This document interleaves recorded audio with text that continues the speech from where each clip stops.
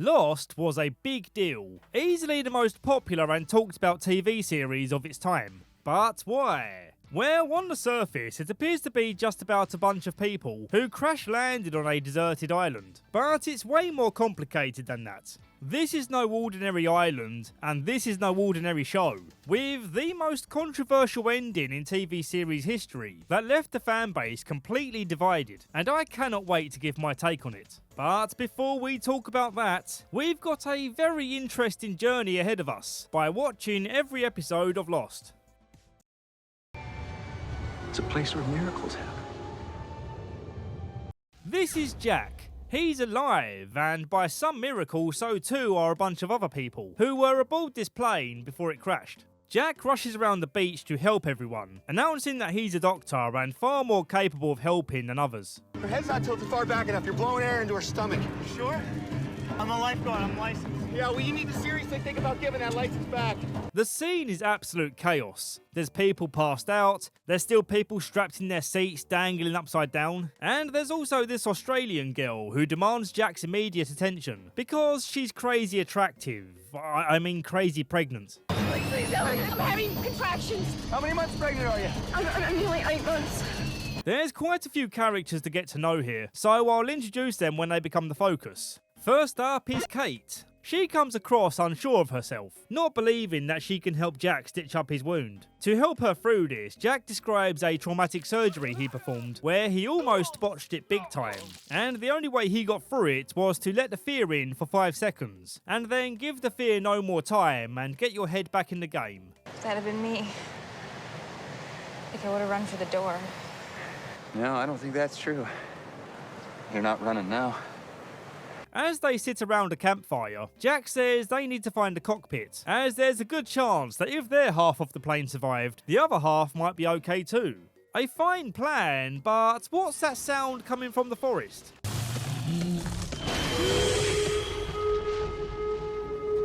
Sounds like Mechagodzilla pounding an old-time factory whistle. Undeterred by this, Jack and Kate prepare their search mission, and this guy Charlie wants in. Kate feels like she's seen him before, and he says, well, of course you have, I'm in a famous rock band. That hasn't been relevant for many years. You ever heard of Drive Shaft? You all, everybody. You all, everybody. Good thing he's not the vocalist. Also, what kind of lame, redundant lyricism is that? You all, everybody. You all, everybody. You all, everybody. Isn't that like saying, all the people, everyone? Hello, this is a greeting. 1 + 1, 3 - 1. Before we continue the search party, it's important to note that this show is filled to the brim with flashbacks, which can sometimes consist of small details that might not seem very significant now, but will be significant later on. This flashback of the plane journey before the crash is good though. It shows Jack calming down this nervous flyer called Rose, who was waiting for her husband to get back from the bathroom, and then bang! She's later seen crying on the beach, so we assume that her husband is fish food. They find the front of the plane propped up by a tree, and when they climb inside, the pilot does a jump scare. As the pilot describes how the plane made an emergency detour, they realise that Charlie's not there, and Kate finds him looking suspicious about what he was doing in the bathroom. What are you doing in the bathroom? What? No time for questions though, because the monster's back and eats the pilot. Luckily, Jack managed to grab the transceiver before they hauled arse out of there. They temporarily get separated and Kate calls out for Jack, but then Charlie turns up. Charlie feels overlooked that she would only call for Jack. I heard you shout, Jack. I'm Charlie, by the way. They look up, wondering what kind of creature could leave a rack of barbecue ribs that high up in the tree. It's actually the mangled corpse of the pilot, but please don't tell YouTube. I need the ad revenue. Guys, where are we?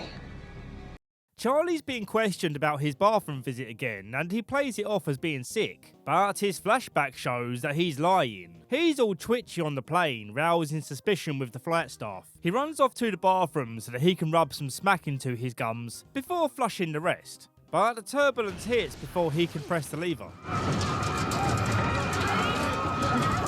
Back on the beach, we have this lady called Shannon, and she's making herself useless, sunning it up while she chats to Claire, who's worried about her baby as it hasn't moved since the crash. Shannon's brother Boone tuts at her for not wanting to join in with the work. Also at odds with each other are husband and wife Jin and Sun. Jin comes across like a controlling dick, and Sun seems like a kind but unconfident soul, who can't even talk to another man without being criticised for having her top button open, exposing her collarbone. Whoa, settle down lady, have some class. You might as well be naked, right? This guy Michael is looking for his son Walt. Walt doesn't seem too keen on Daddy, and when he speaks with this bald guy on the beach, he explains that he used to live with his mum but she died. She got sick. She died a couple of weeks ago, You're having a bad month. I guess. This bald guy's name is John Locke. He's been a mysterious fella from the start, embracing the rain instead of taking shelter from it, giving Kate this weird clown smile. And now as he talks with Walt, he decides to share a secret with him. We don't find out what the secret is yet, but let me tell you, it's a pretty shocking one. The next two guys to talk about are in a fistfight. In the red corner, we have Sawyer, a smack-talking Tennessee man who's accusing his opponent in the blue corner of being a terror bird. Pretty sure I can't say the actual word. His name is Saeed, and he was a communications officer for the Iraqi Republican Guard. They both accuse each other of being the person that was in handcuffs on the plane. Look, my kid found these in the jungle. And this guy was sitting in the back row of business class the whole flight, never got up. They stop bickering when Saeed is given the task of fixing the transceiver. When fixed, he says they might only get one shot of getting a signal because the battery is very low. And to ensure their best chance of getting a signal, they've got to climb the highest mountain. Kate wants to join the hike, but before she leaves, she goes to check in on the guy that Jack's looking after. And the only reason she cares about this particular guy is because she was sitting next to him on the plane. Turns out he's not just some guy, he's a marshal. And the fugitive that was in handcuffs was Kate. Now, there's always that off chance that they'll believe your story. I know I sure do. When the turbulence hit, a case flew out and booped him on the head. And at some point during the crash, a piece of shrapnel stuck itself into him. So it's not looking good for his survival. Jack recruits this guy, Hurley, to help out with the treatment. But he gets all dizzy at the sight of blood. Oh, what's going on? Something The strips, in just there? hand me the strips. Give it to me. Hey, don't even think about it, Hurley. Don't even think Hurley, hey! Damn it! Hurley's probably the most fun character in this show, and he has one of the most random backstories, so we've got that to look forward to. When Saeed and the crew get high enough, they turn on the radio, and delights at hearing a voice being broadcast. The French! The French are coming! I've never been so happy they're the French! Only problem is, it's a pre-recorded voice of a French woman, and Saeed figures out that it's been looping for several years. Shannon gets her moment to be useful, being the only one who speaks French. I'm alone now. On the island alone. Please, someone come. The others, they're dead. This finding only raises more questions than it answers. Guys, where are we? Oh, and also they came across a polar bear that Sawyer shot and killed. That can't be a polar bear. It's a polar bear. Wait a minute. Polar bears don't usually live in the jungle. Spot on. I get it, you know. Everyone deserves a fresh start. Jack checks the marshal's pockets and finds Kate's mugshot. In the previous episode, he woke up just enough to warn him that she's dangerous, and this mugshot confirms it, I suppose. Quite a bit of this episode is dedicated to Kate's backstory. This Australian farmer finds her hiding out in his sheep pen, and immediately suspects that she's on the run from her past. I get it, you know. Everyone deserves a fresh start. He gives her a job on the farm in exchange for temporary accommodation, but eventually he turns her in to the police when a reward is advertised. Reward's $23. I told you when I met you. I got a hell of a mortgage. Tabula Rasa, the title of the episode, means blank slate or fresh start, something Kate has wanted since going on the run, and something she came close to with this island. If only her mugshot wasn't found and the marshal died during the crash. He's currently in a ton of pain, with Jack working himself to exhaustion trying to keep him alive. Can't you put him out of his misery?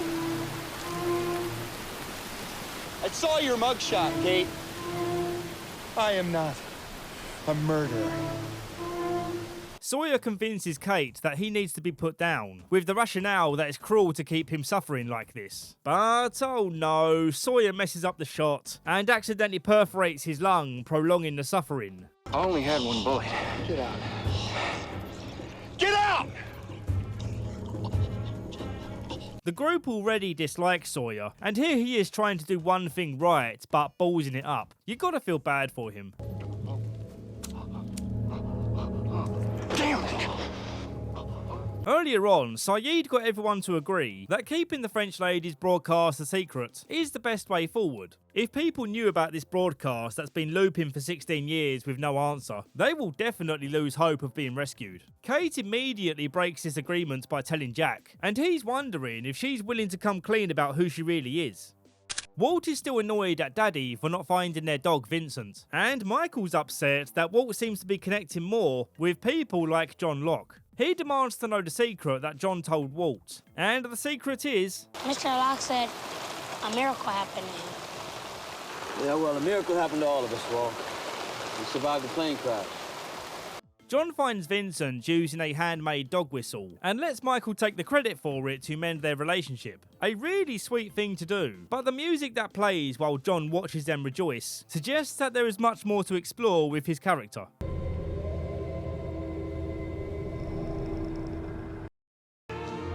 Don't tell me what I can't do! This might be my favourite episode of Lost. The gang investigate noises coming from the plane, and it turns out to be a family of boars.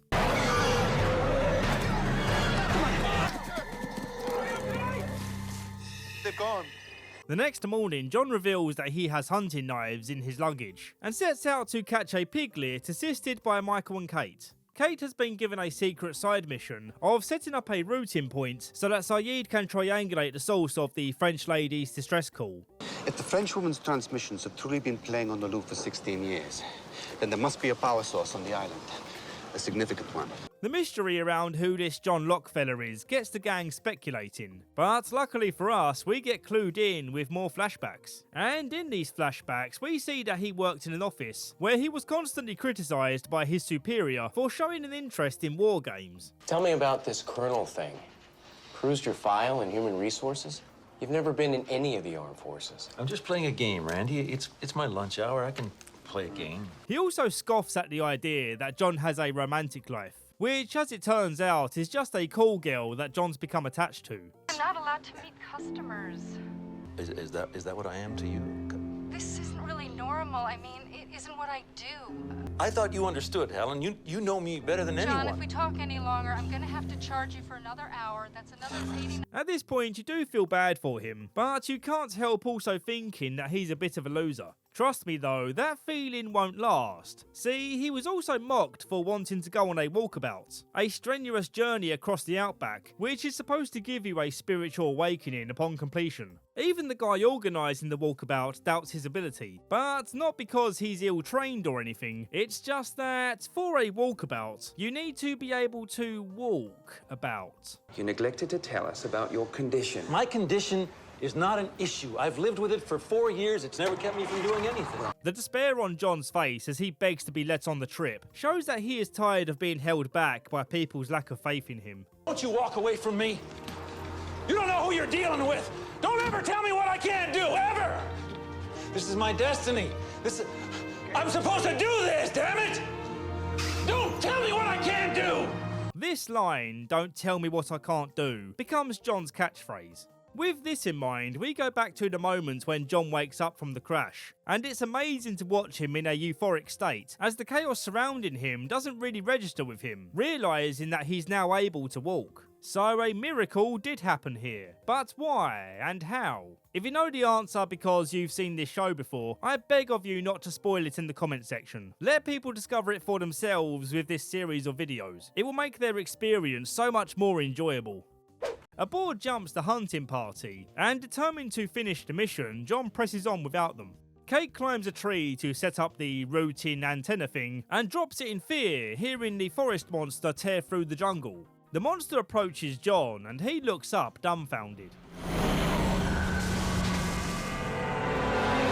My favourite composer Michael Giacchino delivers once again. This particular score, called Locked Out Again, that plays while John is going through his struggles and then feels liberated by the ability to walk, is truly awe-inspiring. Don't tell me what I can't do! Don't tell me what I can't...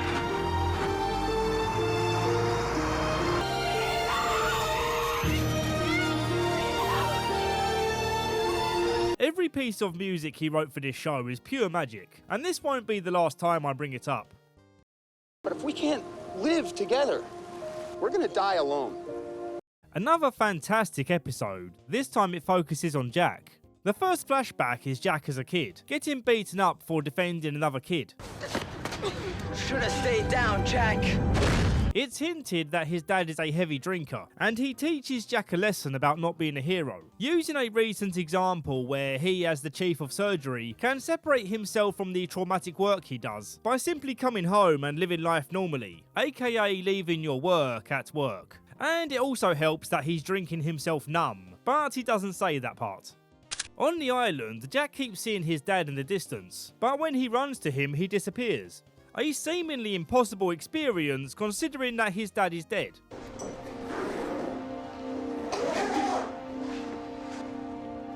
Jack was on this flight to bring his dad's body home, and there's a scene where he's begging the flight desk lady to let him on board so that he can finally have closure. I'm just standing in front of you in the same suit that I'm wearing to my father's funeral, and I'm asking you a favor. I need it to be over. I need to bury my father. Such a powerful moment. From the contextual clues we have so far, we can tell how troubled his relationship with his father was. But it's not until later in the show that we understand just how difficult this must have been for Jack, and still lives with the ghost of Dad hanging over him. Jack's also been dealing with the constant demand at the beach. The water supply is running low and people keep turning to him for answers. You tell the others we're running low. That way we could ration it. And you can decide. I'm not deciding anything. This situation escalates when the water goes missing. John volunteers to go find a water source, and on his journey he comes to the rescue of Jack, who fell over the edge while running after the ghost of his dad. The two have a very meaningful conversation, where John helps Jack to acknowledge that this island is special, and maybe this vision of his dad that he's having is more than just a hallucination. John feels connected with this island, and everyone else feels it too. But this place is different. It's special. The others don't want to talk about it because it scares them, but we all know it. I've looked into the eye of this island, and what I saw was beautiful. John gets up to carry on looking for water and stops Jack from joining him, coming out with this fantastic piece of advice. No, you need to finish what you started, because a leader can't lead until he knows where he's going. Jack is the one who eventually finds a water source, and also his dad's coffin, which is mysteriously empty. He returns to the beach where the others are losing their cool at the discovery that Boone took the water. Jack breaks up the fight and says they need to start learning to be a team, otherwise this situation is going to be impossible to survive. But we're all here now. And God knows how long we're gonna be here. But if we can't live together, we're gonna die alone.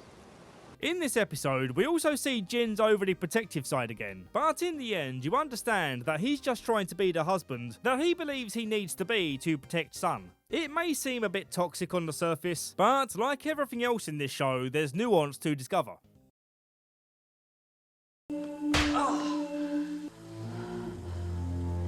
Out of nowhere, Jin attacks Michael, and no one can figure out why he would do this, with Sun being the only person who can communicate with him.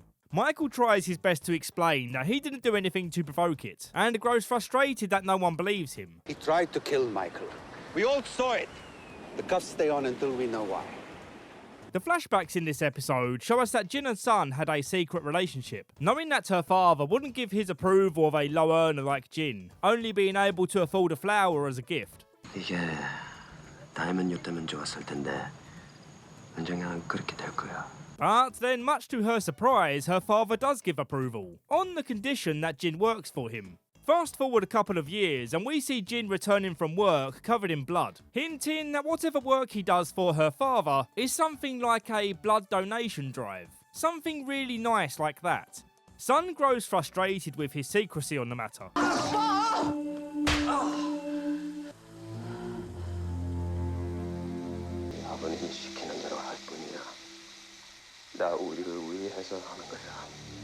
Man, that look just says it all. You really feel his frustration at being punished for simply trying to provide a good life for Sun. But this supposed good life is a farce, when it involves such long hours and such dirty work. And eventually it breaks Sun's spirit, secretly arranging to run away from him when they're at the airport. But when the time comes, she takes another look at him, seeing him holding a flower, reminding her of the sweet man that still exists within the man who's lost his way, seeking approval from her father rather than from her. In her secret preparations, she also learnt English, and knows that she has to reveal this to Michael to resolve the situation. Oh, great. Look who came to chat. I need to talk to you.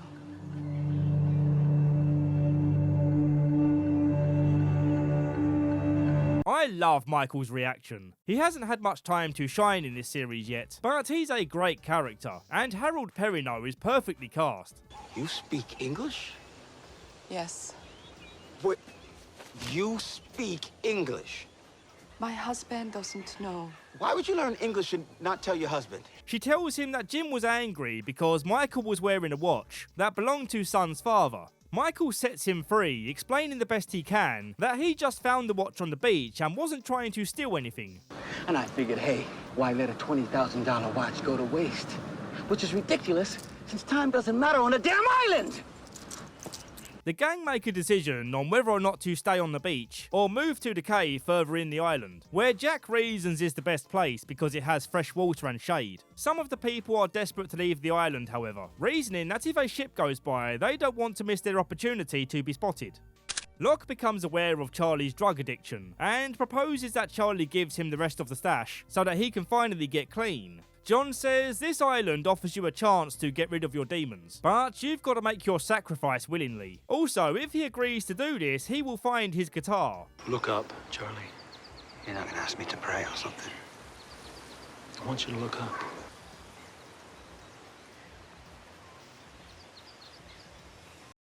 I can't stand feeling like this. This episode is mostly about Charlie. His withdrawal's kicking hard, and John's trying to help him through it. Charlie demands to have the drugs back, but John instead offers him a free chance system. If he asks for the drugs back 2 more times, he will give them to him. This is John's way of testing Charlie's willpower. And it may seem cruel, like Charlie says, why not just chuck the drugs away to eliminate the temptation? But Locke says doing that wouldn't be a choice Charlie makes. And if he doesn't make his own choices, he won't become stronger through the experience. And having choices, making decisions based on more than instinct is the only thing that separates you from him.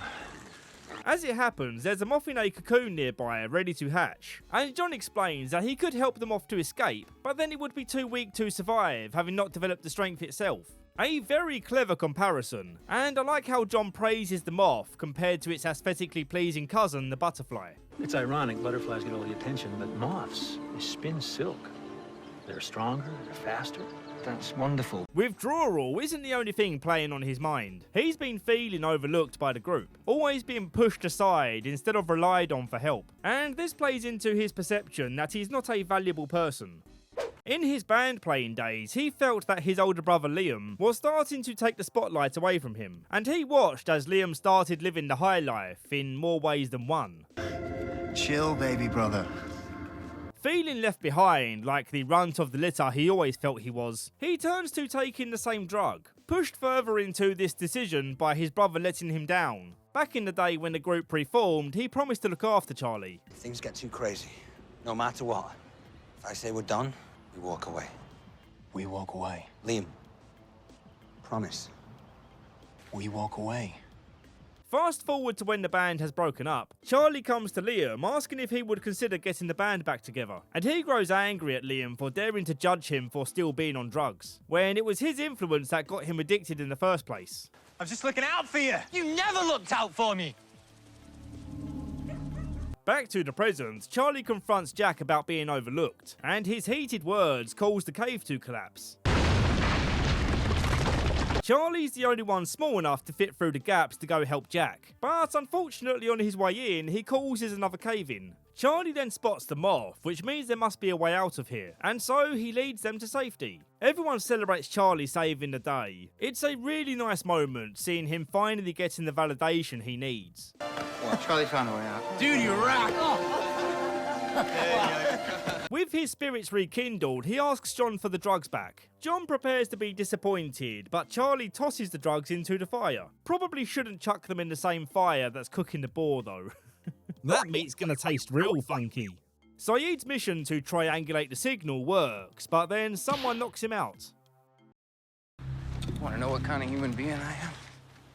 I hope you're wearing your Davidoff cool water aftershave, because it's Sawyering time. We learn how pre-crash he made a living as a con man, fooling women to invest in their rich husband's cash into some scam oil business. Fast forward to the present and he's still doing scummy things, like using Shannon's asthma pump as a bargaining chip. Where is it? Hey, Doc. Long time no see. Where is it? Where's what? The girl's asthma medicine. I don't know what kind of commie sharefest you're running over in Cave Town, but down here, possession's 9/10, and a man's got a right to protect his property. Saeed reveals that he was an interrogator in the army, and Jack gives him the sign-off for torture time. Oh yeah, by the way, we don't know who booped Saeed on the head in the previous episode, and he spends some of this episode questioning people he suspects, like John. I heard you were trying to send out a distress call. So it would seem whoever attacked you has a reason for not wanting to get off the island. Saeed trims down some bamboo and uses the pointy bit to jam it in Sawyer's fingernails. Sawyer eventually cracks, only to reveal that he never had the medication. But why would anyone make themselves public enemy number one like this? Well, to answer that, I need to fill you in on some info that I previously skipped over. Part of Sawyer's story is that he carries around these letters, and Kate pushes him into revealing what the letters say. Actually, correction, it's just one letter. The letter tells of a story of a con man who caused a kid's dad to kill his mum when she got caught up in a romance scam. Then, unable to handle the guilt of what he just done, he turned the gun on himself. At first, we believe this letter was sent to Sawyer, but as it turns out, this letter was written by Sawyer. Then I looked at the envelope. America's Bicentennial, Knoxville, Tennessee. You're just a kid. 8, maybe 9 years old. This letter wasn't written to you. You wrote this letter.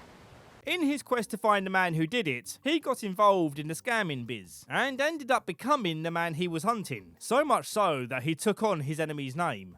In the later parts of his flashbacks, he opted out of the game when he saw the couple he was scamming had a kid, not wanting to put another child in Sawyer's situation. He believes that he's a scumbag just like the actual Sawyer, and behaves negatively around people so that he can be treated as such. Pretty messed up and sad when you think about it. On a lighter note, Charlie's trying to get friendly with Claire, and is willing to do anything to get into her panties, I mean good books. So when she says that she's been craving peanut butter, he starts hounding Hurley to give up the goods, assuming that because he's a chunky lad, he must be the one in charge of food. We've been here for 2 weeks, you know, and you've not really... Slim down much? All I need's a bag of peanuts. I have no food, all right? And for the record, I'm down a notch in my belt. Oh. I'm a big guy. It's gonna be a while before you're gonna want to give me a piggyback ride, okay? Not wanting to disappoint, he encourages her to use her imagination and pretend that she's eating the world's best peanut butter. Stick to the roof of your mouth. Oh, God, makes you want a glass of milk, extra smooth. It's the best bloody peanut butter I've ever tasted. Wait, why is this making me hungry? I'm such a fat fuck, there's not even food on the screen. Saeed reveals that he broke a promise to himself when he tortured someone again, and feels like he needs to distance himself from the group, with the additional goal of mapping out the island, only to return when his head is clear and has some good information. 16 years. Has it really been that long? While on the beach staring at a note from his long-lost love, Saeed notices a cable in the sand. One way leads into the ocean and the other way leads inland. He acts with caution, seeing a tripwire, but the real trap lays on the other side.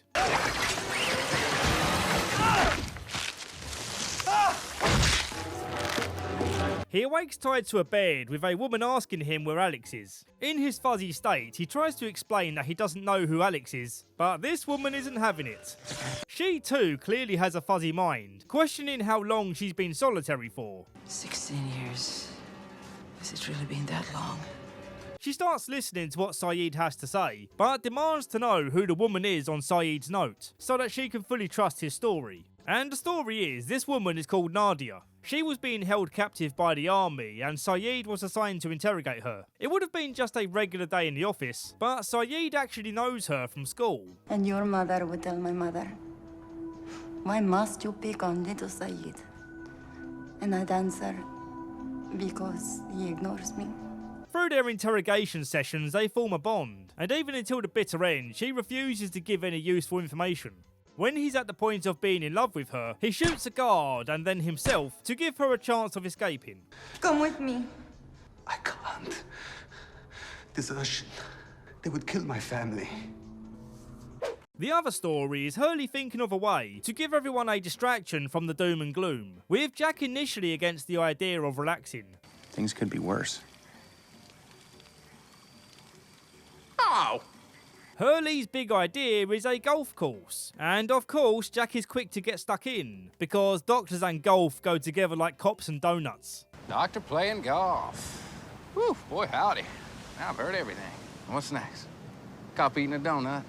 Oh, well, Sawyer steals medical supplies, so I don't feel too bad stealing his joke. I only wrote that part in to include him in this recap. In this episode, Sawyer doesn't really do much, but we do see Kate trying to convince him that he needs to make friends, because it will make his life a bit easier. You never know who you might end up relying on one day, so be nice.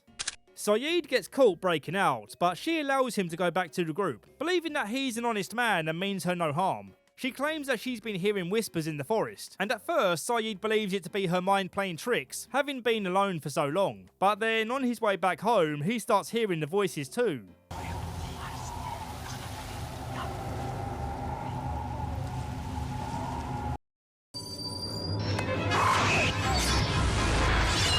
This one is all about Claire, a character I never cared about that much, and on rewatch I'm still not sure. She's having vivid nightmares about someone trying to take her baby. You know what's happening. But I don't understand. Why? He was your responsibility, but you gave him away, Claire. Everyone pays the price now. Jack tries to give a medical reason, but Charlie is simping for her big time, and truly believes that these aren't just nightmares, going as far as to have a go at Jack for daring to suggest otherwise. You think she's making this up? She was terrified, Look, she said that the guy was trying to hurt her baby. Why would someone do that now with all of us sleeping 20 feet away? So you think she's lying? No. Yeah, Charlie's kind of annoying in this one. In her flashbacks, we see that Claire was nervous about being pregnant, but her boyfriend convinced her to keep the baby. Then, when reality starts setting in, he worries that having a baby will kill his creative ambitions, and so he breaks up with her. What a dick. Claire goes to a psychic because she believes in basic bitch things like astrology and fortune. Oh, Claire, you were almost a 10 out of 10. For the sake of this show, we'll pretend that there's any legitimacy in his abilities, because if we start questioning the legitimacy of psychics, the other elements of this show will fall like dominoes. The psychic insists on Claire having her money back because her future is too dark and scary to look at. But then he starts repeatedly calling her, saying, look, even though your boyfriend dumped you, you've got to keep this baby, otherwise it will be in danger. She ignores his advice, assuming he's crazy. Which, come on, Claire. You believe that being born on a particular month aligns you with certain personality traits, but you're not willing to believe this? Are you a Gemini? Yeah, I am. I thought so. Restless, passionate. You know, everyone thinks astrology is just a load of crap, but... You're right. You're absolutely right. She does eventually cave into his pressure and agrees to go along with his plan of flying to Los Angeles, where a good fortune couple will take the baby. Coming back to the present, she realises that the psychic foresaw her crash. Hurley, whose real name is revealed to be Hugo, runs a census to make sure everyone in the group is accounted for. Boone then gives him the idea of cross-checking his list with the flight manifest, and it turns out there's one person who wasn't on the manifest. This guy called Ethan. Ethan approaches Claire and Charlie with suspicious intent.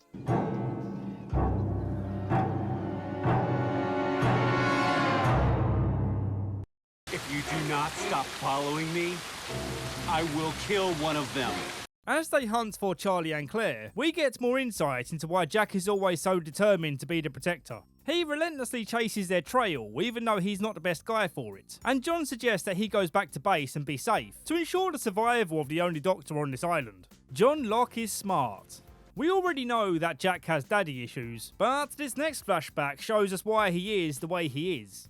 Jack had to step in to replace his dad performing surgery. A doctor raised the alarm to Jack when she suspected that his dad was operating while drunk. She told me that your hands were shaking. My hands were not. You cut her hepatic artery. She was in a car crash, Jack. Her insides were a mess. You tell me, if you were upstairs and I was in a restaurant having lunch, then why did they call me?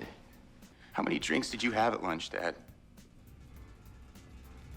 The patient died, but his dad protests the idea that he was too drunk to perform, and makes Jack sign some paperwork to call it an accident. You really sympathise with Jack here, as he respects his dad so much, but questions his morals, knowing that signing this paperwork will save his dad's career. Later on, it's revealed that the patient was also pregnant. This pushes Jack to his limit, and he reveals the truth to the medical board. I need to revise my statement.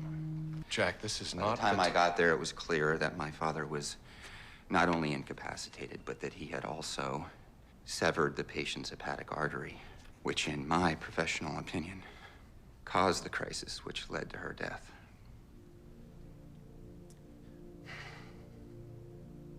You can imagine this isn't the first time he's had to cover for his dad, and this explains why he always feels that he needs to be the one to step up. While tracking, they discover the trail splits in two, meaning they also have to split up to continue. Jack slips down a hill where Ethan intercepts him and warns him to stop the pursuit.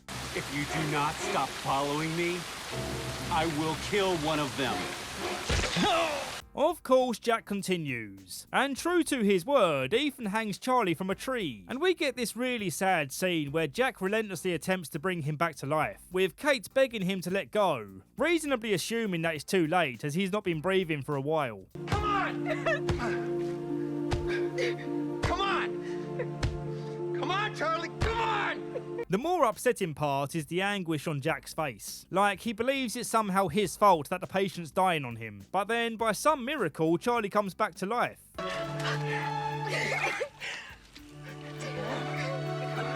John Locke and Boone get distracted from their search when they come across a weird, hollow-sounding sheet of metal buried in the dirt. What is that? That's what we're gonna find out.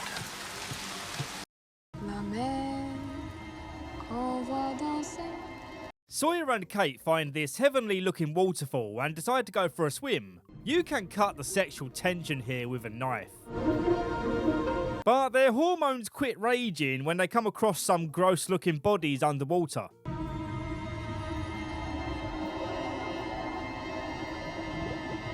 They find a briefcase that Kate insists on having, which gets Sawyer curious as to why she wants it so bad. So instead of giving her the case, he keeps it until she tells him what's inside. She refuses to say and keeps attempting to steal it. Oh, easy, sweetheart. I don't really care what it is. What's burning me up is why it means so much to you. Eventually running off, crying to Jack to tell on Sawyer. Jack too insists that she tells him what's inside, and they come to an agreement that Jack will get the case from Sawyer if they open it together. They dig up the marshal to get the key, but Kate tries pulling a fast one on Jack. Key isn't in here. It isn't? No, but that was real good sleight of hand, distracting me with the wallet. Open it. When they open it and it turns out all she wanted was this toy plane, Jack grows frustrated and demands to know what this is all about. I want the truth. Just this once. It belonged to the man I loved. The truth. It belonged to the man I loved. Stop lying to me. Tell me the truth. It belonged to the man I killed.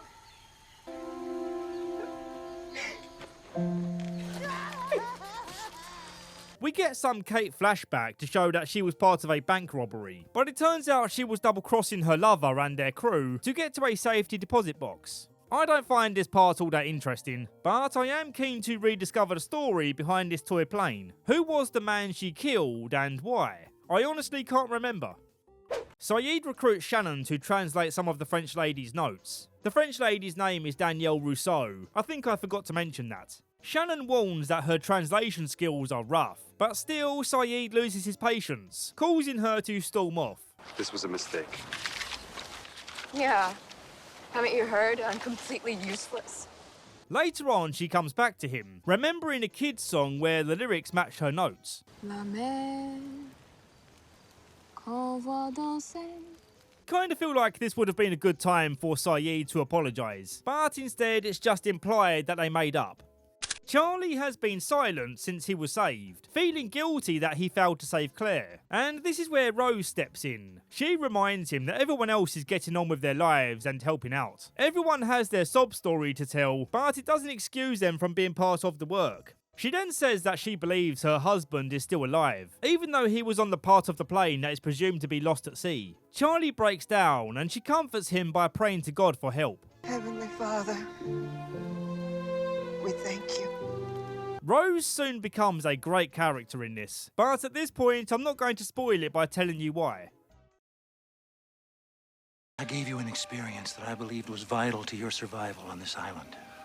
Saeed and Shannon are forming a bond, which makes protective brother Boone a bit jealous, and he warns Saeed to back off. Stay away from my sister. For a moment, you seem to be giving me an order. It's just a friendly suggestion. His protective nature comes from years of bailing Shannon out from situations with crappy partners. The worst case being when he flew all the way to Australia to save her, and it turns out she and her partner were running a scam on Boone. But then she comes crawling back to him when it turns out her partner was double-crossing her. In her drunken state, she begs him to admit that he's always loved her, and not in just a step-brotherly way. Stop.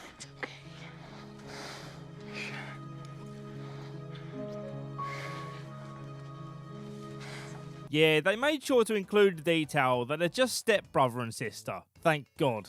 The metal thing that Boone's been digging up with Locke is a hatch, but there's no handle and no way to open it. Boone gets frustrated and wants to tell Shannon the truth about what they're doing, but Locke isn't happy with that plan, so he knocks him out. He wakes up tied to a log, and Locke challenges him to free himself, saying he needs to learn to let go of things, whatever that's supposed to mean. Hours pass, and he's still not free, but then he hears Shannon screaming and suddenly has the motivation to free himself. But then when he's rescuing her, she gets eaten by the forest monster.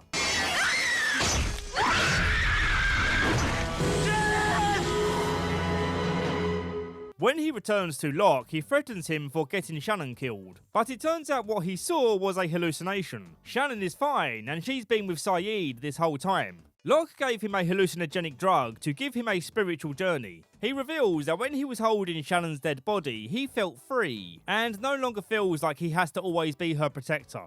John knew that this drug would give him a mind-changing experience. It's all part of the Lost Islands plan. You drugged me. I gave you an experience that I believed was vital to your survival on this island. It wasn't real? It was only as real as you made it. While helping Sun with the gardening, Kate realises that she can understand her. So that's another person on the island that has to keep this a secret from Jin. You speak English? Please, don't tell anyone. A penguin with a sunburn? That's dumb. Yeah, I know. Despite Michael's wishes, Walt keeps hanging around with Locke, and the following flashback helps us to understand why he's so disinterested in his dad. See, Walt's mum is a complete bitch. She decided that she wanted a better career, and the only way to do that was to move to Amsterdam, where she then got romantically involved with her boss. You're not taking my son.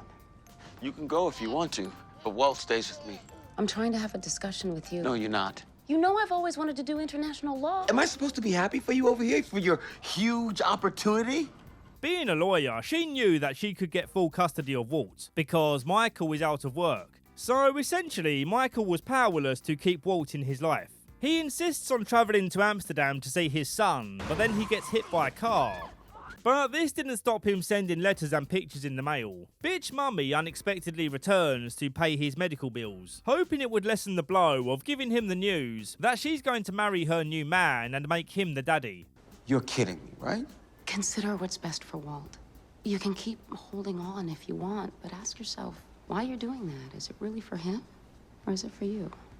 Bitch, are you for real? It's a really crap situation, and even though it could be argued that she was just trying to give Walt a better life, she took away a loving father who would do anything for his son, and that's just evil. Many years later, her husband comes knocking on Michael's door, delivering the news that bitch mummy is dead, and being a dad is too difficult for him, so Michael can have Walt back. He also says that Walt is a bit special. Weird stuff happens when he gets upset, like in this scene where he and bitch mummy are ignoring him. That's too much. Hey, Brian, look. Look. You're not looking. You're not looking. Is it dead? Yeah. Back on the island, Michael feels desperate to get his son away from this island, so he sets out a plan to build a raft. Walt once again wanders off, and when Michael has a go at him for being disobedient, he runs away. Michael and Locke go on a search for him and hear him calling out for help, in danger of being mauled by this terrible looking CGI polar bear. They stab the bear in its pixels and the day is saved. Come evening time, Michael gives Walt all the letters that bitch mummy didn't give to him, and so finally Walt realises that he has a good father. So, you drew these. Just for you. A penguin with the sunburn? That's dumb. Yeah, I know. That's what I said. Boone and Locke are out wandering in the woods when suddenly they're startled by something approaching them. Oh my god, it's Claire. You'll never take care of anyone. Claire passes out, and when she comes to, she doesn't remember who anyone is or why she's on this island. So the group have to decide how to handle the situation. Do they tell her what happened to try and jog her memory? Or do they choose not to tell her to keep her calm? Naturally, Charlie yells at everyone for not being a simp like him. You know what, you boys talk about Claire all you want. I'm actually going to go spend some time with her. I get the impression she might still be a tad upset. He's not always been a white knight. Back in England, he ran scams on gullible, drunk, rich women who would lead him back home and then he'd steal their stuff. On his final attempt to pull this scam, he has a change of heart and actually gets friendly with the target's family, even taking up her dad's offer of a job so that he could attempt living a normal life. Which, of course, isn't easy when you're suffering from withdrawal. She eventually finds out what he was trying to do from the start, and asks why he would bother going so far with her, and he claims that he just wanted to look after her. I wanted you to think that I could take care of you. You'll never take care of anyone.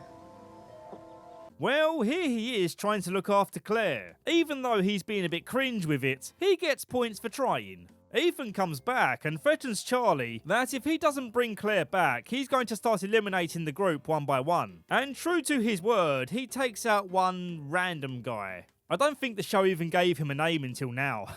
So Steve drew the short straw. Dude, that was Scott. So we know he's serious, but not serious enough to take out someone we care about. The following day, Claire puts herself forward to be the bait, while everyone else waits in the lookout points armed with guns. Ethan turns up and Jack gets his revenge with a good whooping. But then Charlie, being a moron, shoots the geezer down. So now they have no way of getting any information, all because he had to prove how much of a white knight he is. He's a very frustrating character at times. I never kissed a man. We see the trauma that Sawyer went through as a kid, witnessing his father ending himself after shooting his mother. Fast forward to when he's a grown-up, he gets some intel on the whereabouts of the man who caused it all. He approaches the seafood truck where he works, and for some reason this scene always makes me crave shrimp in hot sauce, even though I've never had it. It just sounds damn good. Only two choices, shrimp and mild sauce, shrimp and hot sauce. Despite the build-up to this moment, he finds himself unable to pull the trigger. He goes to a bar to drink his sorrows and bumps into Jack's dad, but obviously he doesn't know who Jack is yet. And so the two become drinking buddies, discussing their regrets. Jack's dad says he loves his son dearly and is very proud of him, despite his statement to the medical board stripping his dad's license away. Problem is, he's too cowardly to pick up the phone and tell him this, so Jack still believes that his dad hates him. There's a payphone over here. I could pick it up and I could call my son. One simple phone call and I could fix everything. Why don't you? Because I am weak. He encourages Sawyer to finish his business here in Australia so that he can move on with his life. And so Sawyer goes back to the original Sawyer and shoots him dead. But it turns out this guy wasn't Mr. Sawyer. He's just some shrimp guy who owed the informant some money. The informant basically cons Sawyer into being a hitman. You don't know what you're doing, do you? It'll come back around. Back to the prison, Sawyer is forming a beef with a boar.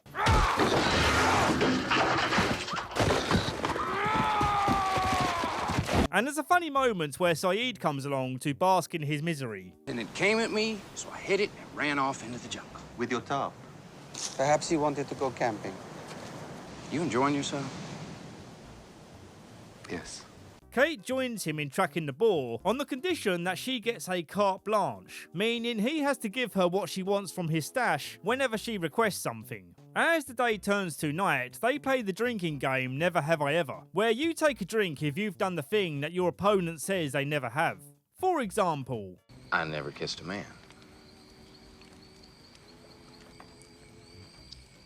the questions get deep and they both take a drink when the question is, I never killed a man. The next morning, the boar has ruined his stuff again, reinforcing his belief that the boar has a personal vendetta against him. But then John comes along with a story that basically demonstrates how humans like to imagine we have a connection with animals, as it allows us to hold on to certain beliefs, like dogs being able to see ghosts and stuff. When Sawyer catches up to the boar, he realises that all he's doing here is projecting. It's just a boar. I never kissed a boar.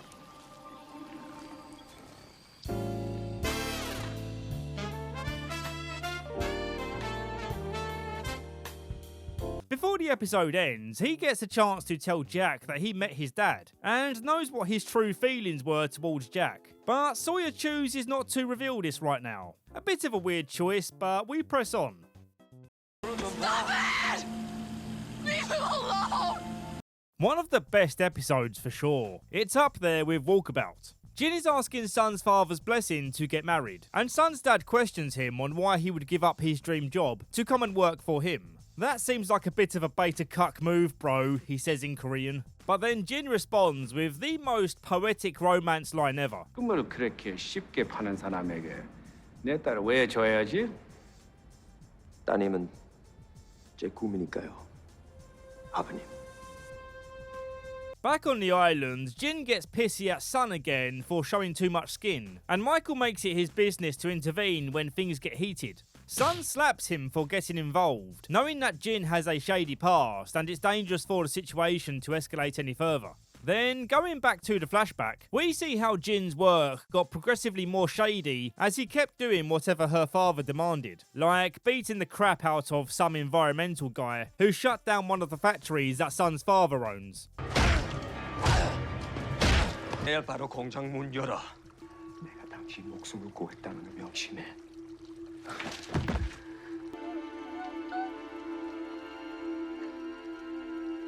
What's cool is that we get to see more of the scene where Jin's washing off the blood, because we get to see that after Sun slaps him and leaves the room, he completely breaks down, knowing that he's on a dark path but sees it as the only way to maintain their marriage, without realising how close he is to losing it. Seeking advice from family, he begs his father for forgiveness, as he pretended that his father was dead, to save the shame of being raised by a fisherman. 용서하세요. 아버지가 부끄러웠어요. 괜찮다. 괜찮아. A truly touching moment that will tug at the heartstrings of anyone who has a complicated relationship with their dad.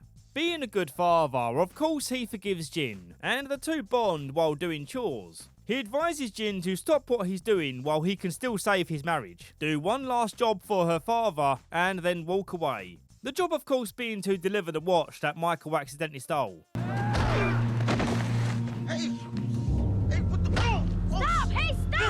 Back at the beach, Michael despairs to see that someone burnt his raft. Naturally, he assumes that Jin did it in revenge. So Sawyer captures Jin and brings him to Michael to answer for what he did. And Michael begins beating him. Knowing that he didn't do it, Sun screams at them to stop, revealing to everyone else and her husband that she speaks English. Stop it! Leave him alone! He didn't burn your raft.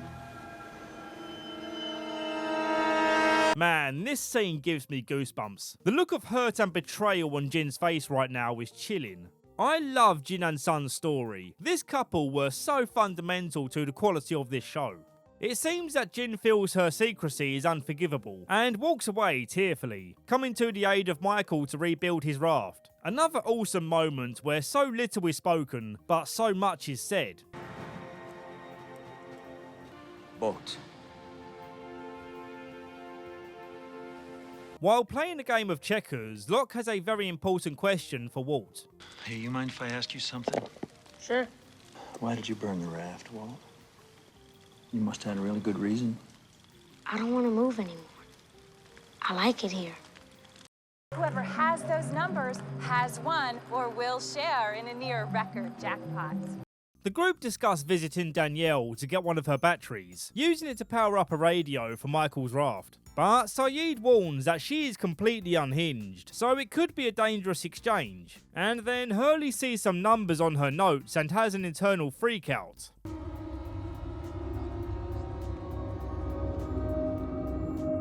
But why is he feeling this way? Well, these are the same numbers that he played when he won the lottery. 4, 8, 15, 16, and 23 with the mega number 42. Whoever has These aren't fortunate numbers, however, because it seems that ever since he played these numbers, really bad stuff happens. Grandpa? Oh, you go listen to yourself. The numbers are cursed. You know there is no such thing as a... Believing that these numbers are somehow cursed, he goes to the man who gave him the numbers. This guy who's stuck in a psychiatric ward. Hurley reveals that he played these numbers and the guy starts freaking out, telling him that he needs to go to Australia for answers. And it turns out this crazy guy used to work with another crazy guy, whose job it was to listen out for radio broadcasts across sea. And then one day they heard these numbers being repeated over and over. And just like Hurley, they decided to use these numbers in a contest. And things started going downhill. So we won the money. On the way home, a pickup truck blows a tire on the highway. It's us head on. Lost my leg that night. Hurley suggests that these numbers could be cursed, but the woman says don't be so daft. There's no such thing as bad luck. Bad things just happen sometimes. Back on the island, Hurley decides to go look for Danielle by himself, desperate to know the significance of these numbers. But when he finds her, she reveals that they have no significance to her either. She too heard them on a broadcast on repeat. But she does agree that these numbers are cursed, as she too has had nothing but bad luck since they came into her life. This comes as a massive relief to Hurley, knowing that he's not crazy. You have no idea how long I've been waiting for someone to agree with me. Oh, God, thank you. Thank you so much. Rousseau rigged her place to blow if any intruders came by. Apparently, she's more than ready to move on from this place. So the team get no batteries. There's a really nice moment where John recruits Claire for some manual labour, which seems like an odd choice at first, but then it's revealed that the project John was working on was a rocking crib for her baby, and it just so happens to be Claire's birthday. Happy birthday, Claire. Thank you. The episode ends eerily as we see the bad luck numbers carved into the side of the hatch.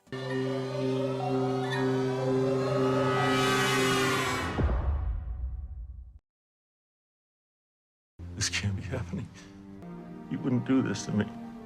You know, earlier when I called Walkabout my favourite episode, I think I lied to you because I completely forgot about Deus Ex Machina. I promise I'm only going to lie about 4 more times regarding my favourite episode. I promised to go back on that promise. Let's start with the flashback sequence. So, before John was disabled, he worked at a toy store, and this weird lady kept stalking him until she finally reveals that she's his mother, and then she makes the bizarre claim that he was immaculately conceived. John hires a private investigator to look into her, and it turns out that she was sectioned for schizophrenia. And of course, because immaculate conception is impossible, he has a father out there somewhere. And it's this guy, Anthony Cooper. Something tells me I'm gonna want a drink for this. Anthony seems chill at first, accepting John into his life and treating him like a son, hoping to make up for lost time. Then one day, John walks in, surprised to see Anthony on dialysis. Turns out he's dying and needs a new kidney. John gives him one of his kidneys, hoping to save the one person he has in his life. And he does save him, but he wakes from the surgery to find that Daddy has disappeared. John doesn't understand what's happening and is heartbroken when his dad refuses to see him. This can't happen to me. You wouldn't do this to me. I know you're watching me. You can't do this. So yeah, in a nutshell, his own father conned him into giving a kidney. If you didn't feel bad for John before, you certainly feel it now.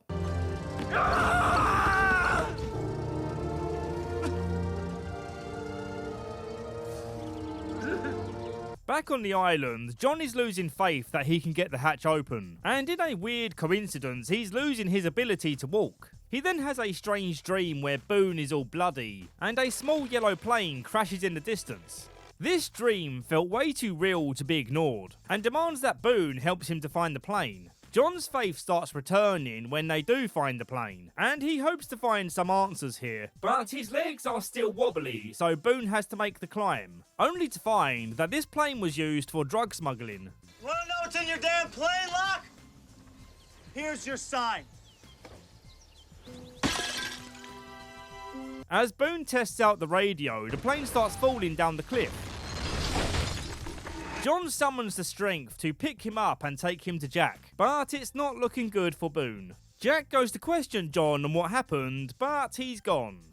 On a lighter note, Sawyer has been getting constant headaches since they arrived, so Jack gives him some tests and discovers that he needs glasses. And without access to an optician's, they have to make a custom pair using glasses they scavenged. Har, very funny. Looks like someone steamrolled Harry Potter. The episode ends with John exasperated, banging on the hatch window, begging for a sign to understand his purpose. I've done everything you wanted me to do, so why did you do this to me?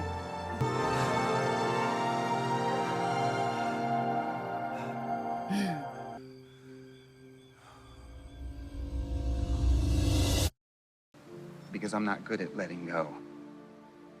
After watching this episode, I was intrigued to know the meaning behind the title, Do No Harm. And with my research, it appears to be a medical oath that people in the medical field have to swear to, ensuring that no unnecessary suffering is placed on the patients while performing their medical duty to solve the problem. For example, if someone has untreatable cancer, it could be considered cruel to place them on medication that you know could have adverse effects and put them in more pain, doing so based on an unproven theory that it could work. That's what I gathered from my research anyway, and I think it makes sense when applied to what's happening with Jack. Jack, being Jack, is desperately trying to save Boone's life, considering amputating his broken leg. But Sun is trying to convince him that Boone is done for, because his broken leg is not the only thing wrong with him. One of his lungs has collapsed, he's bleeding internally, and they have very little equipment to work with. So even though Jack is desperate to save him, there's a good chance that he's just prolonging his suffering.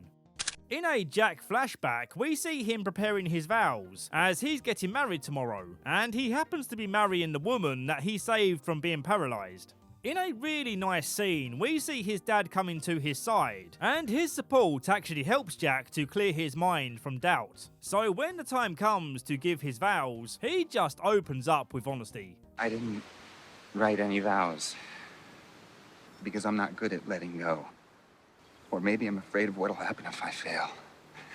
This problem of not letting go still haunts him now, as he refuses to give up on Boone, who regains consciousness to ask that Jack let him die. While this is going down, Claire's having her baby, a very scary situation without Jack's help. But Kate successfully delivers the baby, and everyone rejoices. I have a son. I have a son.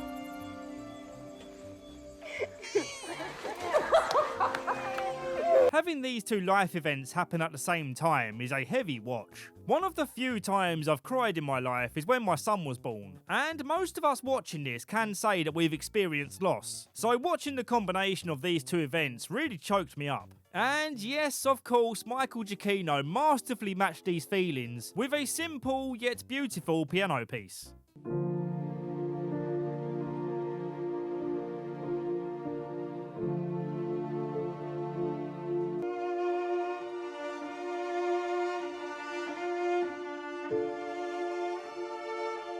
The episode ends with Jack angrily walking off to find John.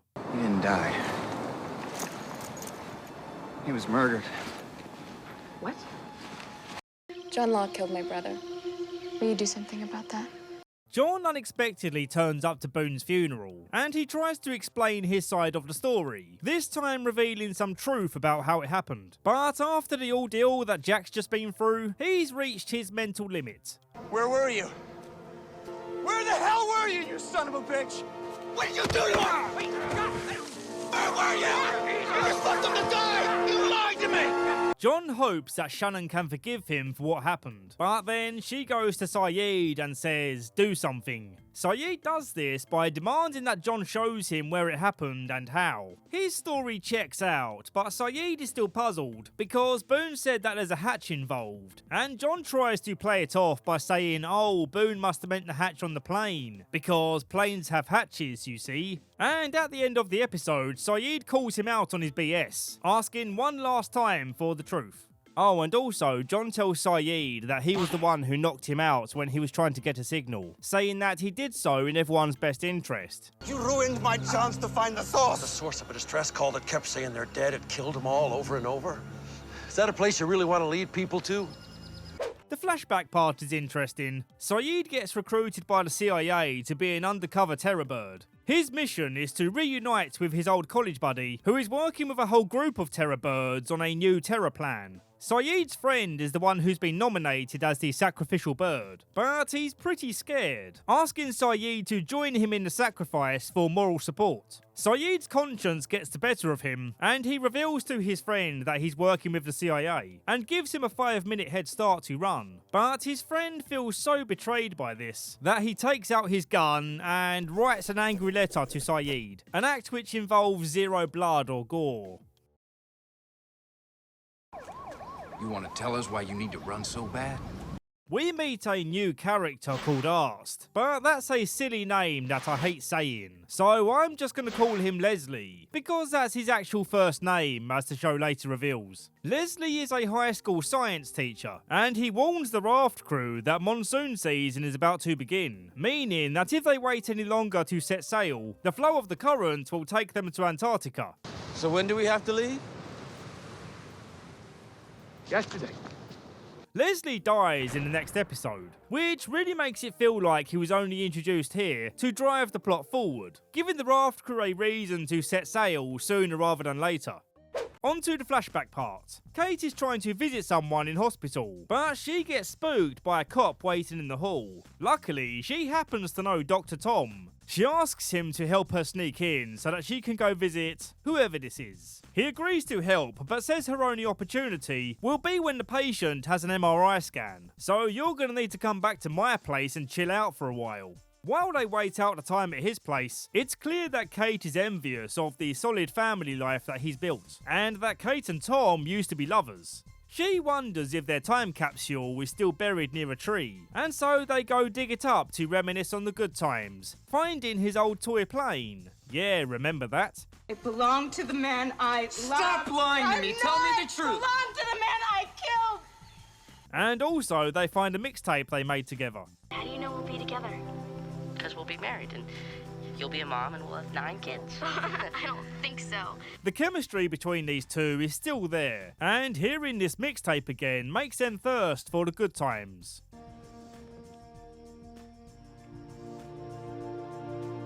Despite the naughty, dirty sin they're committing, you do really feel for Kate, knowing that this is the life she could have had if she wasn't on the run from the law. She gets her window of opportunity to visit the patients, and it turns out it's her mum. Catherine, it's me. This scene is very upsetting, not in a tearful way, but actually kind of frightening. Hear me out, look at the mum's expression when she realises who this is, and what she does in response. Help! Help! It's okay. Help! Help!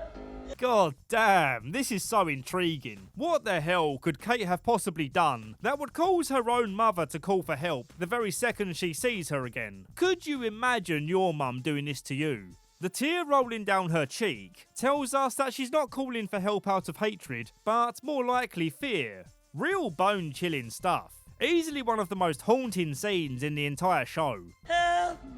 Help! The police are alerted and Kate demands Tom's car keys, but he's not willing to let her go alone, so he stays in the car. The police then shoot at the car, but miss their target horribly, meaning poor old innocent Dr. Tom is now Dr. Dead. Oh God, Tom! No, Tom!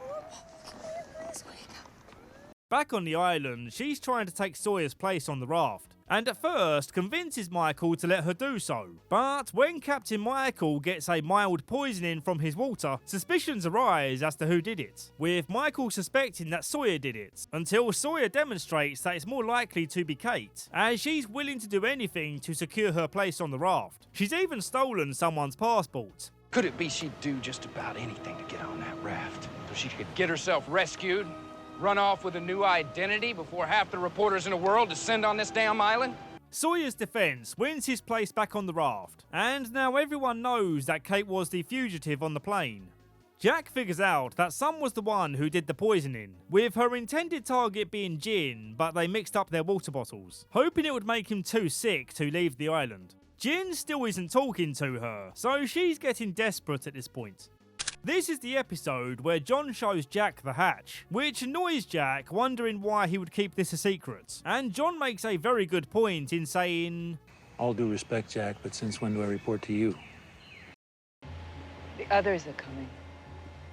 The opening flashback makes Walt look like an absolute douche, waking up his dad at stupid o'clock to watch Power Rangers.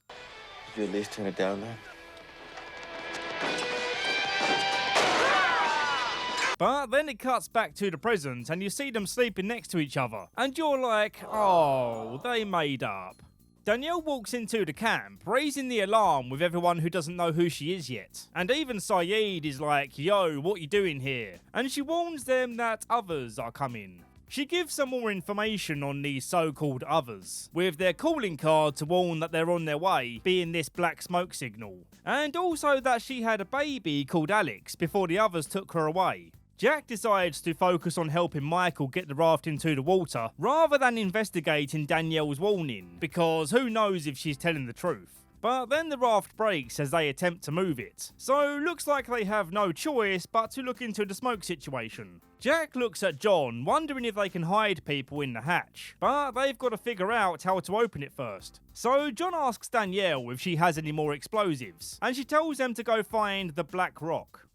Knowing that this may be the last opportunity he has, Sawyer finally tells Jack about meeting his dad, showing that deep down Sawyer has a heart, because he didn't need to give Jack this closure. Christian. Tells me he wishes he had the stones to pick up the phone, call his kid. Tell him he's sorry. He's a better doctor than he'll ever be. He's proud. He loves him.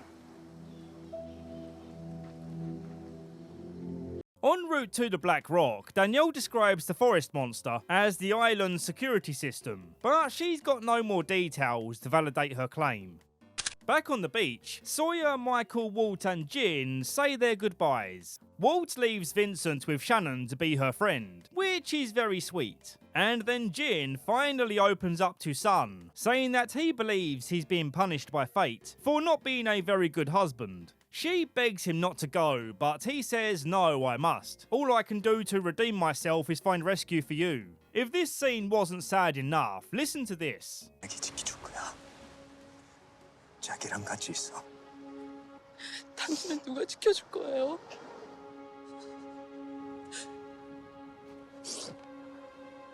Damn, I love this couple. And I also love seeing the boat finally leave the island. The emotion is perfect, the music is perfect, and you're perfect for watching this far. Drop a like because I just said something nice to you. How's a place this big never get discovered?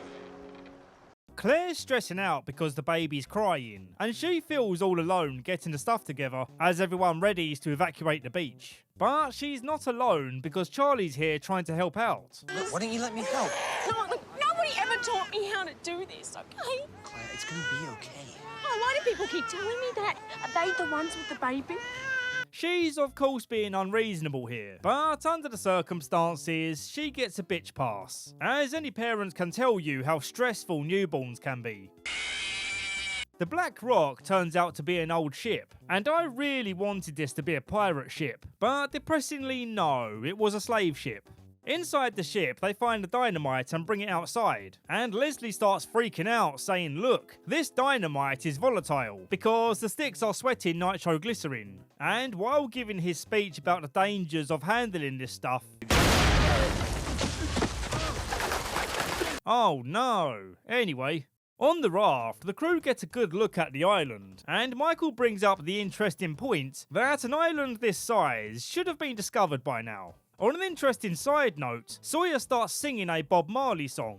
Redemption song is all Singing Bob Marley? No. Why, you like Bob Marley? Man, who doesn't like Bob Marley? Now, this episode is called Exodus, and one of Bob Marley's albums is also called Exodus. But the weird thing is, he's singing Redemption Song, which isn't from the Exodus album, it's from the Uprising album. Surely a missed opportunity here to have that clever tie-in.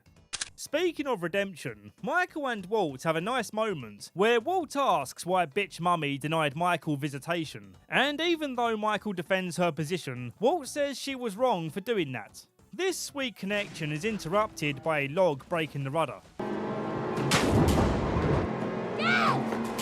Sawyer saves the day, but Michael is disappointed to see that he smuggled a gun aboard the raft. Here's your shirt. You should put that back on before you burn. Back on the beach, Danielle raises the alarm to Charlie to get Sayid, but this was all a trick so she could be alone with Claire and the baby.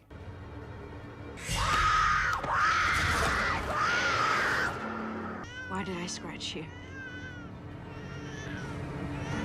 They rush to Claire's screams and see that the baby, called Aaron, has been kidnapped. She took my baby! Claire, which way did she go? I don't know! She took my baby! Claire's not having a great time so far, is she?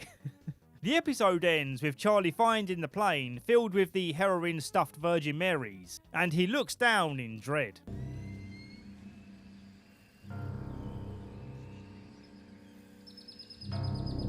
POV, he looks at you while your finger is in the One Ring.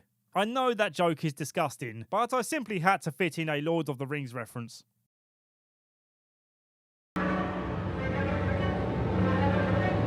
We get our first look at the monster going through the jungle, and it's just a cute little trail of black smoke that makes these adorable little clicky noises. And yet, this minuscule critter is able to make this huge amount of chaos. I forget exactly how the show explains this creature later on, but I do remember this smoke monster being the thing that many people watching struggle to get on board with. John doesn't run away in fear like the others, convinced that the monster means him no harm, but when it tries dragging John into a hole, Jack's all like, screw that, I'm throwing dynamite at it.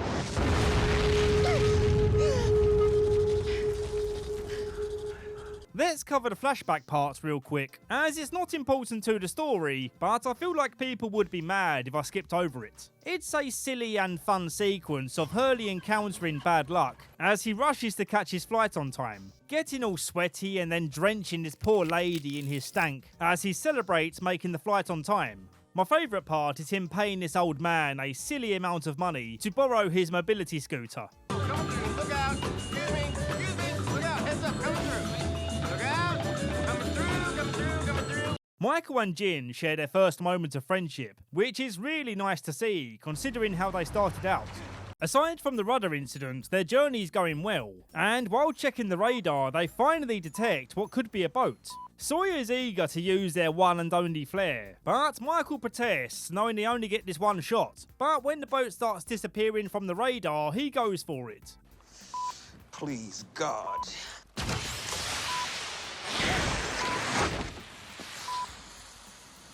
And they're ecstatic when the boat approaches, but not is all as it seems. There's a whole group of people on the other... Ain't that something? Yeah! Only the thing is, we're gonna have to take the boy. What? What'd you say? They kidnap Walt and explode the raft.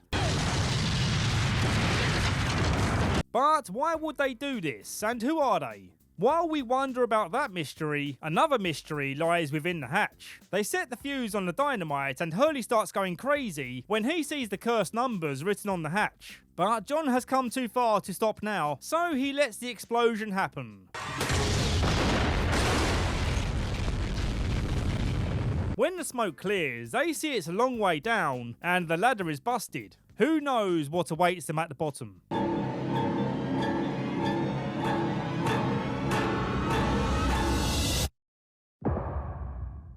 What a fantastic first season, and I'm sure you're eager as I am to find out what happens in season 2. Lower your gun, or I'll blow his damned head off, brother! We open with a man doing some daily chores in this odd-looking abode. A retro-looking computer beeps at him to enter a code, and then he carries out his daily activities. Then, while injecting a strange serum into his arm, at first, we're as confused as he is, but then he checks what caused it and sees Jack and Locke looking down into the hatch. Seeing how deep the ladder goes down, Jack decides to call it a day, and this makes John curious as to why Jack isn't curious about what's down here. We then get a flashback where we'll presumably get the answer to that question. Jack is in the emergency OR where 2 car crash patients are on the verge of death. Jack makes the decision to save the young girl rather than the older man. BP stabilizing. Time of death, 8:15 a.m. In recovery, she asks if she'll be able to dance at her wedding, and in response, Jack coldly describes how screwed she is, explaining that he's going to perform the operation, but it's extremely likely that she's going to be paralysed from the waist down forever. His dad calls him aside to criticise his bedside manner, saying that even if there's a slim chance of fixing her, he should give her that little bit of hope. But Jack's like, no, facts over feelings, bro. I'm all about the truth. Some might say I'm a man of science. Her husband asks if her vagine will still function, and Jack tells him, well, kinda, but you're gonna have to do all the work. It'll be like banging an attractive potato salad. And so he's like, yeah, no thanks. Jack sees how devoid of hope she has become, but then when she invites him to her wedding, he puts on the hero cape and reignites an ember of hope. It's okay. I know I'm not gonna be dancing anymore. I'm gonna fix you. To unwind after the surgery, we see Jack doing a stadium run, which I find bizarre that people are just allowed to do this. I would have thought stadiums are private property, but I'm not really a sports guy, so I don't know. He rolls his ankle trying to beat this stranger to the top, who comes over to his aid. I don't fancy your chances of catching up with me tonight, though. I wasn't trying to catch up. Aye, of course you ain't. This guy's name is Desmond, and keep him in mind because he'll be returning later. Well, good luck, brother. See you in another life, yeah? His patient wakes up from the surgery and Jack is in bits explaining that despite his best efforts, he couldn't fix her. But then she's like, wait, if you fail to fix me, how comes I can wiggle my piggies? Can you feel this? Yes. Can you feel this? Yes. This. Yes.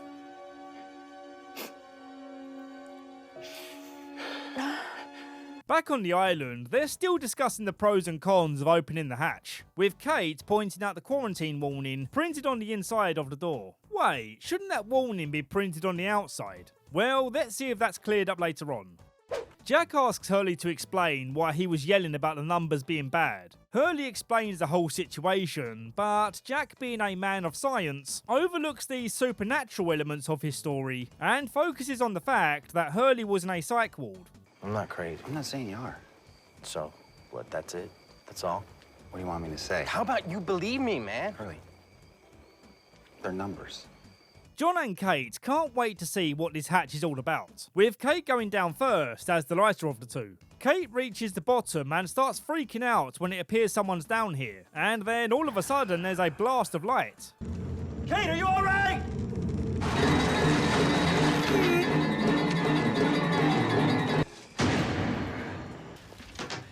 Kate! When Jack arrives to see how they're doing, both Kate and John have disappeared. So he too goes down the hatch to see what's down there. And what's down there is... well, it's the same place we saw at the start of the episode, but now we get to see more confusing details.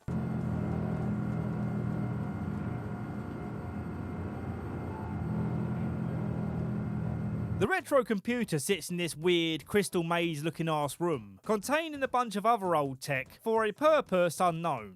John stops him from pressing any buttons, and he's got a gun held to his head. Jack is like, what the heck? And then a familiar voice enters the room. Lower your gun, or I'll blow his damned head off, brother!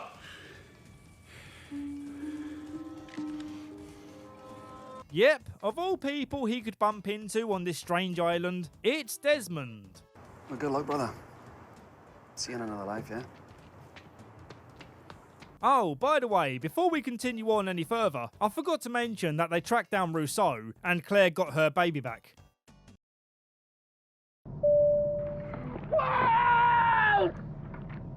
We go back to the raft, or what's left of it. Michael and Sawyer are barely holding on, and Jin's nowhere in sight. Michael tirelessly calls out for Walt, which starts to irritate Sawyer. Nothing you can do. Look, if he can hear me, he knows that I'm alive, that I'm coming for him, that I'm going to get him back. While arguing if the waterlogged gun will still work, a shark starts attacking their raft because of Sawyer's bleeding shoulder. Well, I guess I know why the shark is hanging around. Your shoulder. Oh, well, I'll just stop bleeding then. Yeah, these two are at each other's throats, despite needing each other more than ever. I side with Sawyer here, because he got shot trying to protect Walt, and Michael's forgetting to be grateful here due to his fatherly panic. They found us because they were looking for us. For what? Don't you ever say his name again, ever! Now what you gonna do? Splash me?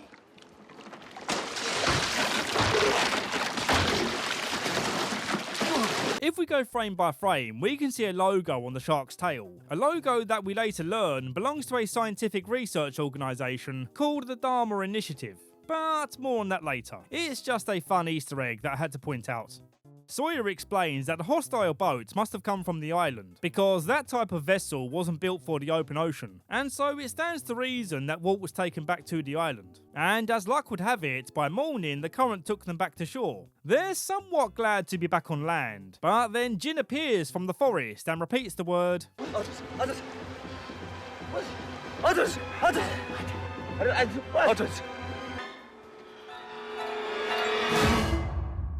Down in the hatch, Desmond confuses Jack and Kate as his replacement for whatever it is he does down here. He orders Kate to tie up John, but then John convinces him that Kate's the real threat, as she used to be a criminal, and he only does this so he can sneak her a knife so that she can break herself free. John is very smart.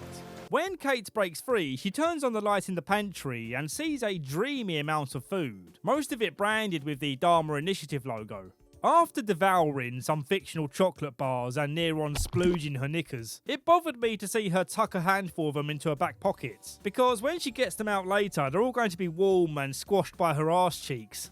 Which I know for most people watching sounds like it would enhance the flavour, but it's kind of gross to imagine that you might be munching down on your own arse essence. Her sweat and blood went into this cake. Desmond asks if anyone is sick, which might explain the quarantine sign on the inside of the hatch. Perhaps Desmond was once told to stay inside to not get infected. While John inquires about his work down here, the retro computer starts beeping, and Desmond commands him to enter some numbers. The cursed numbers, no less.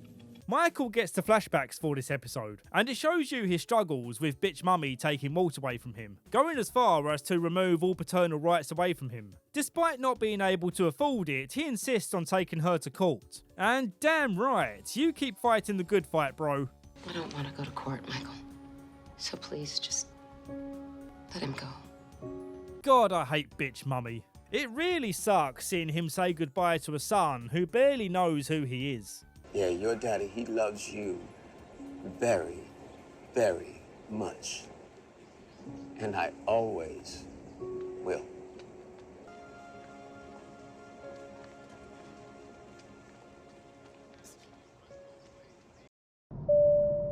You're not wanted. Starting with the flashbacks, we see John attending a group therapy session, and he mocks a woman for complaining about her mother stealing money from her purse. John says, "That's nothing, my dad stole my kidney." He pretended to love me just long enough to steal my kidney because he had to have a transplant. And then he dropped me back in the world like a piece of trash, just like he did on the day that I was born. You want your damn $30 back? I want my kidney back. Now, as much as I love John Locke, in this particular case, he's the worst kind of person. Your problems aren't less of a problem because someone else has it worse. Don't ever invalidate someone's experience by comparing it to your own. Your problems aren't relevant to other people, and their problems aren't relevant to you. Pain is pain, betrayal is betrayal. Someone could easily come along and say, "Oh, your father stole your kidney? You should be so lucky. My father killed my mother before turning the gun on himself, and I had to witness it all." Now, I know he's dealing with trauma, so you can somewhat excuse his lack of social awareness. But please, for all of you watching, do not behave like John is here. After the therapy session, this woman named Helen defends him, and I would be more pissed at her, but listen to her voice. Oh, hell. You just said everything I've always wanted to say in there. Most of the time, I want to stand up and scream. Get over it, freaks. Recognise that voice? It's Katie Sagal, who voices Leela in Futurama, and also she plays Gemma in Sons of Anarchy, which makes it impossible to hate her. I didn't run off. I had plenty of time to finish eating and stroll away while you were kissing Amy. I have to keep a cork in. Once I get all hot and bothered, there's no stopping me. As we've just learnt her name is Helen, cast your mind back, or forward, to when John is wheelchair bound and having a relationship over the phone with a woman named Helen. Retroactively, it makes this scene much sadder. John, we've talked about this. I like I you, know. and I've enjoyed talking with you these so far? past few months. 8 months. I'm not allowed to meet customers.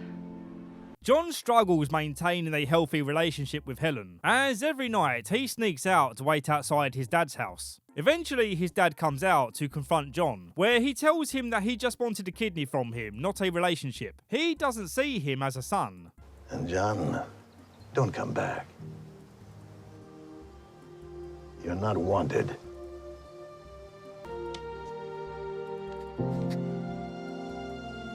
God damn, what an absolute gut punch. No one deserves this kind of cruelty, except for bitch mummy. Back in the hatch, Kate breaks out of the pantry and hits Desmond, causing him to fire a bullet into his weird computer. What did you do?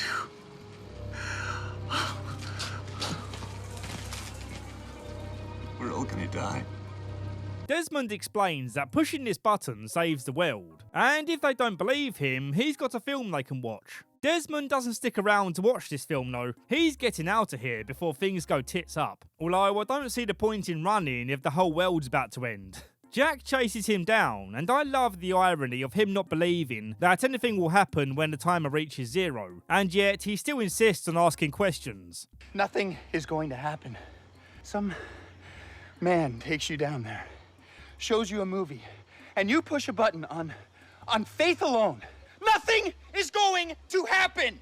Like, if he doesn't believe that there's any consequence to not pushing this button, he would simply return to the beach and carry on with his doctor duties. But a small part of him does believe, and this is because he remembers Desmond, and him being here on this same island is one coincidence too many. I know you.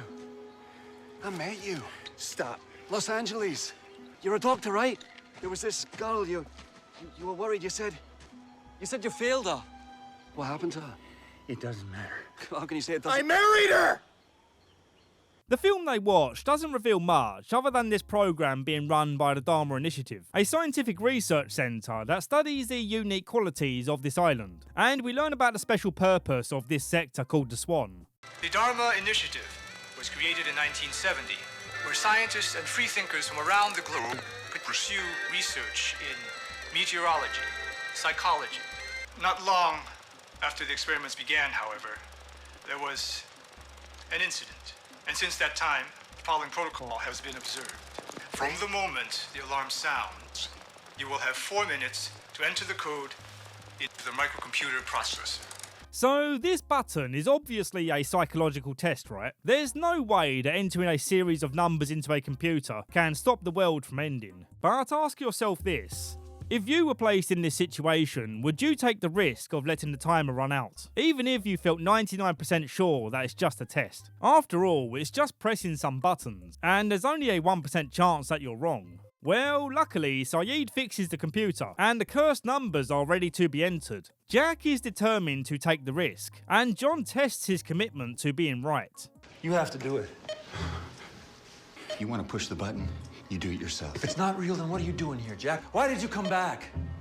Why do you find it so hard to believe? Why do you find it so easy? It's never been easy!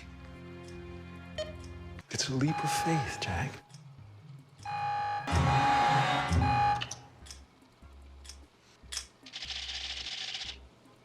Michael, Jin and Sawyer have been chucked into a pit, with no one willing to tell them what's going on. And then later on, an unknown woman gets rolled down there too. Her name is Ana Lucia, and she claims to be their prisoner, but actually it turns out she was there to get Sawyer's gun. Back up! Back up! I am not sure if it's the character Ana Lucia or the actor Michelle Rodriguez, but she has a certain way of calling out in this show, and I can never understand what she's saying. Coming out!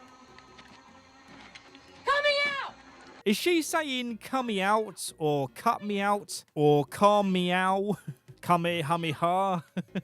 Now, I say this fully aware that the way I speak is hard to understand sometimes. I do mumble and slur my lines sometimes, so as much as I take the piss out of Ana Lucia, feel free to take the piss out of me. Have a cluckety-cluck-cluck day, Hugo. Hugo is going snack loco, demolishing the pantry of food. But then things take a weird turn. Dude, you speak English. No. You're speaking Korean. 나? 저 친구 여기서 뭐 하는 거야? Have a cluckety-cluck-cluck day, Hugo. So yeah, it was all a dream. But at least we got to hear Daniel Dae Kim say "have a cluckety-cluck day." As you can tell from the title, we've got more Hugo flashbacks. We see that he chooses to conceal his lottery win, scared about how it's going to change his life. He works at a fried chicken place called Mr. Clucks, alongside his best friend Johnny, played by that one dorky looking guy from Road Trip. No, these are her underwear. She gave them to me. Oh, dude! Oh! I boinked her! Hugo's in trouble for stealing a bucket of chicken, but then he realises that he doesn't need to be held accountable because he's a rich guy now. Johnny quits too for absolutely no reason, and the two hang out for the day in a record shop before causing some antics at night, getting their own back on the awful boss who dared to question his loss of inventory. Hugo asks Johnny to promise that things will never change, and he says, yeah, okay then. But then a news crew spots Hugo, and they identify him as the mysterious lottery winner. I won't play the audio yet because it coincides with Hugo's story in present day. He's been given the responsibility of keeping the contents of the hatch a secret, including all this yummy food. So when Charlie asks him what's down there and he reacts all shady, Charlie gets pissy at him. You gonna lie to me? You gonna lie to the baby? Hugo tells Rose about the hatch to help out with the laundry, knowing that he can give her some boxes of detergent. Then later on, he tells her his concerns about being the one in charge of the food, saying that everyone's going to hate him for keeping the food a secret. And this is where the audio coincides with the flashback. And I'm gonna be in the middle of it. And then it's gonna be what about us? Why didn't I get any potato chips? Then they'll get really mad and start asking, why does Hugo have everything? Why should he get to decide? Then they'll all hate me. Rose gives him a reassuring look to say the best way forward is to be the nice guy that's in your nature and give out the food to spread happiness.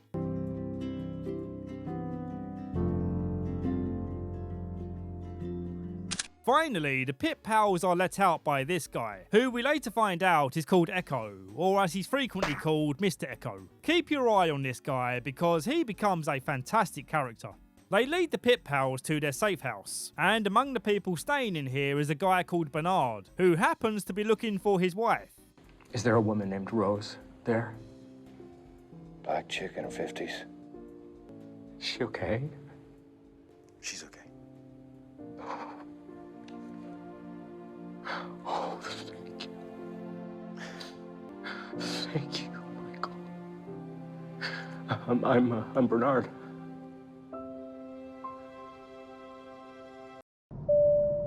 그동안 고맙습니다. Sun has lost her wedding ring, and you think that's bad. Remember that time her mother set her up on a blind date with a rich business guy, and even though they get on really well, it turns out he already has a crush on someone, and only agreed to this blind date to please his mother? Alright, stop him with the Family Guy stuff now. Sun's kind of crushed by this moment, but it's for the best, as in the end she bumps into Jin, a magical moment of fate.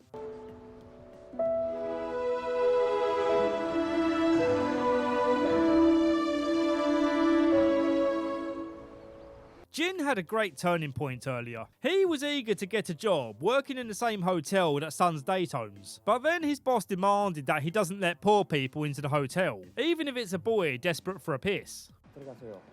왼쪽에 있으니까 빨리 쓰고 나세요. 예. 아유, 대단히 감사합니다. 누가 들여보내래? 내가 자네한테 그렇게 시켰나? 꼬마가 너무 급해 보여서 길에서 싸든 무슨 상관이야?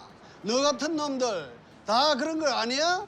As Jin is a real man, he won't let his boss treat him like dirt. 뭐 하는 거야 이거? 그동안 고맙습니다.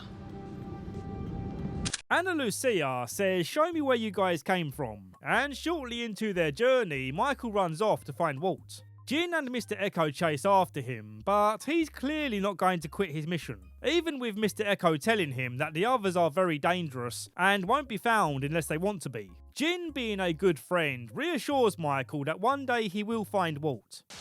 You find Walt, Michael.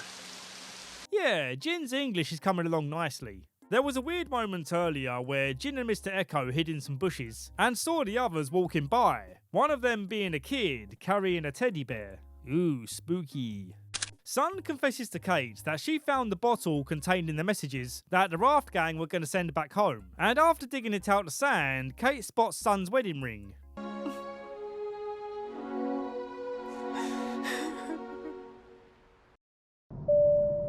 sorry, Shan.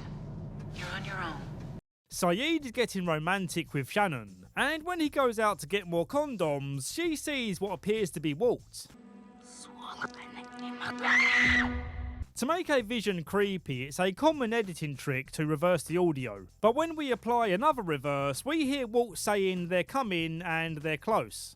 They're coming and they're close. Sayid doesn't believe her because in any normal situation this would be impossible, but the island's gonna island, so this won't be the last time it happens. Flashback time. Shannon's dad is dead, and it's clear that she doesn't have a great relationship with her stepmom, aka Boone's mum. Would your daughter like to come? Stepdaughter. Come on, Shannon. Shannon is asking about the money from her dad's will, but bitch stepmummy says there was no will. I got all his money and I'm not giving any to you because you don't work hard enough. Why would he do that? Well, maybe he just wanted you to find your own way. I'm sorry, Shannon. You're on your own. Ana Lucia's being really harsh to the newcomers, and Michael demands to know why she's so cranky. She explains that since they arrived on the island, the others have been picking them off one by one. They're smart. And they're animals. And they could be anywhere at any time. Tensions are high for their journey back to the beach, as Sawyer's bullet wound from the raft incident is getting infected, and they need to find Jack before the infection kills him. Oh, well, I'll just stop bleeding then. Mr. Echo insists they go through the jungle, which is a quicker but more dangerous route, and in doing this, one of their group goes missing, putting them on high alert. Oh, God. Run! Shannon is still chasing the ghost of Walt, and breaks down, feeling that Sayid will never fully be on her side, a feeling she's predisposed to because of her abandonment issues. But Sayid reassures her that he's here for her. I know. As soon as we get out of here, you're just gonna leave me. I will never leave you. I love you. This time when Ghost Walt appears, they both see him, and Shannon runs ahead to find him, but only finds a stray bullet in her tummy.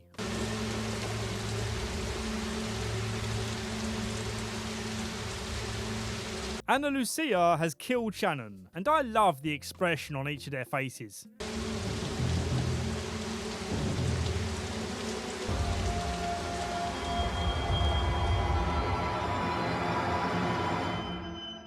What a gripping end to the episode. What, you talking now? Quite an interesting idea for an episode, showing how Ana Lucia's group experienced the first 48 days on the island. But I'm not going to spend too much time recapping this one, as ultimately it leads us back to where we are in the story. I do really like how chaotic their version of the crash is. They appear to have more casualties and bodies floating in the water.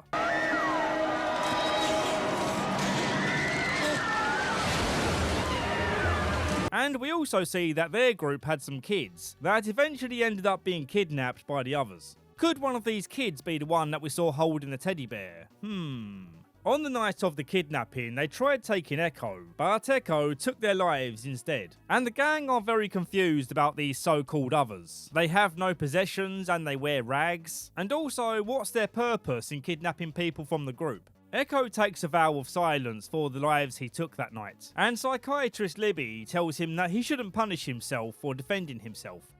It turns out one of the survivors, called Goodwin, is actually an other, and Ana Lucia kills him after collecting clues on his strange behaviour. She was a cop in the before times, so she's good at this kind of stuff. You ran out of the jungle 10 minutes after the crash. You weren't wet. You were never even in the ocean.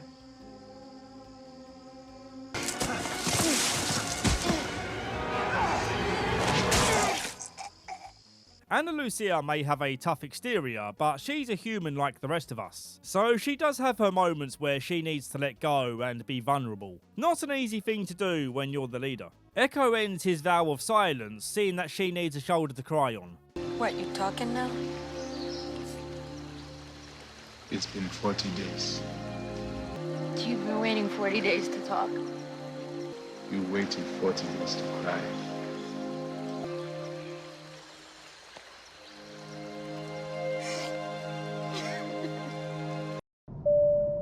What good would it be to kill you if we're both already dead? It's Ana Lucia's turn for story time. She's a cop in therapy after being shot, but the trauma extends beyond suffering a bullet wound. And boy, when we find out what happened, it's some dark stuff. When she's back on patrol, she works alongside Abraham from The Walking Dead. What are we doing in Westwood? Thought a change of scenery would be nice. Nice, safe neighborhood for your first day back.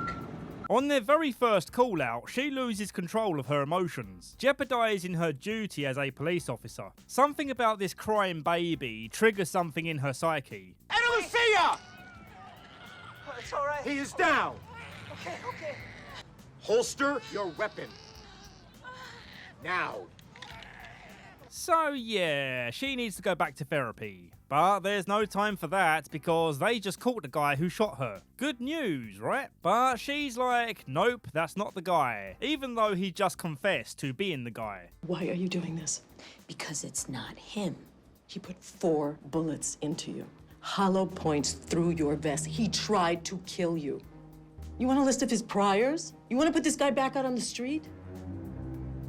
As you might have guessed, Ana Lucia was lying here, because all she wanted to know was who it was, so that she could deliver justice in her own way.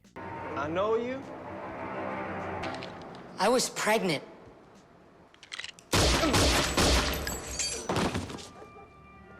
Oh, damn. I hope he wasn't pregnant. Hopping back on the island, Sayid gets knocked out for trying to attack Ana Lucia. She is a real mixed bag of emotions right now. Her guilt for killing Shannon conflicting with her drive to protect the group, ultimately triggering her defensive setting of aggression. While they sit around waiting Ana Lucia's orders, Echo picks up Sawyer to take him back, suggesting it to be an act of redemption.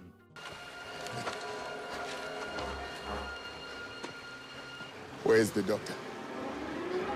Jack rushes him down into the shower to cool down his fever, and orders Kate to get some stuff he needs. Bring the alcohol and some gauze patches. Strip that bed, make sure it's got clean sheets on it. Kate. Yeah, here. Hi, my name is Dr. Hausenberg. What you just saw is a TV trope that I like to call a Jack always asks twice. Because in this particular show, every time there's a medical emergency, Jack always has to ask twice for something before the person he's asking does it. Here's a compilation to show you what I mean. Son, pair of scissors in the second drawer of the cart. Second drawer! Hurley, grab me that first class seat from up there. Also, I need that mesh. We need to create some sort of sterile... Hurley, I swear to God, if you faint! No, first class mesh. I'm cool. Get to the beach. Ransack Sawyer's stuff. I want his alcohol. Rubbing, scotch. What are you still doing here? The alcohol, Kate. You want him to live? Get to the beach, now! I'm gonna need some water. Shirts, towels, anything that I can use to staunch the bleeding. Kate, now, please. Hand me those strips. Just hand me the strips. I need to get this bleeding stopped. Bring the alcohol and some gauze patches. Strip that bed, make sure it's got clean sheets on it. Kate. Yeah, here. The intended purpose of this trope is to communicate a sense of panic in the less qualified person, which also demonstrates the power dynamic between Jack and the helper. The problem is when you do this too much, and it starts to become an eye-rolling moment for the audience. Thank you for watching, namaste, and stuff. Ana frees Sayid and says, "Go ahead, kill me, I deserve it." And he's like, "Nah, what's the point? We're both dead inside anyway." On to a less emo moment and more of an emotional moment. The B team meet the A team, with a tearful reunion between Jin and Sun, and even more so for Rose and Bernard.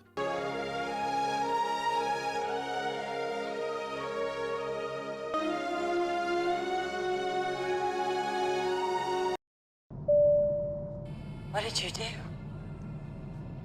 Okay, let it be known, I like intercourse with women. I'm also married to one, legally declaring that I am a straight man. However, god damn Daniel Day-Kim, that's ridiculous. Please stop making the rest of us look terrible. This episode serves up the love triangle that's been brewing between Kate, Jack and Sawyer. Even though Jack and Kate have the healthier chemistry with each other, and he's clearly the more stable choice, Sawyer is the bad boy that speaks to her outlaw nature.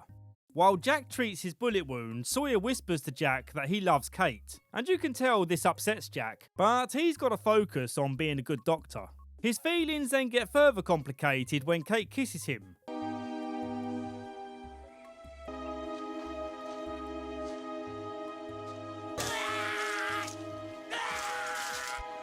Kate. As the title implies, we've got more Kate flashbacks. Her drunken stepdad comes home and she helps him into bed. He notices a funny gas-type smell in the air, and she says, "No, it's not gas, don't worry about it." She then goes to her mum and says the nightmare is over. You're free now from the abusive relationship. What did you do? Just remember that you were here and you didn't see me, okay? Catherine, what did you do? I took care of you, Mom. What did you do? Catherine! In the hatch, we get some interaction between my two favourite characters, Locke and Mr. Echo. Mr. Echo and Locke are similar in that they both believe in fate, but Locke's faith is more easily rocked by the events surrounding him, whereas these experiences seem to strengthen Mr. Echo's sight on the path ahead. Don't mistake coincidence for fate. After watching the orientation tape, Mr. Echo reveals that he found another tape on the other side of the island, and now they can combine the two to give us more information on what the hell this place is. But unfortunately, it turns out to be just another instruction on using the computer. Do not attempt to use a computer for anything else other than the entering of the code. Michael ignores that instruction when someone sends him a message.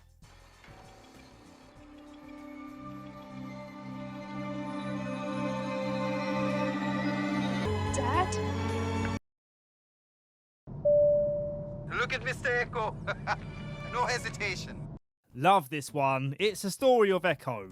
Echo and his brother are playing football when the militia invade their village, demanding that younger brother Yemi shoots an old man. But Echo steps in to do it for him, saving his brother from the trauma. What's your name, boy? Echo? Look at Mr. Echo. No hesitation. A born killer.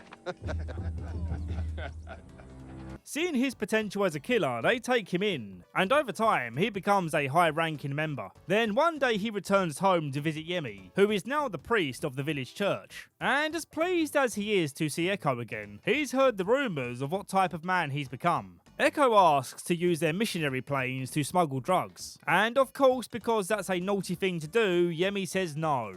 Echo later comes back with his militia and says, okay, new idea. You will make us priests so that we can smuggle the drugs ourselves and leave you out of the picture. My signature does not make you a priest, Echo. You could never be a priest. I like how Echo tries to reason with Yemi, saying that they are both sinners now. But Yemi's like, yeah, not really though, because you forced me into doing this. Perhaps we are. But God will forgive me, Echo. Yemi rushes to their plane, begging them not to go through with it, even calling in the military to halt their operation. Unfortunately, Yemi gets caught in the crossfire, and then the militia boot Echo from the plane as punishment for his brother's actions.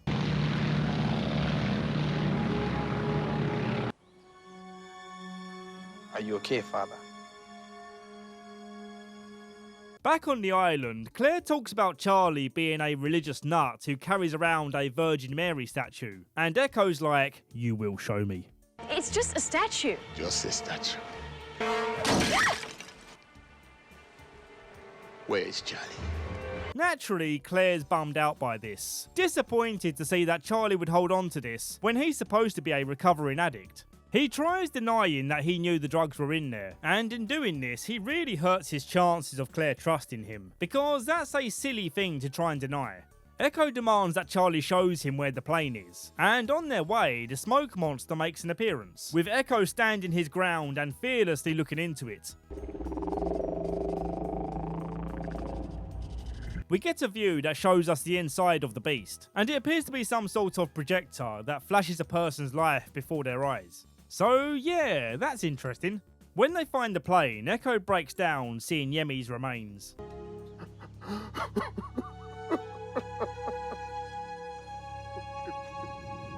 Claire kicks Charlie out of her space, so he packs up his things and ventures off, putting his one and only Virgin Mary statue with his collection of many Virgin Mary statues. What a naughty boy. Light him up! Jack wakes up to find John knocked out inside the gun cupboard, and Michael locks them both inside, saying he's going after Walt, and no one's going to stop him. We can do this together, okay? I'll come with you. No, I have to do it now. I have to do it alone. In the previous episode, we saw him talking more with Walt, using the computer again for this unauthorized activity. I love this moment between Sawyer and Kate. Morning. Just throw a banana at me? Couldn't find any rocks. Kate's here to take Sawyer to the hatch and get his bandages changed, where they discover Jack and Locke locked in the cupboard. Even though Michael specifically told them that he wants to go alone, they all go looking for him. The search carries on until night time, when suddenly they're approached by the mysterious others, who say, you've got to go back to your side of the island, or there will be consequences. This is not your island. This is our island. And the only reason you're living on it is because we let you live on it. Jack makes the judgment call, saying you guys don't have the numbers to fight. It's an interesting theory. Light 'em up! Little did our gang know Kate was following them, and the others use her as a hostage, demanding that they surrender their weapons and turn back. You and me ain't done, Zeke. I've always wondered what reference he's making here, and it appears to be a reference to the Muppet called Zeke. Classic Sawyer burn. Jack isn't done either, and confides in Ana Lucia about forming an army. The flashback parts of this episode show some of Jack's home life, with his wife, whose name I can't remember. So she's going to be called Crashy. Hey, Crashy, what are you doing down there? Jack's work-life balance is causing a rift in the marriage, further complicated when a patient's daughter kisses him. When he admits it to Crashy, she too admits that she's been seeing someone, and so their marriage is over. And the line she walks out on is a good indicator of the strain that his work has on his commitment to a relationship. You will always need something to fix.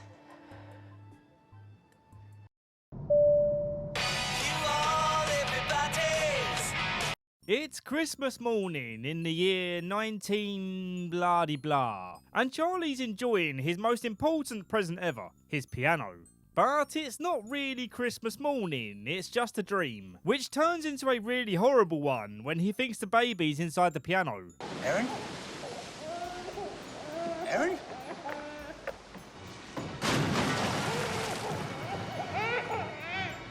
Aaron! Why did I find this part so funny? It's so silly. He's getting jealous that Claire's forming a relationship with John, and he tries to weasel his way back in, but she's like, bro, give me some space. He then has another dream where baby Aaron's floating away from the island, and this part where he sees Claire and his mum as angels is super goofy. He's in danger. You have to save him. The baby's in danger. You have to save him. Charlie, the only baby's in terrible danger. But then it turns good again when he snaps back to reality, with Hugo questioning him on why he took Aaron in the middle of the night. We're over here! Is he alright? I don't know what happened. I'm sorry. He's okay, though. I had this dream. You do feel bad for Charlie because in his mind he was saving Aaron's life. He confides in Echo and tells him about the religious imagery in his dreams. Religious stuff, you say? Well, I'm all about that kind of stuff, says Echo. So I recommend you take these dreams seriously and baptize Aaron. Charlie again tries to warn Claire, but everyone backs away from him for acting crazy. And because he's totally not crazy, he starts a fire to distract everyone so that he can once again take Aaron. Charlie, stop! No, Help! Help! He tries getting Echo on his side, saying baptism was your idea. But Echo's like, whoa, wait a minute. I didn't tell you to kidnap the baby. Come on, give him to me. Who the hell are you, John? Aaron's not your responsibility. You're not his father. You're not his family. Neither are you, Charlie. I'm sorry. Oh. Honestly, a John Locke W moment. And in this particular moment, I don't feel bad for Charlie at all. He went way too far here. The next day, Claire comes to Echo and asks to know the meaning behind baptism. And he says, well, today is your lucky day, because I'm running a 2-for-1 offer. I'll baptize you both, so you can be in heaven together. I've said it before, I'm not a religious guy, but there's something uplifting about this moment.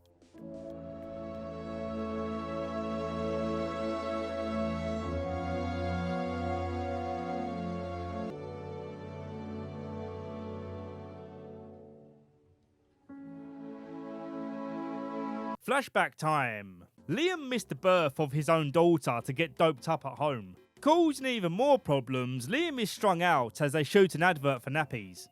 You all everybody's. You all everybody's. Acting like it's stupid. Just when things couldn't get worse, Charlie comes home to find that Liam sold his piano to pay for a plane ticket to rehab. I'll give you a call when things settle down for me. But you, what about me? What about my family? Poor Charlie, but still, don't kidnap babies. Last thing to mention is that Hugo and Libby are forming a romance, and there's a key moment where Hugo asks if he knows her from somewhere. She says, no, I don't think so, but keep this question in mind because it comes up again later. You were so busy worrying about each other you never even saw me coming, did you? Sawyer's furious when he sees Jack rummaging through his stash for medication. Jack rightfully says this isn't yours, it belongs to the group. And Sawyer warns him that if he takes from his stash, there will be consequences. And Jack's like, whatever. And so begins Sawyer's long con to get back at Jack, which coincides with his long con in the flashback sequence. Sawyer's pulling the oopsie my money fell out in front of you scam, but she's wise to it and says that she wasn't even a good target because she didn't get any money from her divorce. But instead of turning him in, she asks to be a part of his scams. Show me what you do. What you really do. And what do I do? Show me how to con people, Sawyer.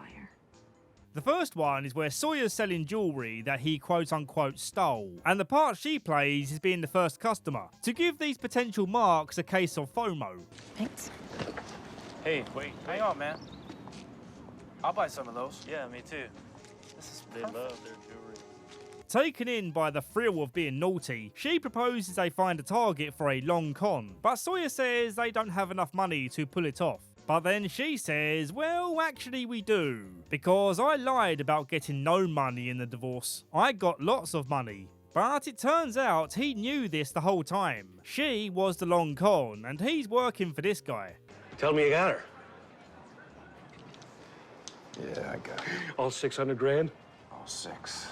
Things are different about this long con though, because he caught feelings for her, and so he tries to walk away from it. But he's like, sit your ass back down and finish what you started. And so that's what he does, revealing to her that she's the long con, and they're being hunted because he wants out, rushing her out the door with her belongings. But of course, this was still part of the long con. In the chaos of the moment, he knew that she wouldn't check her bags, and see that he kept all the money aside.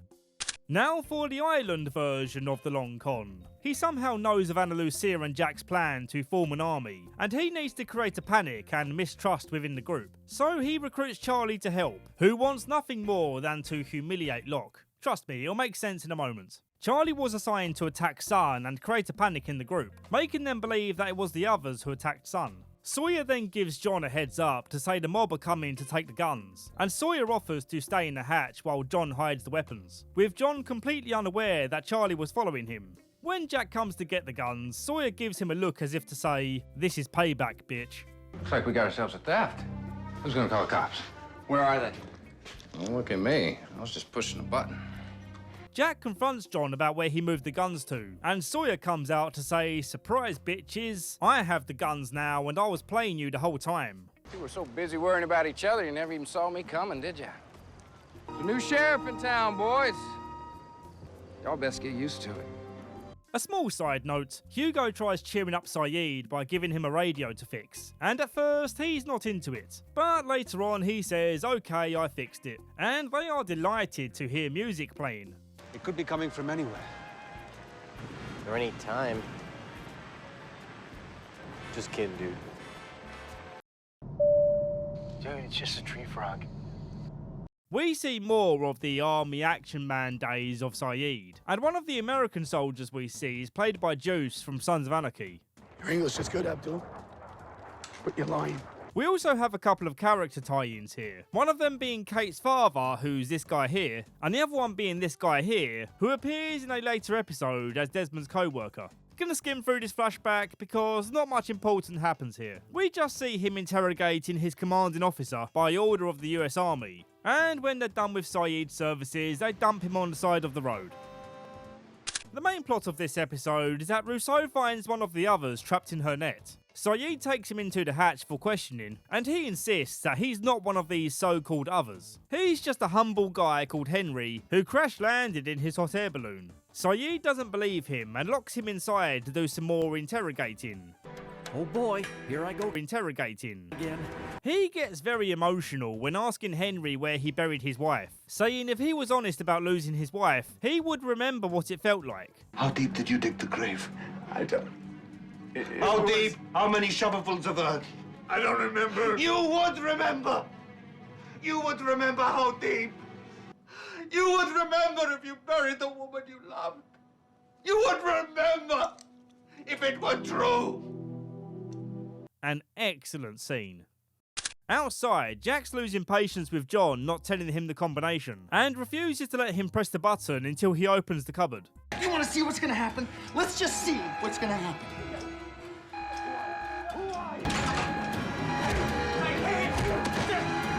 Henry gives Sayid the creepiest look, suggesting that he's not who he says he is.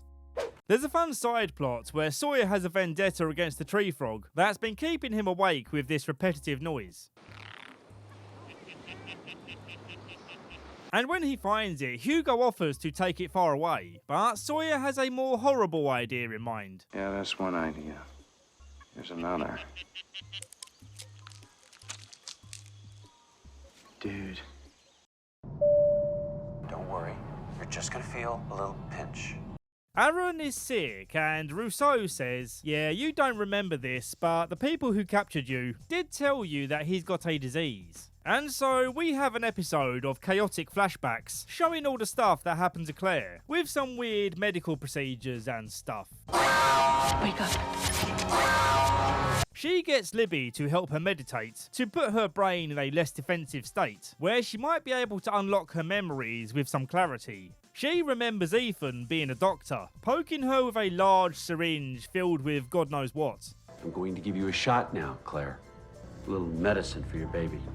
The constant flashbacks in this episode drive me crazy, so I'm just going to cover them all in one go. Claire was doped up to the point where she was complicit with all that was happening. Ethan then showed her the baby room they've set up for her, and we also get to see Zeke, but this time he doesn't have a beard. We learn that his real name is Tom. Ethan tells Claire that she has to go somewhere else, because they don't have enough vaccine here for her baby, whatever the baby's being vaccinated for. Then this young girl warns Claire that she needs to escape. What are you talking about? You're going to die. They're going to cut him out of you. She turns out to be Rousseau's daughter. There's a nice moment later where Claire tells Rousseau about this girl, knowing that it's most likely her daughter, and empathising with her as a mother. She helped me. She saved me. Just like you did. She wasn't like the others. She was good. The interesting part is where in present day, Claire returns to the medical lab and they find it completely deserted. And also they find some costumes and fake beards. Not much else to this episode in my opinion. We see that Henry's still not giving up any more information, and Echo insists on seeing him to apologise for killing two of the others, saying that he needed to confess to someone, so it might as well be him. Okay then. I love you. Sun and Jin are trying for a baby. It's a very hot under the collar moment. I'm fighting the urge to type out an erotic fanfiction. But then I remembered I'm not a bored housewife called Kimberly.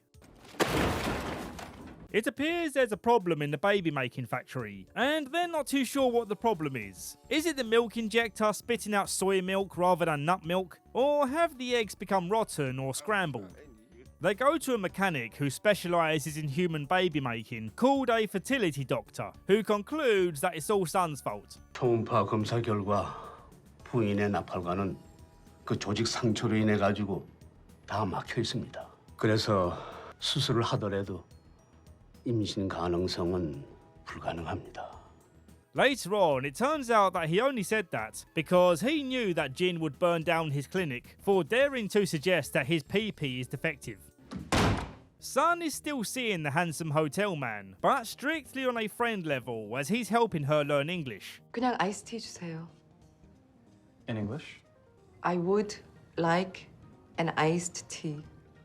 Please. It's always funny hearing actors who are fluent in a language acting as if they can't speak it. Oh, I can't think. I'm exhausted now. So yeah, baby making for this couple is impossible. But this island doesn't do impossible. Sun has a baby in her belly. But it's impossible. Oh no, it's possible. She's hesitant to tell Jin, feeling that it's impossible, and doesn't want to get his hopes up. But in the end, she has to tell him because other people already know. Jin's always the last one to find out about things. Before we move on, I've got to show you this lovely moment. I love you. On to the John and Jack stuff. They're still holding Henry prisoner, unsure of what to do with him, and they're working together to figure out a plan. John loops in Ana Lucia to interrogate Henry, hoping that her police skills would come in handy, and it turns out they did. Henry drew a map to where the hot air balloon crashed. Some of the gang go to the spot, but they can't see the balloon. Meanwhile, Henry's been let out the cell to enjoy some cereal, and he airs a theoretical scenario of what would happen if he was one of the others. There'd be no balloon, so I'd draw a map to a real secluded place, like a cave or some underbrush. Good place for a trap. I guess it's a good thing I'm not one of them, huh?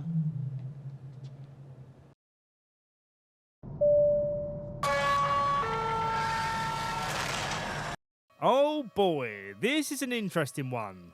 Pre-Island John Locke is prepping a picnic, where he's going to propose to Helen. But once again, his father ruins a nice moment by dying. At the funeral, Helen's doing a great job at supporting him with all these mixed emotions, and throws in some humour to let him know that it's okay not to feel bad about him dying. He was a dick after all. Maybe he left you his kidney. Weirdly, as John stands at the coffin, a car speeds away from the scene. This same car is then seen stalking John while he works, and he goes over to the shocking discovery that his dad is still alive. Hello, son.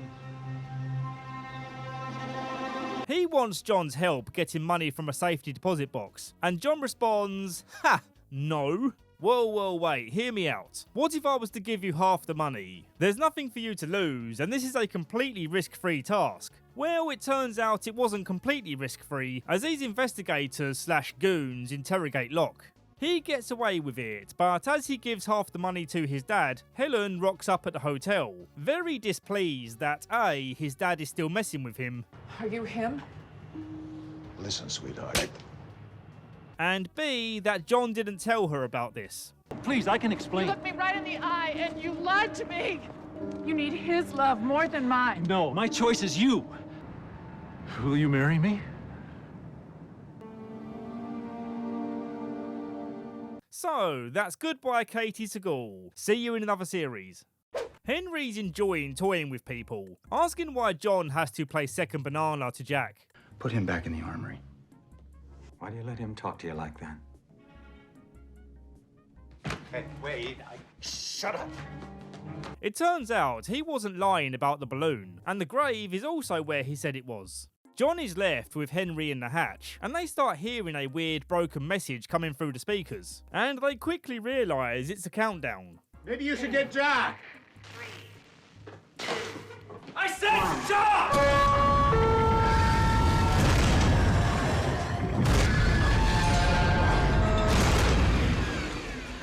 So yeah, this place just entered lockdown. But why? Well, before we understand that, John has to get this door prized open, not something he can do alone. Henry agrees to help on the condition that John gives his word that he won't let the others harm him. Things go wrong though when John's leg gets trapped.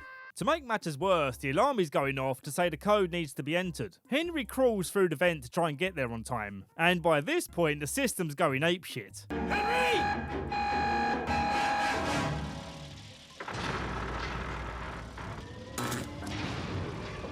Everything goes eerily still, and some weird painted symbols appear on the inside of the blast door. Eventually the blast doors come up, and instead of running away, Henry sticks around. But is he being a genuine nice guy here, or is he trying to weasel his way into John's good books? Thank you for not leaving me. You're welcome, John. Sayid comes back and says, yeah, we found your balloon and the grave, but you know what else we found? A wallet on the dead body, and the body that's in the grave is the real Henry Gale. Found that there was not a woman inside, there was a man. A man named Henry Gale. Back on the beach, Kate and Jack see a beacon land in the jungle, and when they go to inspect, it's a food drop from the Dharma Initiative. It's all in your head, my friend. This one is all about Hugo. He's getting close with Libby and confesses to her that he has a secret food stash. And her genius solution to this addiction is to chuck it all on the ground. I'm just sitting here thinking, oh, that's nice, isn't it? Screw the rest of your friends who might need this food. Oh, I feel free. Luckily for his starving friends, they find the food that was airdropped. News which doesn't sit well with Hugo's mental state. He then sees a man wearing a bathrobe and chases after him, but the mysterious man disappears. Uh-oh. Let's have a flashback to give some context for who this guy is. Or isn't. You're not here! The psych ward doctor takes a picture of Hugo and his friend, and later when the doctor asks about Hugo's friend, he gets defensive. So he suggests they take a look at the picture. Dave isn't your friend, Hugo. Because Dave doesn't exist. Who could have seen that coming, apart from everyone watching? There's a funny part where this imaginary friend Dave sneaks them out, and he convinces Hugo to get some food for the journey. Yo, check it out. Marcus didn't finish his lasagna. That is a waste, man. One for the road. What I do like about this imaginary friend is that he's portrayed as the voice that keeps Hugo eating to excess. That crap getting inside your head, man, do not let him. You got much more important things to think about. Like hard or soft shell, baby. Chicken or shrimp. Sour cream or hot sauce. Dave doesn't want you to lose weight, does he? Yo, Dave cares about me. Seeing him back in present times is understandably quite distressing, causing him to ask Sawyer if he has any medication to stop the hallucinations. I should probably mention that Sawyer being the new sheriff in town doesn't really seem to have much of an impact on anything, other than people having to come to him for pills and pregnancy tests. Dave convinces him that all of this is just in his imagination. The island, his new friends and Libby, all of it. And to prove it, he throws himself off the cliff. Hugo considers doing the same, but then Libby comes along and she gets angry at his suggestion that she's not real. I like how he says it must all be fake because she's too pretty for him. This isn't real life. Why would you say that? Because in real life, no girl like you would ever like me. And to again prove him wrong, she kisses him. Quite a powerful scene and one of my favourite Hugo moments. The episode ends on a very eerie note though, as we see Libby was in the same psych ward as Hugo. What the fuck? Last thing to mention is that Henry, or whoever this guy actually is, tries messing with John by saying that when he helped him, he never actually entered the code into the computer, completely messing with John's faith on his purpose of supposedly saving the world every time he does this. You're a dentist. Rose and Bernard are having a disagreement about getting comfortable on the island, where Bernard stresses that they should be doing something to get rescued. They've given up Given up? On what? on getting rescued. His idea is to build an SOS sign using rocks. He tries to take charge in recruiting people to help, but everyone still sees Jack as their leader, including Rose. Well, do we have to run everything by Jack? I mean, he's not the president. He's a doctor. You're a dentist. Wow, what a bitch. Look, I like Rose, but imagine embarrassing your partner like this in front of everyone. She says that all he's doing is giving people false hope, and understandably this take annoys him. But before we get too mad at Rose, we need some context for why she's acting this way. So prior to being on the island, Bernard surprises Rose with a proposal, but instead of being overjoyed by this, she reveals that she has cancer. It's still a lovely moment because Bernard is like, I love you, Rose, and that's all that matters to me. You haven't answered my question. Are you sure? Oh, I'm sure. Yes. Yes. Bernard takes her to a faith healer, which annoys Rose because she doesn't believe in this hocus pocus stuff. She's made peace with the idea of dying, but Bernard hasn't because he's a good husband. This was a waste of a trip anyway, because the faith healer says he can't do anything for her. This isn't the right place for her to be healed. She decides to lie to Bernard and say that he did heal her, so he can finally quit trying to save her and simply enjoy the time they have left. Back on the island, he gets really upset that no one wants to help him, blaming Rose for mocking his attempt at leadership. And well, he's not entirely wrong, is he? There's an interesting moment where Rose says to John that his leg will heal much quicker than Jack said, and she says that because she remembers John being in a wheelchair. She then reveals to Bernard that she doesn't have cancer anymore. This island has cured her and she can feel it, and that's why she doesn't want him to build an SOS sign. You don't want to be rescued, do you? You think if you leave, it'll come back. And if you can't leave, neither can I. We won't ever leave, Rose.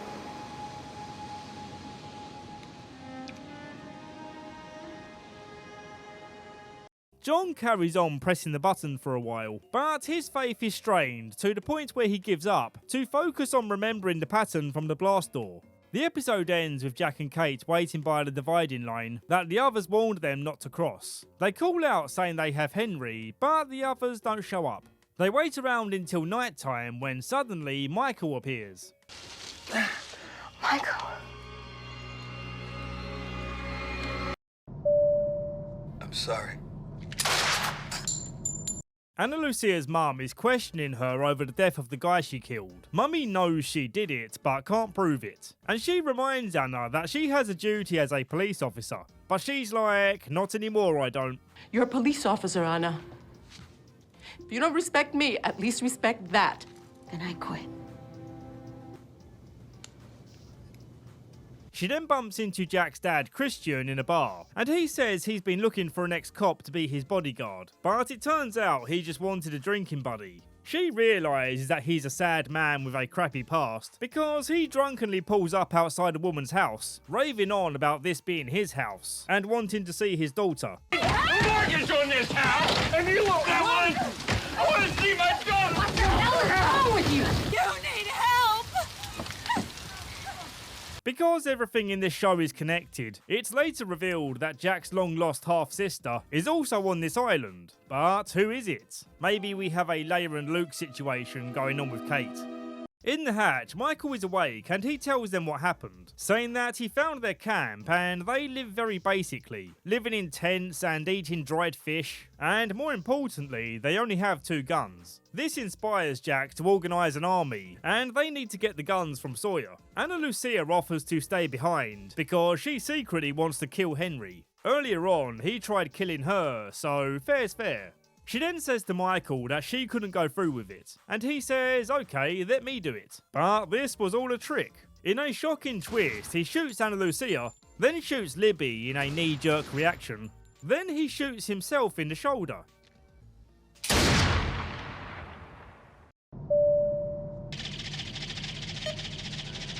Did I forget what this episode is called? Nope, it really is just titled as ? Which is appropriate because I have many questions about this strange dream that Echo's having.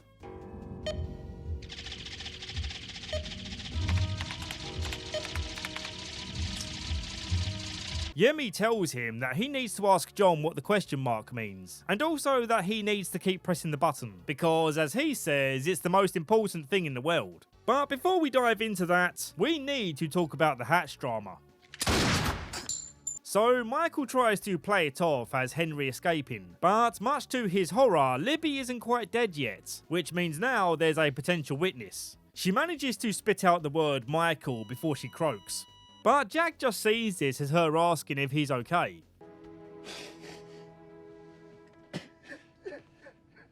Poor fella, he was so close to getting a home run. Although, we've seen the kind of girls he flirts with back home. For a big fella, he's got some strong game.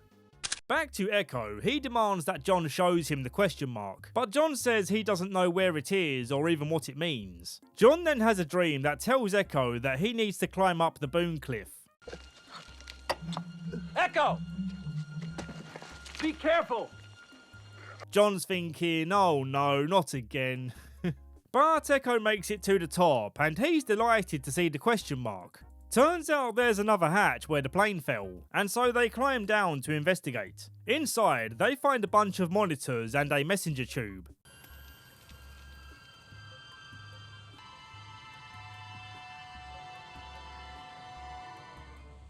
Clearly this is an observation facility, and they watch another tape to find out more. Careful observation is the only key to true and complete awareness. This tape reveals that the Swan Station with the button is the site of a psychological test. John is very upset by this, but for some reason this information only strengthens Echo's belief, and he's going to carry on entering the code. The reason to do it, push the button, is not because we are told to do so in a film. Well, then what is the reason, Mr. Echo? We do it because we believe we are meant to.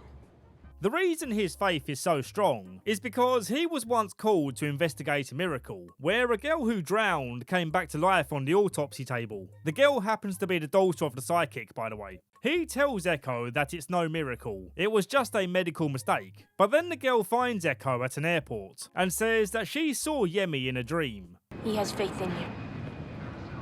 One day you'll believe me. It's my son. It's my call. So, we learn that Michael got taken by the others, and he was given a list of people to bring back, in exchange for Walt and a boat. What he said about their living conditions was true, even though he's concealing the deal he agreed to. Jack tries to organise a group, but Michael gets frustrated that his wishes are being overlooked. The deal with the others is off if he brings anyone but the people on the list. If you don't bring all the people on the list, you'll never see Walt again. Of course, this confuses people why he doesn't want to bring Sayid, the only trained soldier on this island. There's really not much more to this episode, except for the alarming ending where they see a yacht approaching the island. We're gonna find out what happens if that button doesn't get pushed. They swim out to the yacht and discover a drunk Desmond. He says that he was trying to sail to another island, but the only island he found was this one. He now believes that the outside world has vanished, and this island is all that's left. This is all there is left. This ocean and this place here. We are stuck in a bloody snow globe. Sayid asks to borrow the yacht so that he can go around the island and flank the enemy, recruiting Jinan's son to help.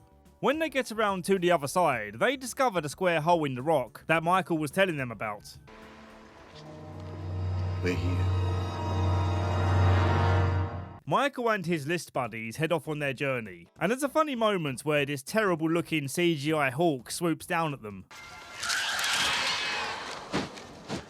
That bird just say my name? Yeah, it did. Right before it crapped gold.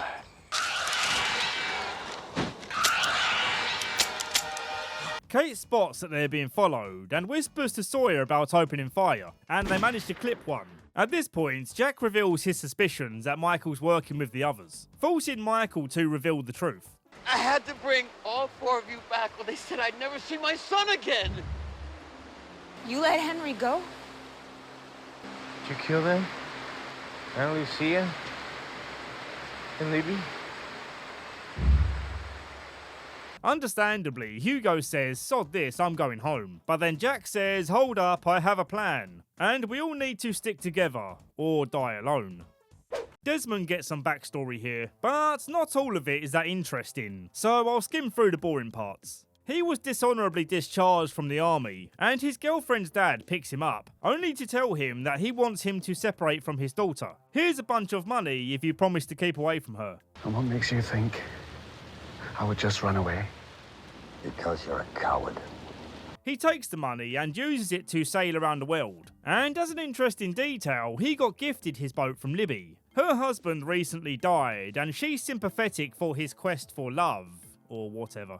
Now might be a good time to address the whole Libby in the psych ward situation. So it turns out the writers did want to flesh out her character, but Libby's actor, Cynthia Waitrose, Cynthia whatever, left the show due to other filming commitments, which is a real shame because it means we never get to see this twist explained, and having to rely on commentary from the showrunners. Libby's husband died. She went crazy. She spent some time in the mental institution. She was released from the mental institution. She gave Desmond her boat. That's the story. On his sailing adventures, Desmond stumbled across the island, where he got taken in by this man, the same man who we saw back in episode 14. His name is Kelvin. John convinces Desmond that they need to trick Echo into leaving the computer unmanned, so they can lock him out and wait for the timer to reach 0. This way they can finally get the answer on whether or not this thing is for real. We're gonna find out what happens if that button doesn't get pushed. I love you, Penny. Mr. Echo is setting up some dynamite to blast open the blast doors, but Desmond says, "Nay bother, wee lad. These blast doors were made to be blasted." That was terrible. Much like me trying to do a Scottish accent, he gives it a go, but ends up doing more damage to himself, and also Charlie. John explains how silly he feels, believing that it was fate that brought him down here, and that Boone died following his plan for destiny. And to see this hatch is nothing more than a button to push makes it all seem so pointless. Desmond suggests that maybe the people being tested weren't the button pushers, but the people watching the button pushers. And when he checks the code logs that John brought along from the other hatch, he realises that on the same day their plane crashed, they had an incident in the Swan, where the numbers weren't entered on time. Desmond believes that the electromagnetic spike of this incident is the thing that brought down their plane. I think I crashed your plane. Let's go back to when the incident happened. On that fateful day, Desmond noticed that Kelvin's hazmat suit had a tear in it, meaning he was lying about the air outside being toxic. He follows Kelvin to say, "What the hell, bro?" and accidentally cracks his head on the rocks. Jesus, how brittle is your skull? Did you have an actual egghead? Desmond rushes back to the hatch and sees the system going bananas.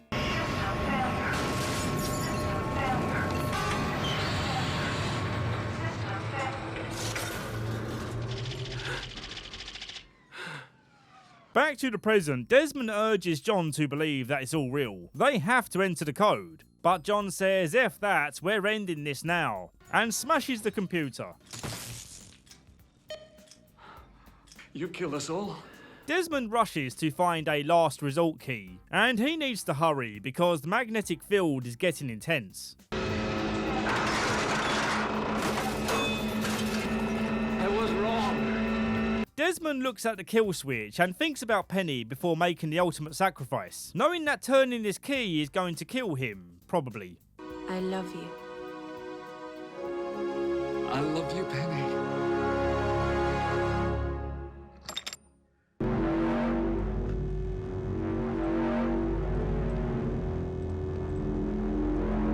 I'm not exactly sure what's happening here, and neither do the others. Oh yeah, earlier on they captured Jack and the gang, and that's why they're on this dock on their knees. Hello again. Michael kept up his end of the deal, and so they give him a compass heading and send him home with Walt. I got you now. It's gonna be okay now. We're going home, Walt. We are going home.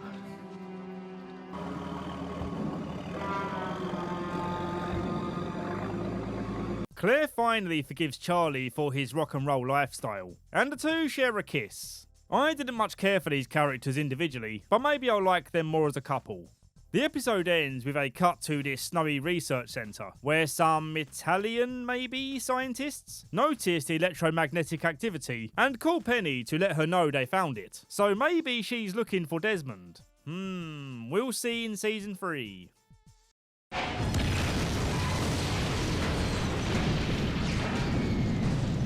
We're introduced to Juliet, who appears to be just a regular woman, living a regular boring life, hosting book clubs and stuff.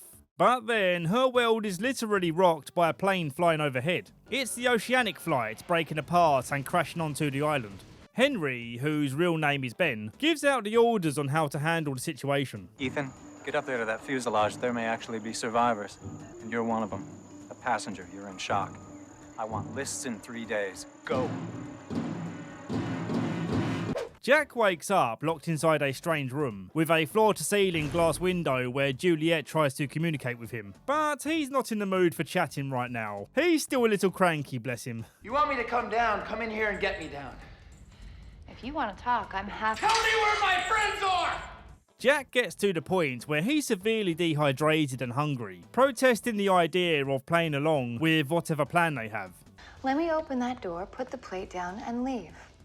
He backs up to allow her in, but this was a trick. He threatens to kill her unless he's shown the way out. But Ben says if you open the exit door, we're all going to die. Naturally, Jack doesn't believe him, so he opens the door.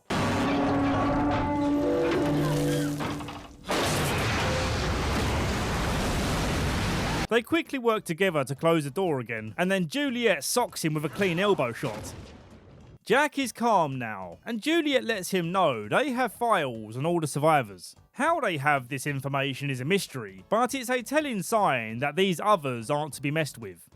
In the flashbacks, we see Jack trying desperately to find the identity of the man that Crushy left him for. At one point, he even suspects his dad, and even though his dad is a drunk scumbag, doing this is not the kind of low he ever sank to. He was simply talking to her about getting help for Jack. I will not let you talk to me. I will not let you sleep with my wife. I'm your father. Jack, please, just let it go. Kate wakes up in the shower and is alarmed when Tom, aka Zeke, tells her to get washed. I'm not showering in front of you. Kate, you're not my type.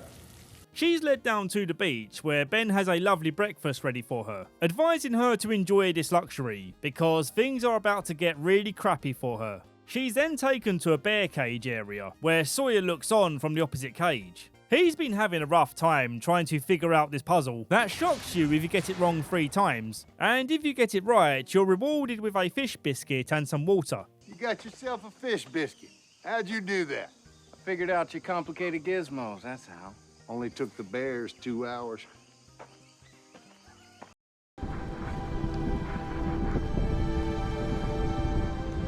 Sun has always had a secret rebellious side to her. When she was a kid, she lied about smashing a glass ballerina. 이 발레리나 네가 깨친 거니? And as an adult, she rebelled against the sanctity of marriage by sleeping with handsome hotel man. Her father walks in and isn't very happy to see her daughter being kebabbed by a different chef. He tells Jin that there's a man who is bringing great shame to the family, and therefore needs to be dealt with. 이놈이 날 망신시켰어. 난 자네가 나서서 우리 가족이 명예를 되찾아주기 바라네. I like how Sun's father tries his best to not tell Jin the awful truth, while still convincing him that this needs to be done. Jin gives handsome hotel man the beating of his life, and tells him to leave this country and never come back. And he complies with this request by jumping off the hotel balcony.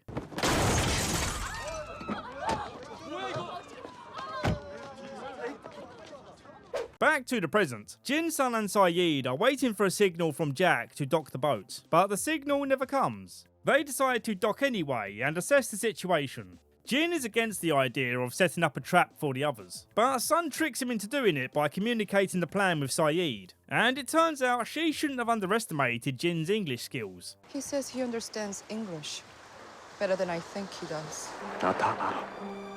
He knows I betrayed him. While Jin and Sayid hide in their positions, Sun waits on the boat, but what they didn't know is Ben sent some of his team to sneak on the boat and bring it back. One of them urges Sun to put the gun down, but again, she be rebelling. I will. I'll shoot you. She jumps off the boat and swims into Jin's arms.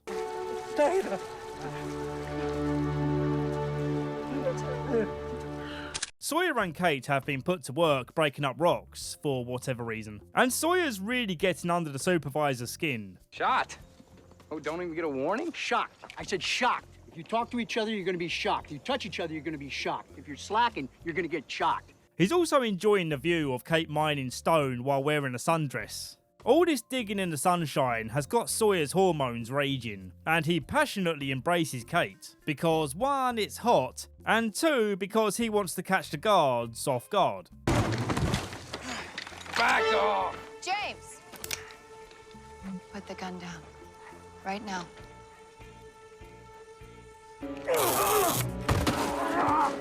Ben approaches Jack and introduces himself formally, letting him know that he's lived on this island his whole life. And that's not all. He can also prove they have the ability to send people back home, which Jack calls bullcrap on, saying you don't have contact with the outside world, don't be silly. But then Ben shows him a recording of the Red Sox winning the World Series. Red Sox fans have longed to hear it. The Boston Red Sox are world champions. Can you give me some clues? What happened to yours? We finally get to see what happened to the people in the hatch after the key turn. John wakes up and tries calling out for Desmond, but his voice is gone. He signs to Charlie that he needs his help in communicating with the island. And I love Charlie's reaction here. I need you to stand guard. Oh yeah, so you can talk to the island. Amusing as the mute game invariably is, you are aware, John, that I detest you, aren't you? He helps anyway because he's a nice fella. To communicate with the island, John's using something called a sweat lodge, which I think is supposed to make you sweat so much that through being so dehydrated you become disorientated. Disoriented? Whatever the word is, you become disconnected with reality and start seeing the things that are playing on your mind. Oh, you're sorry. That's okay. But I was the sacrifice the island demanded. This whole sequence is a lot of fun to watch. You see all of John's insecurities and guilt visualised, and then Boone tells him that he needs to save Mr. Echo's life. Clean it up, John. They've got him. You don't have much time. This revelation giving John his voice back. I'm going to save Mr. Echo's life. On their way to find Mr. Echo, we get a brief look at the hatch which imploded. I'm not too sure how anyone made it out alive, but John seems fine, and the only thing that happened to Desmond is he lost his clothes. Like the hatch blew off your underwear. You want to discuss this in great detail right now? Fine, let's do it. That's okay. I got something here. How do you feel about tie-dye?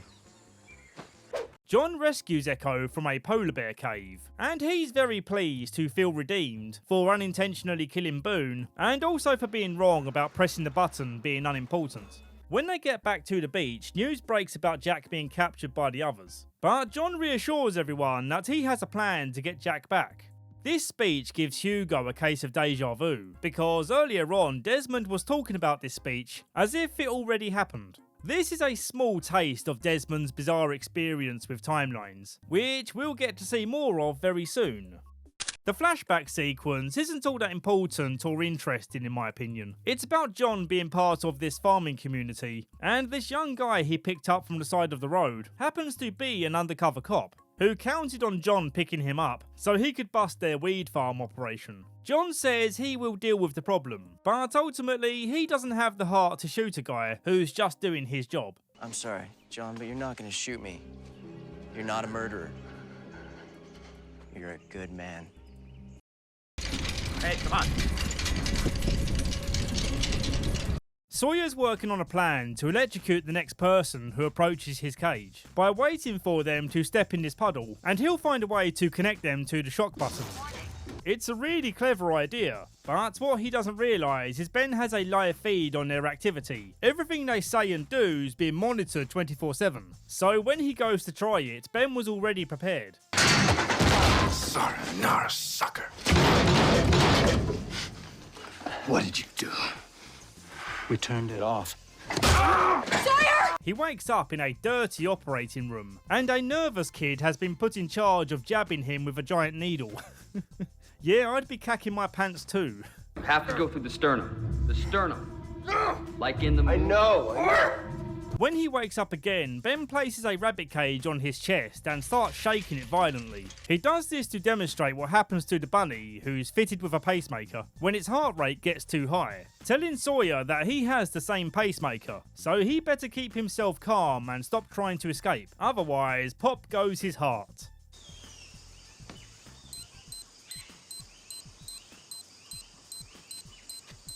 What's that? It's just my watch. It's busted. Ben later reveals to him that it was all fake. All he did was sedate him and give him a heart monitor watch. And now he's showing him that there's no point in running, because they're not even on the same island where they crashed. Sawyer wonders what the point was of this fake surgery, and Ben says the only way to earn a con man's respect is to con him. You're pretty good. Sawyer, we're a lot better. Juliet convinces Jack to operate on the woman that Sun shot, and he notices some x-rays in the prep room, but Juliet tells him to ignore this. Being a surgeon, Jack is oath-bound to try and save her life, but unfortunately it's too late. And this is the first time we see the others being vulnerable.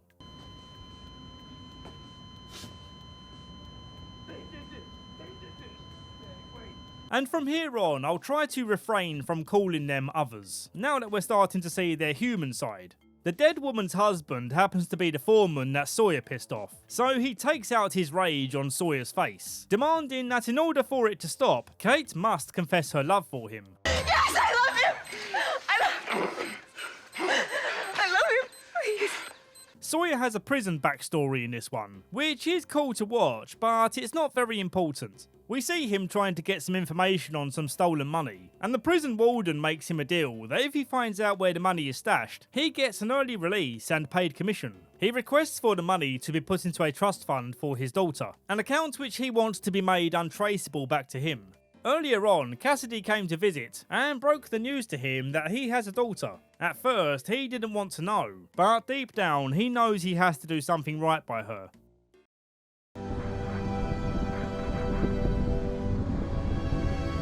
While Mr. Echo recovers, we see him dreaming about the time he got in trouble for stealing food. But he was hesitant to make a confession, because in his heart, he was looking after his brother who was hungry. He then sees the adult version of Yemi in his tent, who then sets his tent on fire.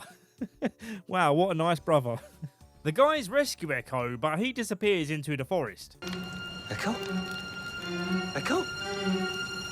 In more of his flashbacks, we get to see what happened after the drug plane incident. He went back home and took Yemi's place as the town priest. His old militia days have strengthened him though, so when some new militia guys come to town, he stands his ground like the absolute legend he is. I'm not afraid of you. This defiance unfortunately causing them to gun down one of their women. When they return to the village again, Mr. Echo's ready with the counterattack.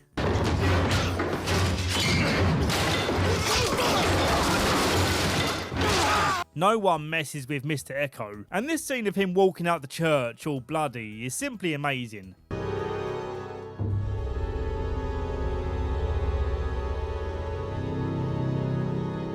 Naturally, a church that's become a murder scene cannot continue to be a church, and an angry woman says you owe Yemi a new one, which explains why he was building a church on the island. Back on the island, he's been chasing the ghost of Yemi, and when he catches up to him, he says he begs for no forgiveness. For even though he's committed some sins in his life, he did most of it for the well-being of his brother. I did not ask for the life that I was given, but it was given nonetheless. And with it, I did my best. Yemi is very displeased, however, and when Mr. Echo again goes to find him, he instead finds the smoke monster, which kills him.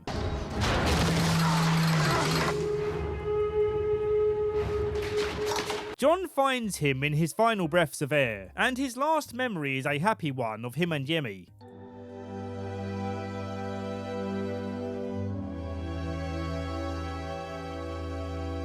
Man, I loved Echo. What a wonderful character.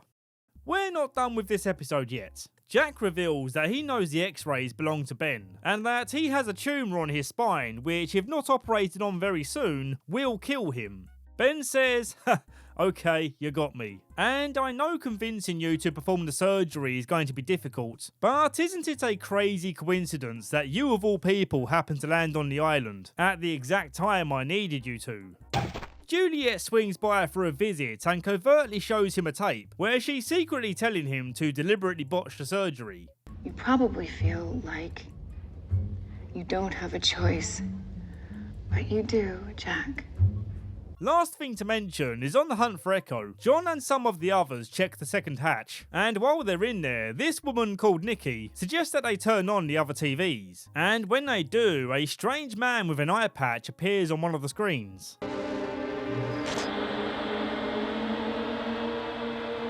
I guess he'll be expecting us. This is for Colleen, you son of a bitch! I'll cover Kate's flashback parts first because it doesn't impact the story too much. She falls in love with some dude and gets married to him, but he has no clue on her identity and her criminal past, and the fact that she's still on the run. She phones the marshal, begging him to give up the chase, but he says, no thanks, that's not how being a criminal works. When things start to get too deep, she confesses the truth to him, knowing that she can't go on with the rest of their lives lying to him. She slips him some sedatives so that immediately after revealing the truth, she can make her exit and go on the run again. At this point, Jack knows that he has the power play and torments Ben by saying he's had enough of their games and wants Ben to be aware of the pain and suffering coming his way. I just wanted you to understand how you're gonna die. You think I believe you people? You think I trust you, that I'm gonna just do the surgery and hope that you let me go? Jack! Kate is brought in to convince Jack to do the surgery, because if he doesn't, they're going to kill Sawyer. When that tactic doesn't work, Ben leaves his cell door unlocked so that he can freely snoop around and see on the monitors that Sawyer and Kate have been canoodling all night long.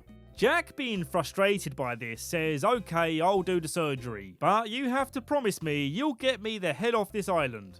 Before we begin the surgery, let's talk about that canoodling. The foreman douchey guy, whose name is Danny, has been antagonising Sawyer about the possibility that he's going to be killed off very soon. Kate breaks Sawyer out of his cage, but he knows there's nowhere to run, and Kate gets pissy at him for not telling her about this earlier. When were you planning on telling me this? Never. Why not? Because I wanted you to believe that we had a damn chance. And so begins their passionate embrace. I would normally hit the skip button on scenes like this, but Michael Giacchino's magic music is not something you skip over.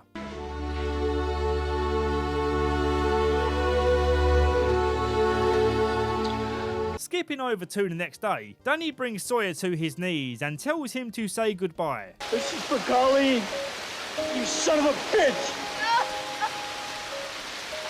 But then, just as he's about to pull the trigger, he gets a radio call from the operating room. Jack deliberately made a small incision in Ben's kidney sac and says he will only stitch it back together if Kate is given the chance to escape, saying if she doesn't radio back in 1 hour, he will let Ben die. Now, of course, Jack doesn't know what Kate now knows about the island being a different island, and she does try to tell him, but in typical TV drama fashion, he's too emotionally invested in her surviving. Jack, I can't! Go, now! I can't! Pete, damn it, run!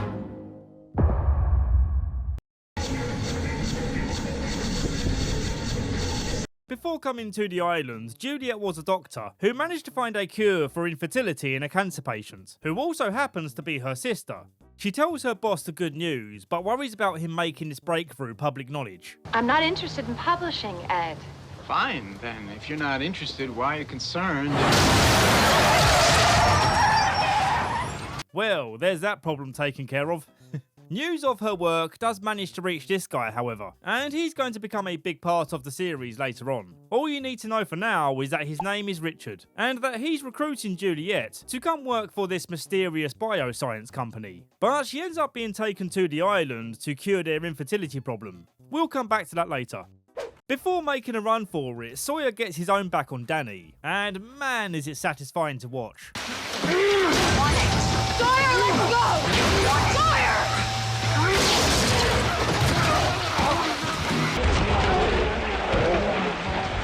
Juliet calls Jack's bluff, believing that he won't let Ben die, and she tells Tom to bring Kate and Sawyer back to base. At this point, Jack decides to dog Juliet in and reveals that they had an unspoken agreement to kill Ben. And Juliet gets all nervous like, no, not me. I wouldn't do that to Ben, he's my favourite. Make it look like an accident? That's ridiculous. She wants Ben Tom, to die. She he's said blind. that if I did it, that she would protect me. No! Kate and Sawyer reach the beach, but Danny and co open fire on them. Just when it looks like it might be game over, Alex comes along and sneaks them into a hidey hole. By the way, it's only just occurred to me that Alex is played by the same actor as Cynthia from Malcolm in the Middle. I'm so disoriented. Get me away from that heavy machinery. She offers to help them escape if they help her rescue her boyfriend, who's currently receiving some Clockwork Orange treatment.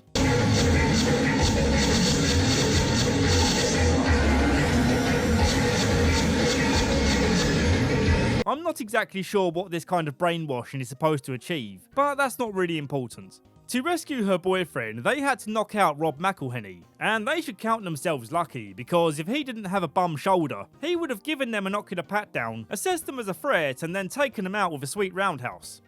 They again arrive at the beach, but so does Danny, and I really wish this was Sawyer's moment to shoot him down, but Juliet steals the moment. Juliet's here because Ben woke up for a while during surgery and requested her to stop Alex from leaving the island. Kate radios in to say she made it to the beach, and so as Jack promised, he finishes the surgery. Juliet tells Jack that Ben promised she could go home if she helped Jack with the surgery. I've been on this island for 3 years.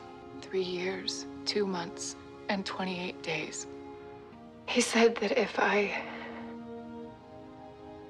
let him live, that he would finally let me go home. 1, 2. Desmond keeps getting visions of people dying. In the first instance, he envisions Claire drowning at sea. And yep, there she is. How did you know she was drowning? I'll tell you how he knew. That guy sees a future, dude. Desmond's special abilities become talk of the camp. To get the truth out of him, Charlie and Hugo offer him a drink. He initially turns it down until he sees it's a bottle of McCutcheon's. This fictional whiskey is significant to him because in the flashback sequence it's the same whiskey that he was denied from drinking by Penny's father, who at the same time denied his request to marry his daughter. This swallow is worth more than you could make in a month. And to share it with you would be a waste and a disgrace to the great man who made it. Because you, Hume, will never be a great man. Speaking of these flashbacks, Desmond experiences one as he turns the hatch key, going from a bright light to being passed out in his flat. And also Penny's there. Love, look at me. What's wrong? Absolutely nothing.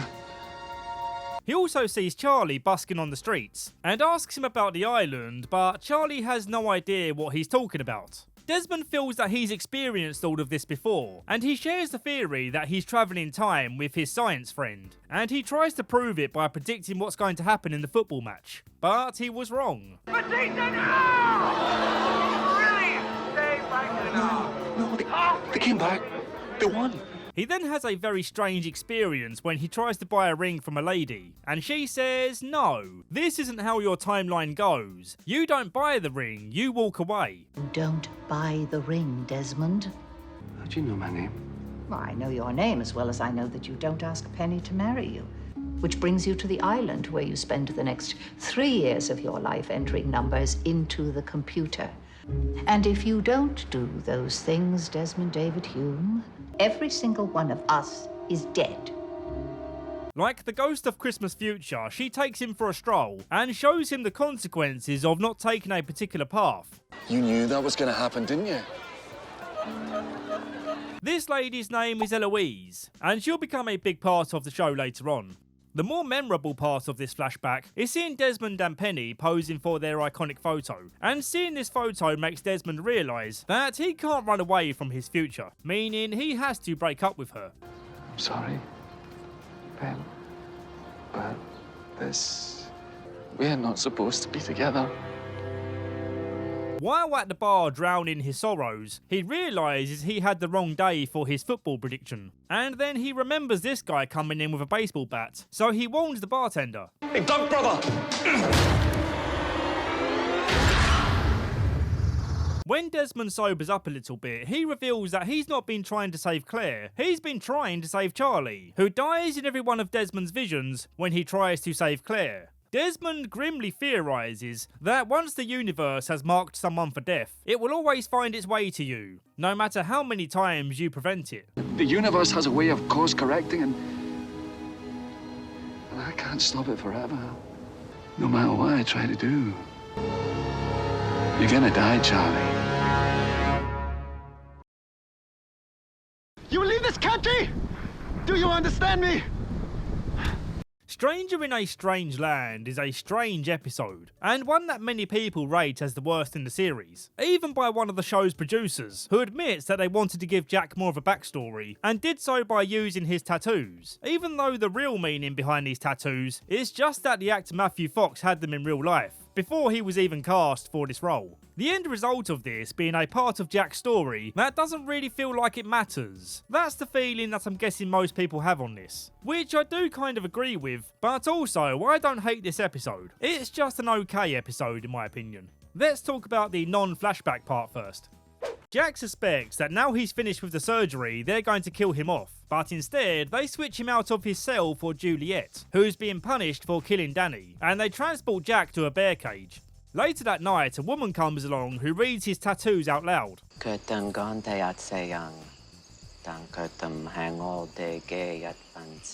The show writes this translation as being, he walks amongst us, but he is not one of us, which according to the internet is wrong. More accurately, it roughly translates to, eagle cuts the air, but the show's fictional translation fits his backstory much better. This new lady on the scene seems to be their sheriff or something, and she brings him in for questioning, where he changes his story about Juliet wanting to kill Ben. No, I was lying. I would have done anything to get my friends out, and turning you people against each other was my best chance of creating chaos. He realises that he can use the fact that he can fix Ben's infected stitches to make a deal where they forgive Juliet for her crime. This is the point in the story where Jack and Juliet start forming an unspoken bond, working together to make sure that Ben keeps to his promise of letting them both go home.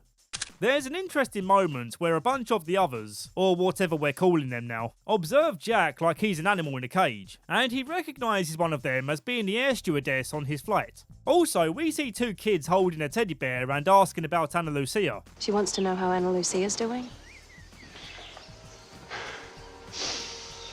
Are you serious? What? If you've got something to watch, Cindy, go watch it! Covering the unfavourable backstory real quick, Jack was on a long holiday in Thailand when he met this stunning lady. They become a couple and she reveals that she's a tattoo artist, but the tattoos she does are sacred and only certain people are allowed to have them. But then Jack's like, well, I'm a special boy, give me one. Put it on me.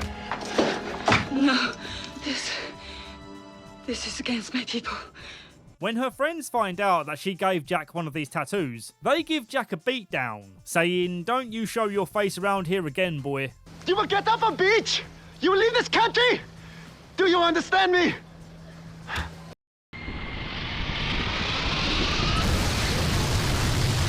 This is a fun episode, although there are some deeper, sadder parts, like in Hugo's flashback when he's working on a project car with his dad, and then his dad suddenly announces that he's skipping town for a while, giving Hugo a candy bar as he leaves. A seemingly insignificant detail, but this moment of abandonment, resolved by a comfort food, is the reason why Hugo gained so much weight. Skipping forward to his lottery win, he's being interviewed by Trisha Tanaka, who asks him why he purchased Mr. Cluck's, the place he used to work in. So, Hugo, I think the question on everyone's mind is, why did you buy Mr. Cluck's?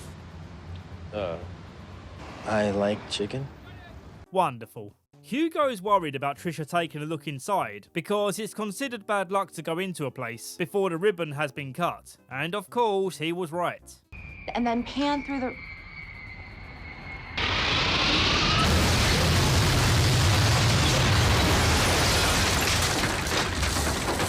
He's still in a disagreement with his mother about the numbers being cursed, and she says that she can prove it's not a curse because, look, after 17 years of abandonment, your daddy has returned. Wow. Your mom wasn't kidding about those candy bars. Just kidding.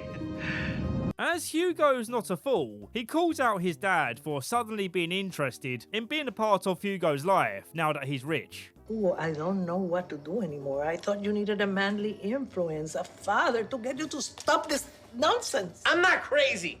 Daddy tries bonding with him, saying I can help you break the curse, and if it works, maybe you'll let me stick around. He takes Hugo to see a psychic, and he's quick to call out this psychic being a paid actor. I'll give you $1,000 right now if you admit that my dad told you to say this stuff. The mystic arts are not subject to bribes. How dare you? 10,000. Your dad put me up to it. His next attempt is more earnest, and he promises that he will wait for Hugo to fly home from Australia, and when he's back home, they can do some father-son stuff together. The rest of the episode is pretty chill. We see Hugo, Jin and Sawyer bonding as they try to fix an old van they found in the jungle. This project is important for a number of reasons. The obvious one being for Hugo to regain that feeling of hope and joy when he worked on repairing cars with his dad. For Jin and Sawyer, it's a chance for them to bond as friends in a relaxed setting. Those pants don't make you look fat. Only 3 things a woman needs to hear. And eventually, Hugo loops in Charlie on the plan, who's been moping around because of Desmond's death prediction. They push the van down a hill in hopes that it will start the engine, and this part where they're about to crash really bothers me. That would be a good time, Billy. Like right now! There is no curse. Make your own luck. Billy! Make your own luck.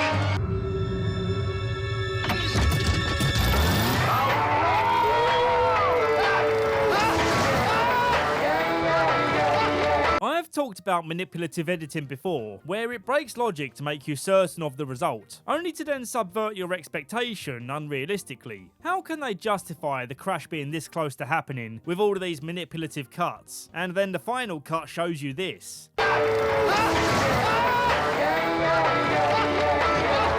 Well, anyway, it's a small complaint for an otherwise great episode.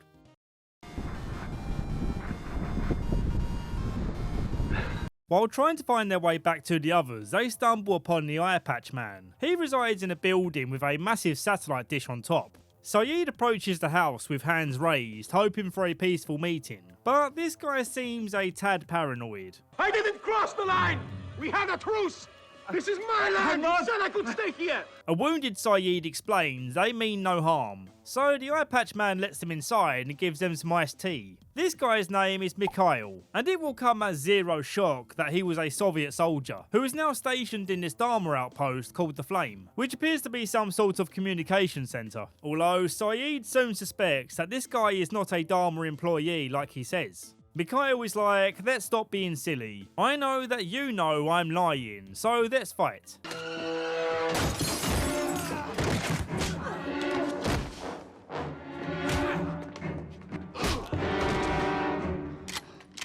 While John is supposed to be keeping watch on Mikhail, he finds the temptation to play computer chess irresistible. He eventually wins a game, which triggers this interactive menu to appear. For pallet drop, enter 2-4. Has there been an incursion on this station by the hostiles? If so, enter 7-7. Keep your voice low and your hands in front of you.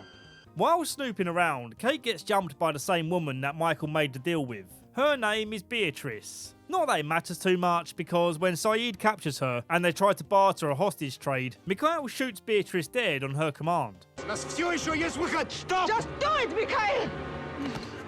Прости меня!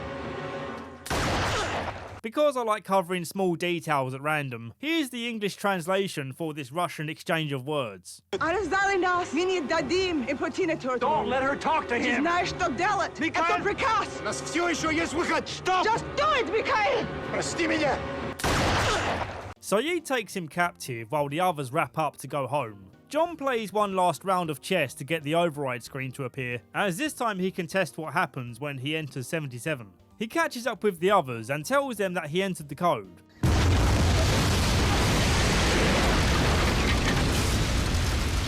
Saeed is cheesed off because that satellite could have been their answer to getting back home.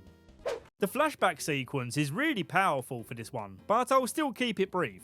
Saeed is captured by a man whose wife remembers Saeed from his interrogation days. Despite his initial denial, he eventually confesses what he did when he's face to face with her, and he shows how deeply he regrets what he did to her. I remember your face. Your face has haunted me ever since I left Iraq. I'm so sorry for what I did to you.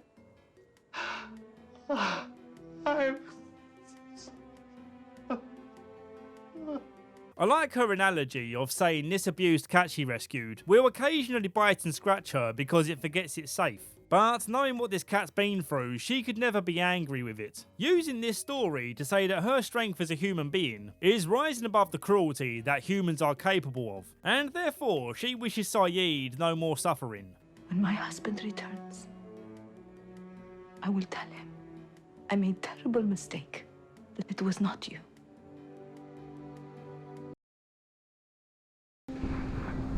I'm your father, Claire. A teenage Claire was involved in a car accident, where unfortunately her mum became tenderised by the pavement. Claire's aunt blames her for what happened, and so do the police. I spoke with the truck driver. He's fine, by the way. He said that when you hit him... No, he hit us. Her aunt says we can't afford to keep her alive and pay for our many streaming services, so we've got to pull the plug on one of those things. The doctor says don't sweat it, all her medical expenses have been taken care of. But Dr. Christian Shepherd wishes to remain anonymous as the person. He reveals that he's the daddy she thought had died when she was a baby. Are you the one paying the bills? Are you the one taking care of all this? And who are you? I'm your father, Claire. Weirdly, he tries to convince Claire to let her mother die, and I can't help but wonder why he paid for her to be kept alive in the first place, if he wants her to die naturally. Whatever, moving on. Claire has an idea to get people rescued by capturing a seagull and stapling an SOS message to its legs. Desmond gives Charlie a look as if to say, don't get involved, brother, as I've had another vision of you dying. Desmond catches a goal for Claire, telling her that he just prevented one of Charlie's death scenarios. What the hell is going on, Desmond? See that spot over there? That's where Charlie slipped and fell in. He got pounded again and again by the rocks and broke his neck. It's quite a nice moment of hope seeing them write a message back home and then setting the goal free. We've done our best to live on this island. Some of us have come to accept we may never leave it. Not all of us have survived since the crash. But there is new life, too. And with it, there is hope. Please don't give up on us. It's perfect, Claire. With Mikhail as prisoner, they make their way to find Ben's camp. The nice camp, that is, not the primitive one. They stop in their tracks, wondering what these weird-looking pillars are, seeming to be some sort of perimeter fence to the camp. Sayid freaks out when Kate tries to cross it, suspecting it to be some sort of trap, and John tests this theory by pushing Mikhail forward. Thank you.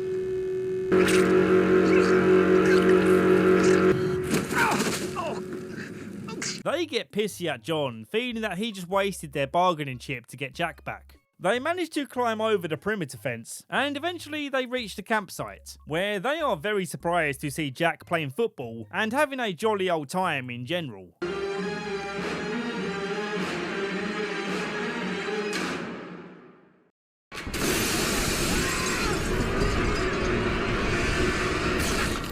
Mike from Suits visits John to say that his mum is being conned by John's dad. He confronts Daddy and tells him to give up the game and not break this poor woman's heart. The next day, police question John because Mike from Suits is now dead. Naturally, the assumption is that Daddy did it. Daddy. He tries convincing John that he's innocent and can prove it. All he needs to do is pick up the phone and call his wife. But then this happens. What's her number?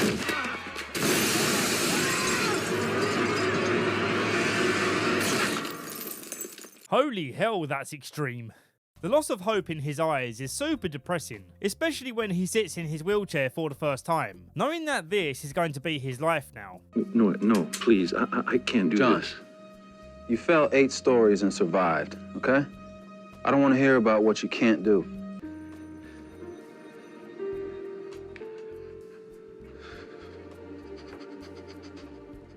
This man has been through so much, and that's worth remembering when we judge him in present day. This island has given him enlightenment, but he is still haunted by his past, and his journey is far from over.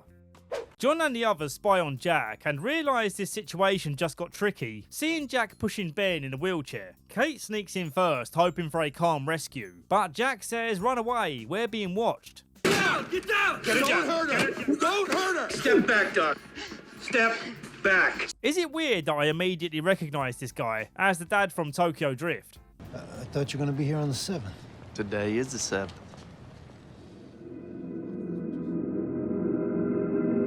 Sayid gets caught too, but John managed to sneak into Ben's house. John reveals that he's not here for Jack. He wants the submarine that Mikhail mentioned before he got base dropped to death.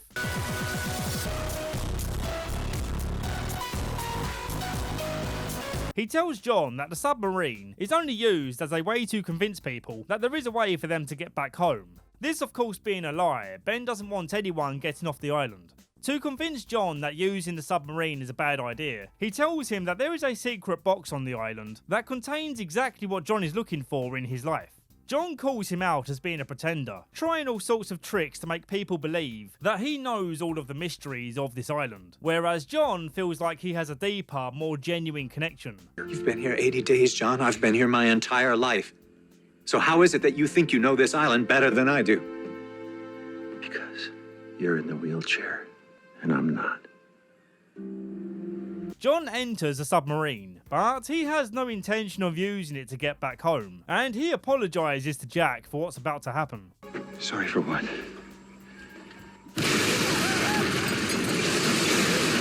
John is held prisoner, and Ben shows him that he has much to learn about the island, and he does this by revealing the contents of the magic box. Dad? Dad? Well, this certainly raises more questions than the show has answered so far, but that's all the more reason to keep watching. I'd say paralysis will happen fast. Yeah, you can skip this episode, it adds very little to the main story. It's about two characters who have barely had any screen time so far, Nikki and Paolo. I liked Nikki's backstory of being an actor in a cheesy drama called Exposé. That's the money for the orphanage. That means, Mr. Lashad, you're the Cobra. Sorry, baby, it's just business. Razzle dazzle! The main appeal of this episode is seeing these two fighting over some diamonds they stole, and where Nikki immobilises Paolo by getting him bit by a fictional spider called a Medusa spider. Then along comes another one of these Medusa spiders and it bites her, so now she's also paralysed. It's like a tragic poem seeing them both buried alive, as everyone else thinks they're dead. They have become victims of their own greed.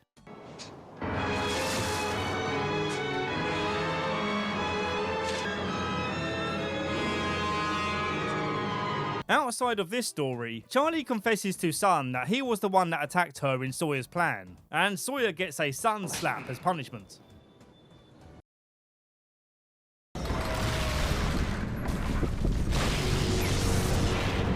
Kate and Cassidy have a chance meeting in a flashback, where Kate helps her escape a situation where someone was going to call the cops on her. My father owns a jewelry store. I think I can spot a fake. How much? They become friends, and Cassidy helps Kate make contact with her mother, who still hasn't changed her tune on what Kate did. So this ended up being a pointless venture. I thought maybe you came because you wanted to say you were sorry. I'm not sorry. After being knocked out by some gas, she wakes up shackled to Juliet, so it appears they've both been banished. They antagonise and fight each other all the way back to their village, but the bigger threat is the smoke monster. Juliet switches on the perimeter fence, repelling the beast from attacking.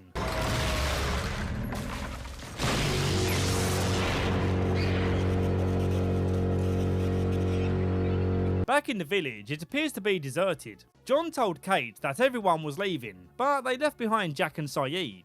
We should take what we can find and head out while we still got light. She's not coming with us. Yes, she is. Why? Because they left her behind, too.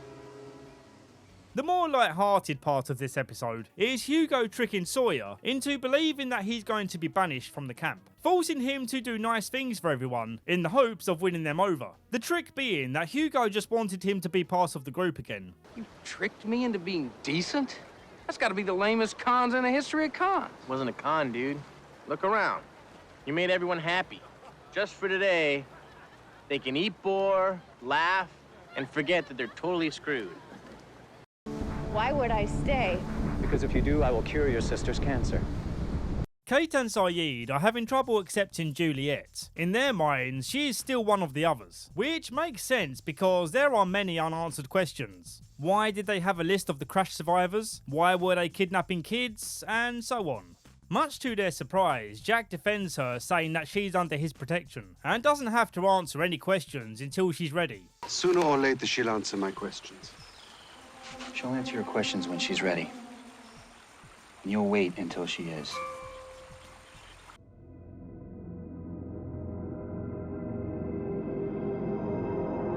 Jack and Kate are first on the scene back at the beach, and everyone is overjoyed. But the mood is brought back down when they see Juliet's here too. The hell is she doing here?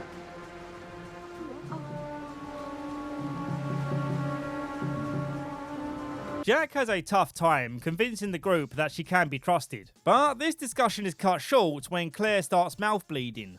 Juliet knows what's wrong with her, and this ties into her studies in the flashbacks. When she was brought to the island, she made a shocking discovery that all pregnant women die at some point between conception and birth. She wants to go home to be there for her sister when she gives birth, but Ben says there's no point in doing that because her cancer is back and she'll be dead before Juliet gets there. Ben offers her an alternative plan. Why would I stay? Because if you do, I will cure your sister's cancer. He references a guy called Jacob who's higher up in the chain of command, and we'll be learning more about that guy soon. Skipping forward in time, Ben proves to Juliet that her decision to stay was met with the promise of curing her sister. Here she is playing with her child in a park. A little over 2 years ago, to everyone's surprise, Rachel's cancer went into complete remission. Shortly after, she gave birth to a healthy baby boy. His name is Julian. Back to the prisons, Juliet reveals that Ethan kidnapped Claire so they could prevent her from dying using this serum that she made. And since Claire has been without this serum for some time now, the illness or whatever is killing her. She gives Claire a top up and she's right as rain again. So Juliet's a hero, right? Well, not exactly, because it turns out she planned it with Ben that she would be taken back to the beach. The whole Juliet being an outcast bit was a dirty trick. See you in a week.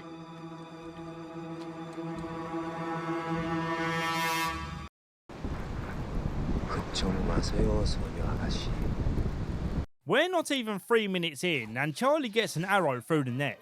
Charlie! How sad. Such a quick death with no build-up. Hugo is the only person to attend the funeral because no one else liked him. I felt absolutely nothing watching this because it didn't actually happen. It was just another one of Desmond's dreams. We spend a fair amount of time in this episode watching Desmond trying to prevent Charlie's death. This same vision also told him that he would see Penny again, and in order for that to happen, everything else in his vision also has to happen. Reminds me of Morty using that future-telling crystal, doing whatever it shows in order to end up with Jessica. I love you, Penny. To make sure he gets to pound his penny, he needs Jin to come with them on their journey. And there's a hilarious scene where they tell ghost stories around a campfire. 걱정 마세요, 소녀 아가씨. 내 갈고리 손은 네 앱이 머릿속에 아직도 박혀 있다! I love how they have zero idea what he's saying, but they still share a genuine connection through this silliness. As if this night couldn't be any spookier, a helicopter is heard crashing into the ocean, and Jin spots a beacon soaring through the air, making its way across the island. Heading to where it landed, they come across a backpack, which contains a satellite phone and a book containing Desmond's photo. You think it's actually her who bailed out the helicopter? Earlier, I hoped it. Now I know it.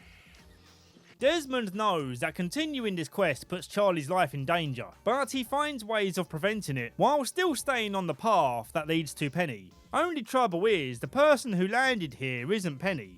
Desmond.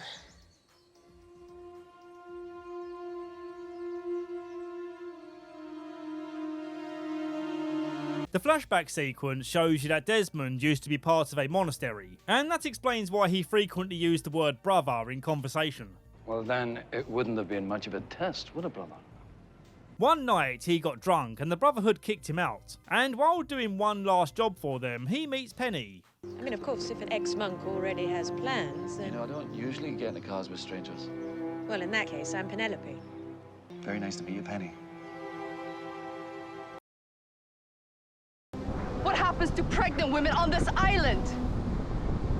Not Penny is bleeding out, and the guys flap about, not knowing how to handle the situation. But then, arriving on the scene is Mikhail. Yeah, I'm not sure how he's still breathing after the bass drop. But here we are, and here he is, saying he's a field medic and will help her, in exchange for them letting him go. Her lung has been punctured, and Mikhail wastes no time in saving her life.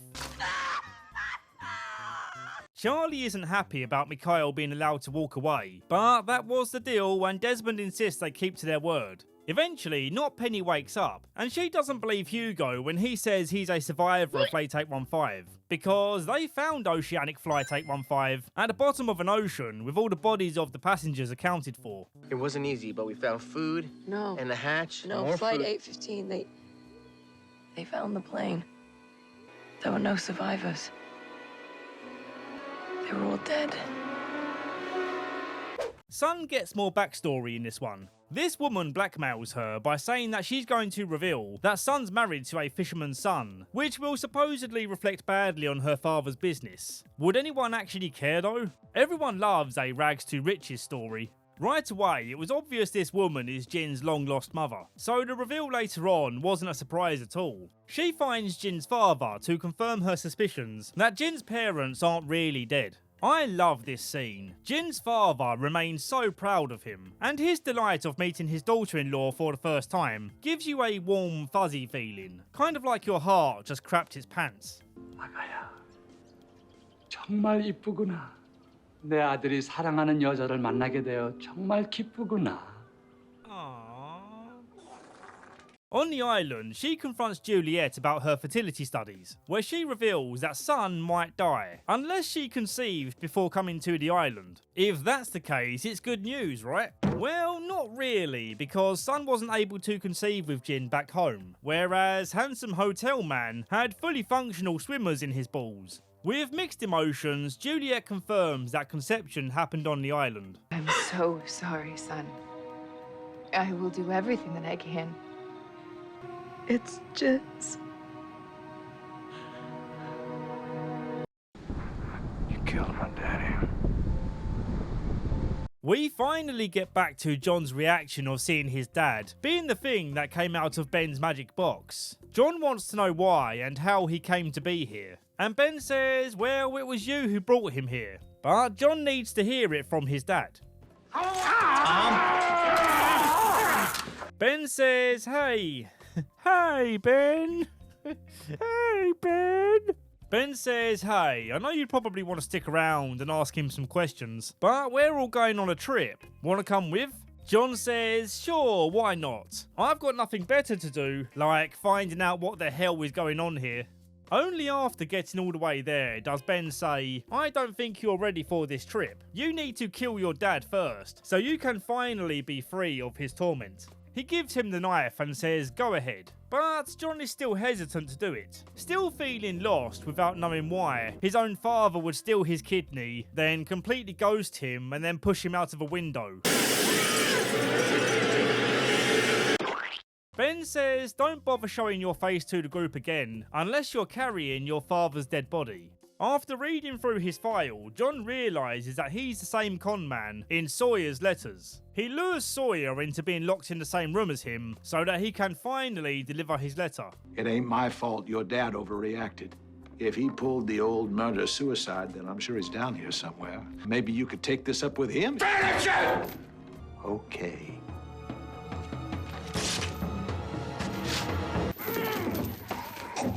You wanna go to hell? You wanna go to hell? John has an ulterior motive here of having Sawyer take the life that he's unable to. Not Penny wakes up and tells Sayid her name is Naomi, and she came from a nearby boat to rescue Desmond. She whips out her satellite phone for Sayid to fix the battery, which will allow them to make contact with the freighter. As the episode draws to a close, John hands Sawyer some evidence that Juliet is working as a mole for Ben, communicating intel on Sun's pregnancy. And on the beach, we can see how ticked off people are getting, with Jack being all buddy-buddy with Juliet.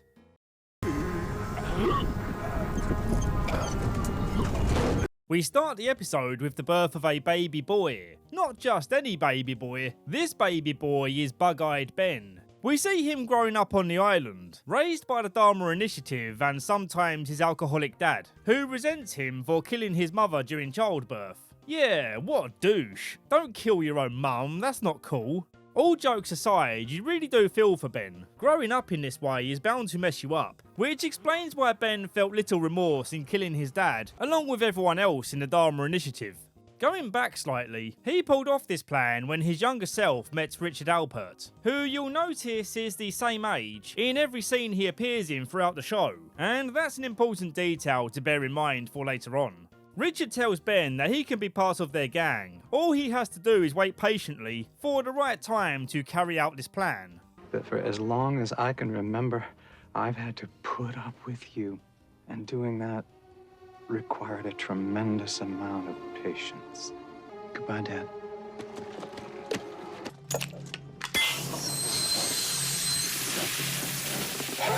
Ben? Back to the present, John brings his dad's dead body to the camp, proving that he is ready to learn more about the island. And in order to do that, Ben says you need to go speak with Jacob, who lives in this mysterious, creepy looking shed. John thinks this is all a joke when he sees Ben speaking with someone who doesn't appear to actually exist. But then as John goes to leave, he hears a creepy voice. Help me. So yeah, that was a bit freaky. Don't expect to understand any of this for a while, but trust me, it will eventually be explained. The episode ends with Ben showing John the mass grave, and he sends John down there too, angry at the idea that he's getting too connected with the island, which threatens his position as top banana. You're too big. You won't fit in the boat. Jack announces to the gang that Juliet told him about Ben's plan to have her document Son's pregnancy, and they've been drawing up a plan to blow up Ben's people when they come back, by setting up some C4 at the target tents.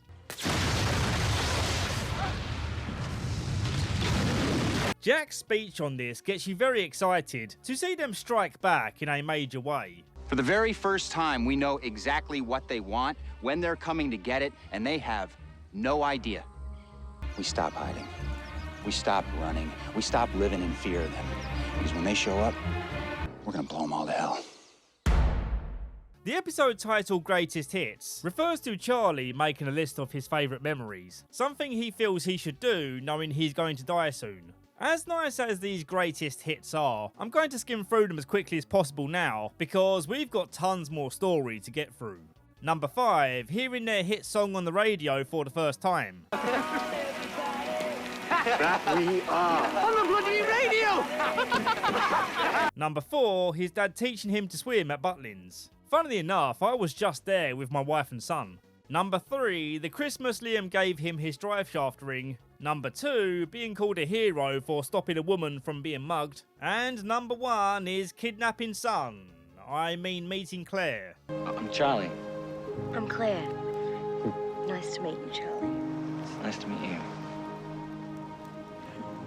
Saeed is working on getting Naomi's phone working so they can contact the freighter, but they need to disable the power to a signal jammer, which is located in a Dharma station called the Looking Glass. In order for this plan to work, Desmond tells Charlie that he needs to die. With this in mind, Charlie tells Jack that he's going to be the one to swim down to the station. Hugo offers to help out and doesn't take the hint when Charlie says no, forcing him to say something mean to stop Hugo from coming. You're too big.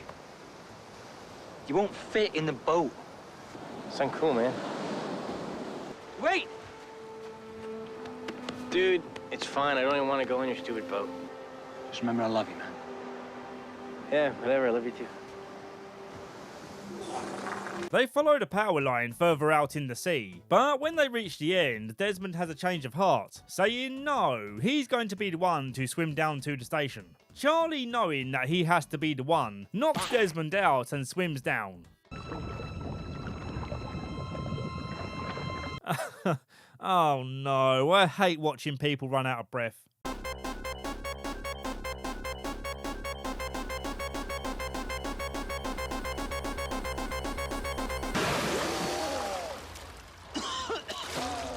When Charlie breaches the base, he gets held up by 2 women.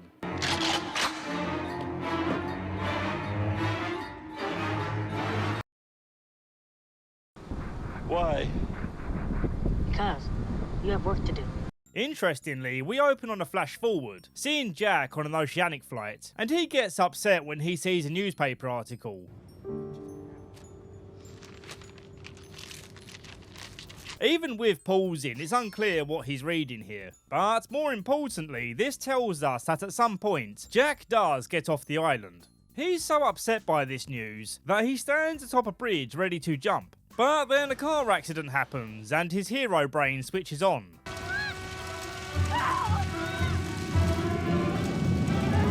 We'll cover more of this flashback later. Everyone's preparing for Operation Surprise Dynamite. A few guys have been assigned as marksmen, including Bernard. Rose once again reminds him that he's just a dentist. Say it, Bernard. I am a dentist. I am not Rambo. And don't you forget it. At least this time when she's emasculating him, it's because she wants him to be safe. Everyone else vacates the beach and Naomi shows Jack how to use her phone in case anything happens to her, which means something is definitely going to happen to her. Nighttime arrives and Ben's crew sneaks in as expected. This moment right here is incredibly satisfying. It's empty! Get away from the tent! Unfortunately, Jin misses his shot and Tokyo Drift Daddy holds him hostage. I got your man! Drop your weapon! They threaten to kill Jin if they don't talk, and Bernard cracks under the pressure, telling Ben about the group's hike to the radio tower, where they hope to get a signal for Naomi's phone. Ben says he's going to intercept the group and talk them out of leaving the island.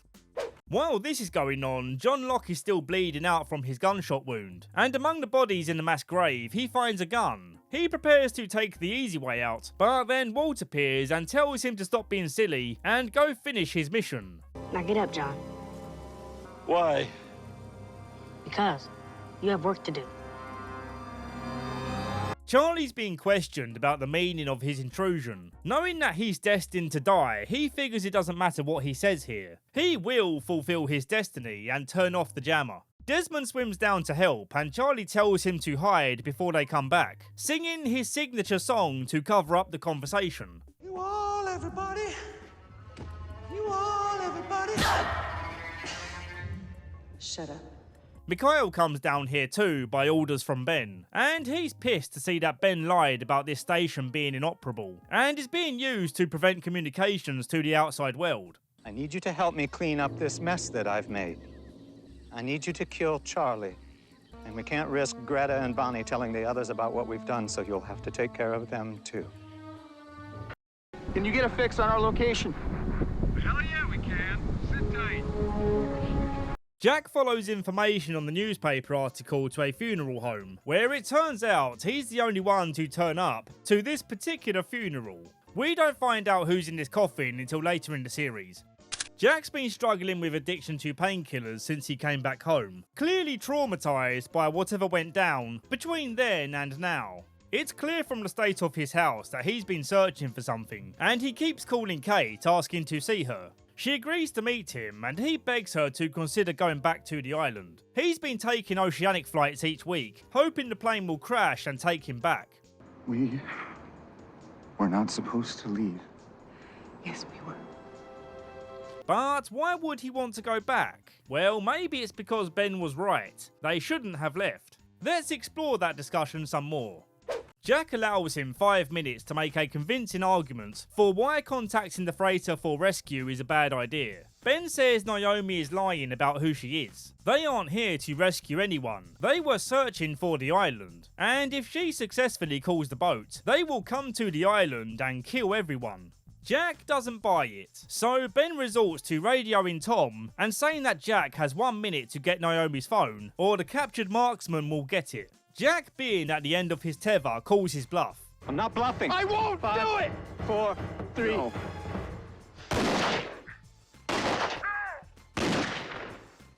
Jack beats the crap out of Ben and then radios Tom to say prepare to die, mother effer. For a brief moment, we get a nice reunion between Rousseau and Alex, but honestly, this was super underwhelming.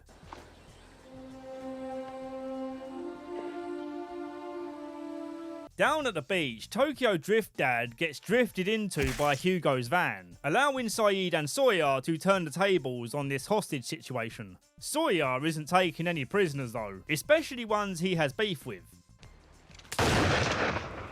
That's for taking the kid off the raft. Hugo radios in the good news, so now all they need is for Charlie to unjam the jammer.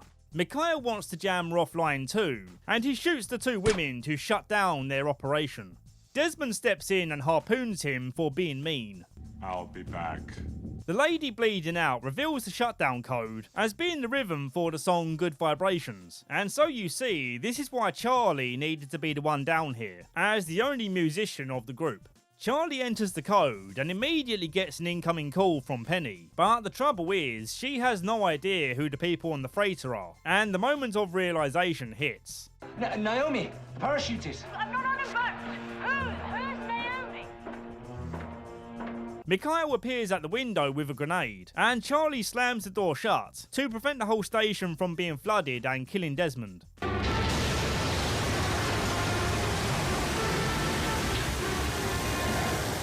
Charlie knows his time has come, and with his last remaining breath, he writes down the iconic warning for Desmond.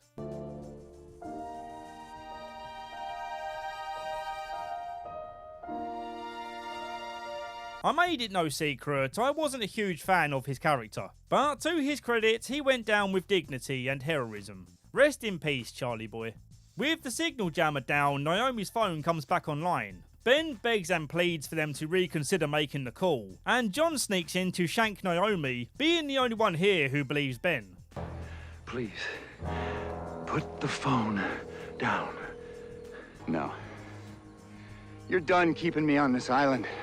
Jack answers the phone, and the gang are more relieved than ever to finally feel that rescue is on the way. But as we know from the flash forward, when they do get home, it's not the happy ending they were hoping for. We have to go back! Damn, that was an interesting season, and things are only going to get weirder and wilder from here on. I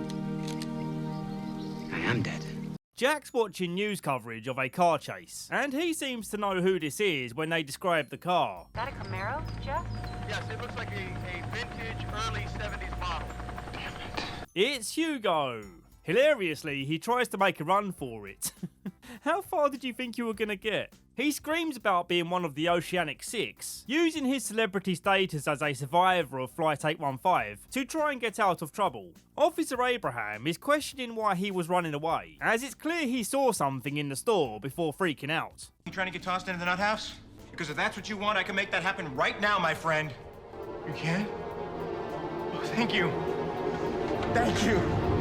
Even in the psych ward, his past continues to haunt him, with this guy called Matthew Abaddon claiming to be a lawyer from Oceanic. But the ethereal music that plays when he talks suggests that there might be something mysterious about this guy. So, on behalf of Oceanic, I'd like to extend you an invitation for a little upgrade. And based on his biblical name, maybe there's something spiritual about him. Matthew eerily asks the question, are they still alive? Hugo kicks up a stink to get him kicked out, but he's already gone. He then almost has another episode when he sees the ghost of Charlie. I may be in a mental hospital, but I know you're dead and I'm not having an imaginary conversation with you. I am dead, but I'm also here. It's revealed in this scene that Charlie was the one that Hugo saw in the store, and now he comes to Hugo saying you have a job to do. But understandably, Hugo just thinks he's seeing things. I'm gonna close my eyes and count to 5, and when I open it, you'll be gone. I am here. 1, 3. They need you, Hugo. 2. They need you. 4. You know they need you. On the beach, everyone's excited about the idea of being rescued, but they don't yet know about Charlie's tragic fate, with Rose suggesting that Claire drives his shaft as a reward for saving the day. So you better make sure you treat him real good when we get back. Rose? Desmond arrives on shore and gives Charlie's warning, not Penny's boat, and he breaks the news to Hugo that he's gone. I'm sorry, brother.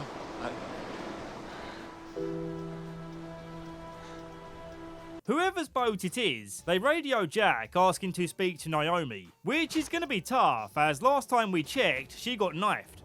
Checking on her now, we see she's missing, and I love Ben's response. Where is she? The group are once again divided by those who want to listen to Charlie's warning and those who don't care whose boat it is, as long as it gets them off the island and back home. Hugo, Sawyer, Sayid and some others are part of the Listen to Charlie group, and as they make their way to find Jack, we get a key moment from Sawyer where he seems genuinely concerned that Hugo might not be dealing with Charlie's death so well. You two were buddies, I just thought... We'll probably get to Jack faster if we don't talk. All right, I say. Just holler if you need me. I don't think the old Sawyer will ever be coming back, and this nice and caring version of him is a breath of fresh air for the character. Hugo insists that they go on without him. He'll catch up eventually, but he winds up getting lost and stumbling upon the mysterious cabin. He wants it to be just another vision, so he can wish it out of existence. But then he sees John Locke. He and John agree that they have to convince Jack to take their side in not trusting the boat people. Speaking of Jack, he's with Kate trying to find Naomi, and as Kate follows a blood trail, Naomi jumps out of a tree and holds a knife to her neck. Naomi, listen to me. You're hurt. Let me help you. Help me. I just spent the last 3 days trying to get you people rescued. Kate begs her to believe that no one means her any harm. Well, apart from John Locke. As Naomi continues to bleed out, she does Kate a favour by ringing the boat and lying about what happened to her, saying she was simply in an accident and everyone else got scared that the boat people would be angry, and that's why Jack and Kate lied to them. Naomi went to get some firewood. The two groups find each other, and Hugo breaks the bad news to Claire. Charlie's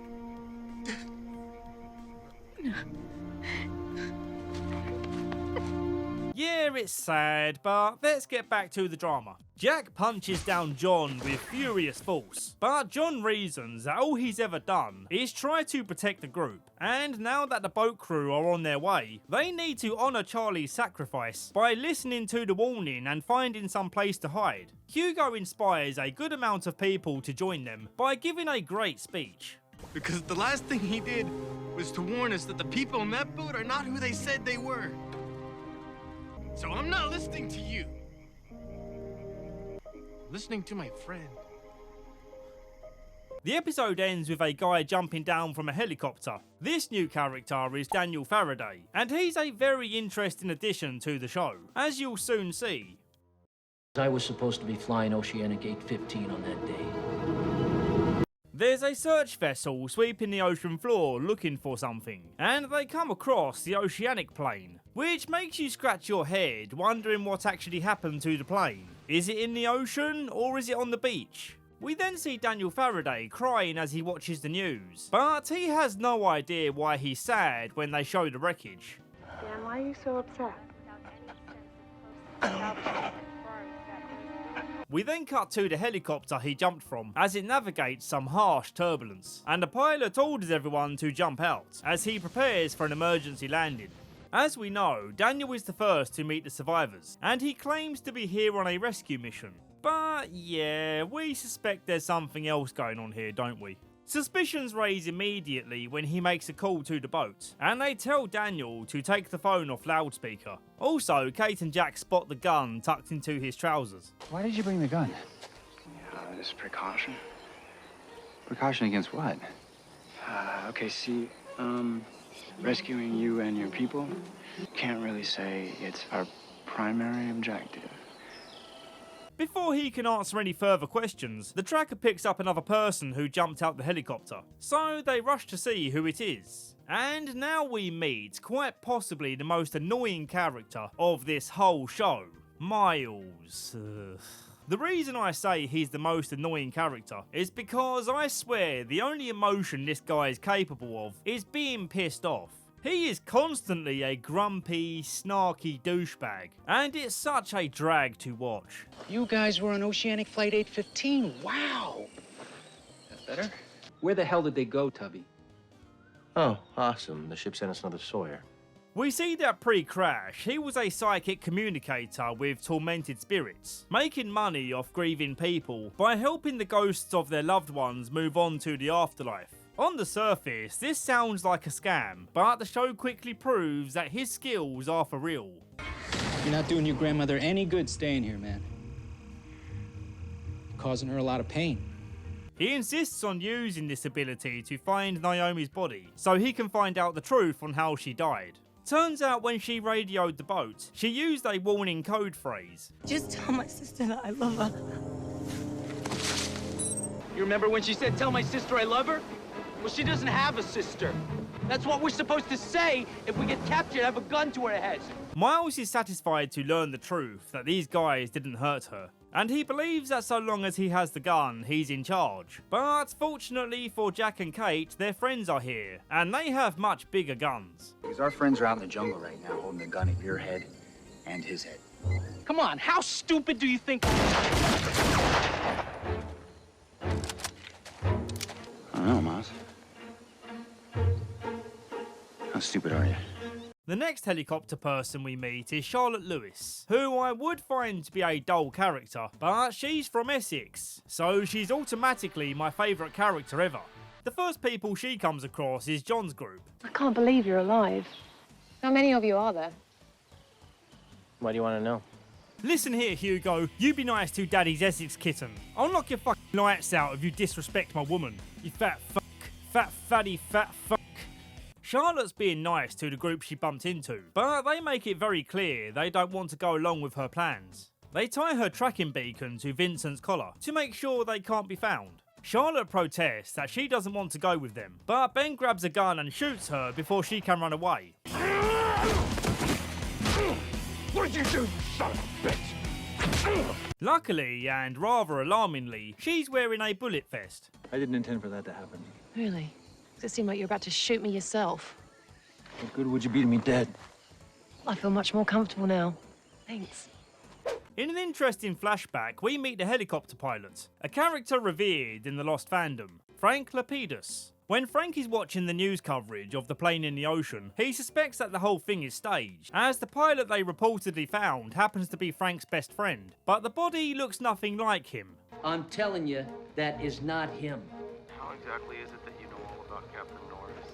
Because I was supposed to be flying Oceanic 815 on that day. Back to the island, Jack and his group find Frank, and he reveals that despite the turbulence, he landed the helicopter safely. When miserable Miles and Frank realise that Juliet was on the island prior to the crash, Miles gets all excited, saying you need to tell me where Ben is, because he's the reason we're really here. Ben reveals his information too. He knows the boat crew as well as they know him, and cautions everyone that these boat people will do whatever they can to get to Ben. Your instinct was right, John. These people are a threat. And if you shoot me, you'll never know how great a threat they were.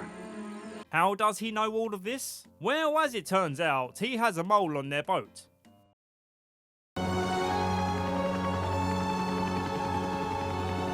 Saeed makes a deal that if he rescues Charlotte, Frank has to fly him back to the boat. You think you're going after Charlotte without me? Of course not. Oh. Well, good.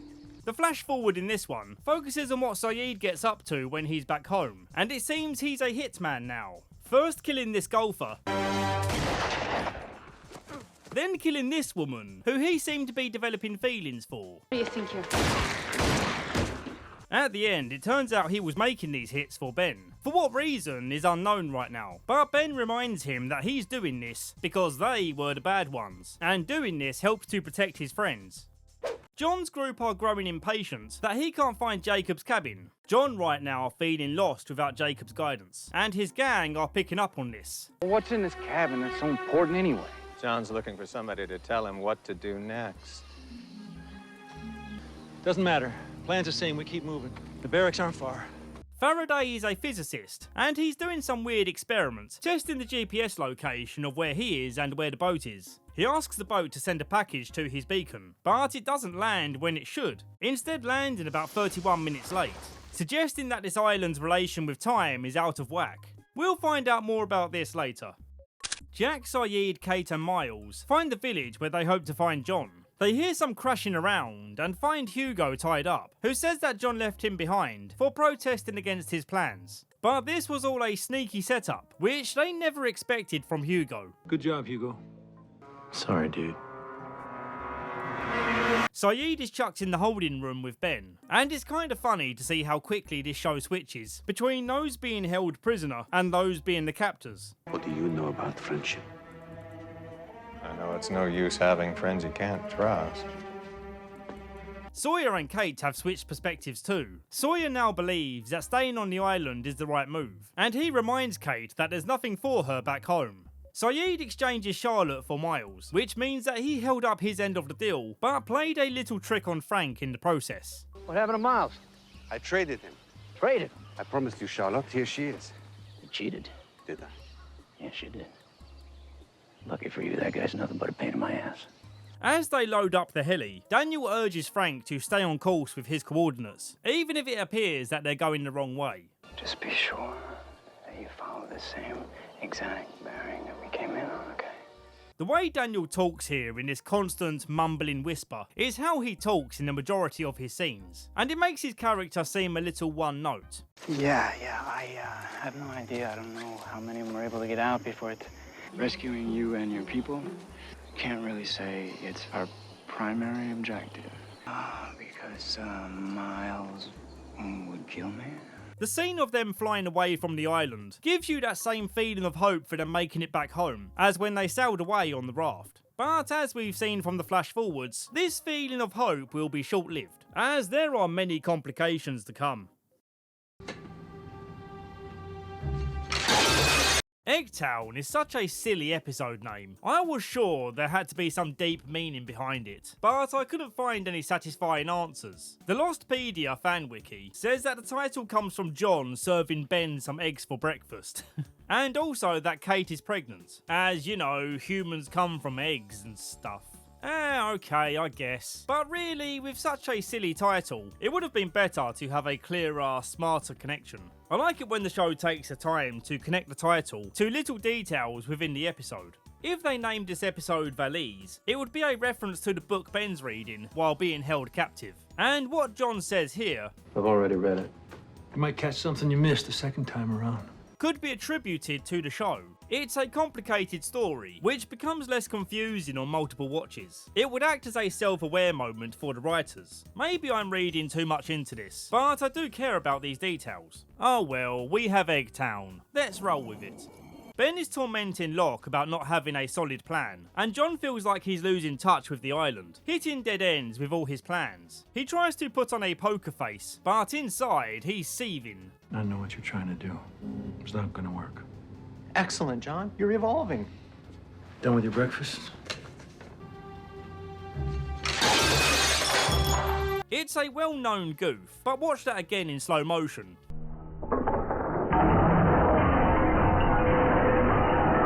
You can see the prop wall shake when he throws the plate.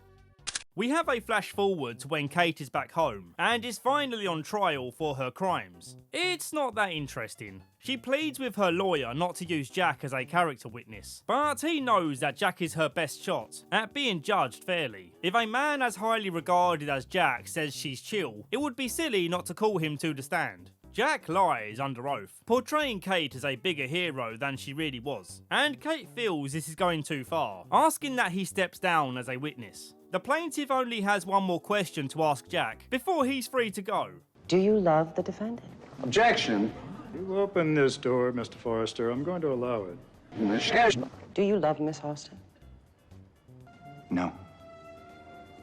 Not anymore. There is one interesting detail where Kate's mum says she's willing to withdraw her testimony on the agreement that she can see her grandchild, angering Kate to feel that her mum still doesn't actually care about her. You came here to make a deal? Just want to meet him. I don't want you anywhere near him. Panicking that the boat people know who Kate is and what she did, she pulls some tricks to find out where Miles is being held, so she can ask him what he knows. Miles says he will tell her if she gets him in a room with Ben for 1 minute. John realises that Kate is up to something with Miles, and they go to put a stop to it. But when they get to the cabin, Miles is missing. With the limited time, Miles gets right to the point and says, "I'll lie about you still being alive if you give me $3.2 million, and you have 1 week to make the payment." What makes you think I have access to that kind of money? Do not treat me like I'm one of them. Like I don't know who you are and what you can do. Kate then demands that Miles pays up with his information. And of course, he and everyone else on the boat knows who she is. In fact, they have comprehensive details on all the survivors. For her betrayal, John kicks Kate out, giving her till sunrise to pack up her shit and leave. She visits Sawyer before she leaves, and tells him that she wants him to dip his soldier in her egg. Do you guys in America have this dish? Or is egg and soldiers just a British thing? I'm now realising this joke might not work outside of the UK. Before she leaves, she decides to lie to Sawyer, saying that she's not actually pregnant, possibly to stop any commitment building between them. He rightfully goes off on her for constantly flip-flopping between being in love with him or being in love with Jack. I'm just gonna sit right here in my comfy bed, because in about a week, you'll find some reason to get pissed at Jack and bounce right back to me. Lastly, I want to highlight one of the most memorable moments in the show for me, when Locke shoves a grenade in Miles' mouth and tells him to keep biting down to keep it from exploding, showing how serious John is about protecting this island, realising that punishment is needed for those who threaten his purpose here. No use having rules if there's no punishment for breaking them. You'll be fine if you bite down on the trigger. Enjoy your breakfast. It's happening to you too, isn't it? Okay, so much like the storm this heli's heading towards, this episode's going to be a nightmare to navigate. And it's because this storm causes Desmond to keep time skipping. 1 minute he's in the helicopter, and the next he's waking up in an army barracks, with no convincing way of explaining to people why he's confused about what time he's in. I'm sorry, sir. I was having a dream, sir. You were having a dream, were you? And what were you dreaming about? That it took you so sodding long to get to your mark? I was in a helicopter, sir, and there was a storm, sir. At least it was a bloody military dream. It's actually a really cool idea for an episode, and it is very well done, but there's no way I'm going to keep saying, "and now he's here," but then he goes back here, and now we're back here again. That would be very frustrating to listen to. We're going to keep things nice and simple. Landing on the boat, we meet Martin Keamy, the jacked up team leader of the helicopter crew. What are you doing back? Who are they? Survivors of 815. So you brought them here. What the hell were you thinking? Desmond gets chucked into sickbay with a member of the crew who's been experiencing the same disconnect with time. It's happening to you too, isn't it? Back on the beach, Jack's having a hard time understanding why the helicopter's been gone so long without receiving any word that they landed safely. Daniel begins to explain how time on this island doesn't work how it's supposed to, and anyone who's been exposed to high levels of radiation or electromagnetism will be affected by the storm surrounding the island if they travel through it. Daniel speaks to Desmond on the phone to confirm that his brain is out of whack, believing that he's still in 1996. Damn, what a great year to be stuck in. I mean, not that I would know, I'm only 24. Before Martin catches him on the phone, he tells Desmond that when he jumps back to 96, he needs to go to Oxford University and find him. When he gets there, Daniel does the cliche thing of saying, "Oh, very funny, my buddies are pulling a prank on me." Why would I put you through the headache of time travel? You know what I mean? It just seems a little unnecessary.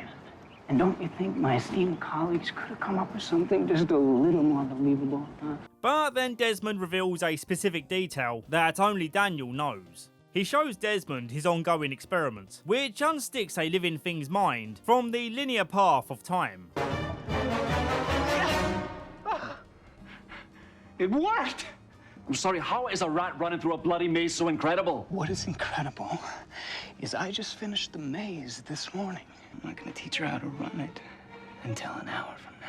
Daniel explains that in order for your time travel to not kill your brain, like it did to this poor mouse, you need to find what is known as a constant, something immediately recognisable to you in both past and present. This explains why the picture of Penny is so central to his character. He's rarely ever without it. Desmond knows that he can save himself from dying if he calls Penny from the boat on this day, which is 8 years into the future. In the past, he asks her to promise to pick up the phone when he calls in the future. Even though she's pissed at him for breaking up with her, she keeps to her word and picks up the phone. And it's a very wholesome Christmas reunion moment, with the added detail of this meaning that Penny's search for Desmond is over. I'm so sorry. I don't know where I am, but I'll find you, Des. I promise. No matter what. I'll come back to you. I won't give up. I promise. I promise. I love you. I love you, Penny. I always have, Penny.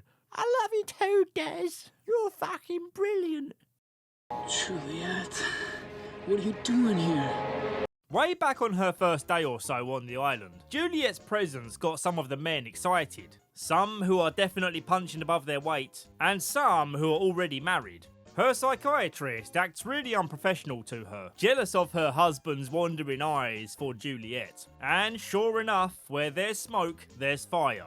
Why am I not just telling her? I don't think it's a good idea. Presently, Jack and Juliet are looking for Charlotte and Daniel, and mysteriously, the psychiatrist appears from the bushes, telling them they need to head to the Dharma station called the Tempest, because whatever Daniel and Charlotte are doing there, they have to be stopped. Kate catches up with them first, and sees gas masks in their bag. What's this? What? Classic Charlotte moment. Isn't she amazing? What? Ben makes a deal with John that if he's let out of the cell, he will reveal the person who owns the boat and has been trying to find the island. This is Charles Widmore. Ben says that Charles wants to exploit the island and turn it into a tourist attraction, which sounds really stupid because it's not true. We find out the real reason later on.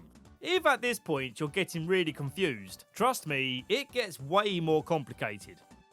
They catch up with Daniel and Charlotte, and we see them frantically trying to prevent some sort of meltdown, with Juliet mistaking their intentions as being the opposite. You want to release the gas, you'll die with the rest of us. No. I'm not trying to release it. I'm trying to render it inert. When Daniel is successful, they explain that Ben was trying to kill everyone by releasing a toxic gas across the island. Which doesn't make sense for two reasons. One, how was he able to communicate the instructions while being held prisoner? And two, where's his gas mask? Surely releasing this gas would have killed him too.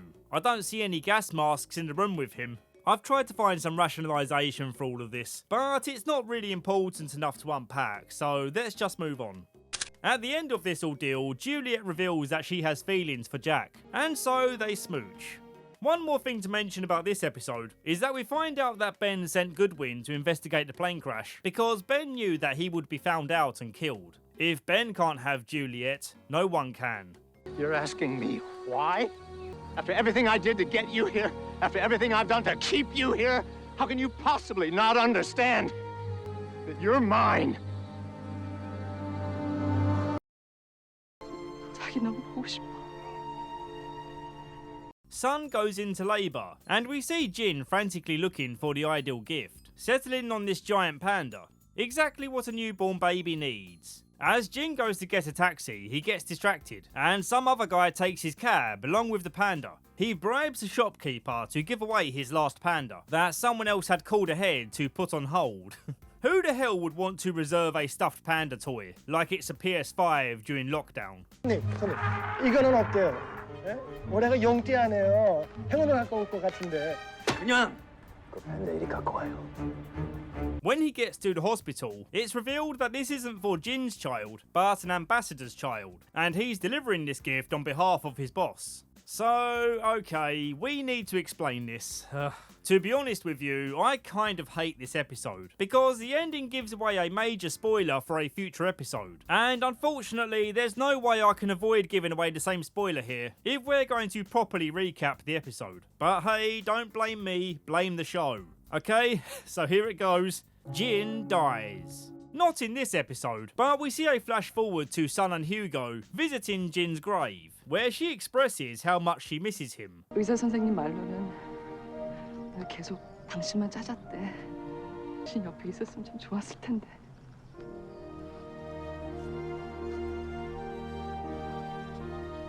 What we saw here was Jin in a time previous to the island, played alongside the future event of Sun giving birth. When we do eventually get to Jin's death scene, the emotional punch of it happening doesn't really land, which is such a damn shame. Jin is a top tier character, and doing this to him feels criminal. So even though this episode is decent overall, I really hate it for doing this.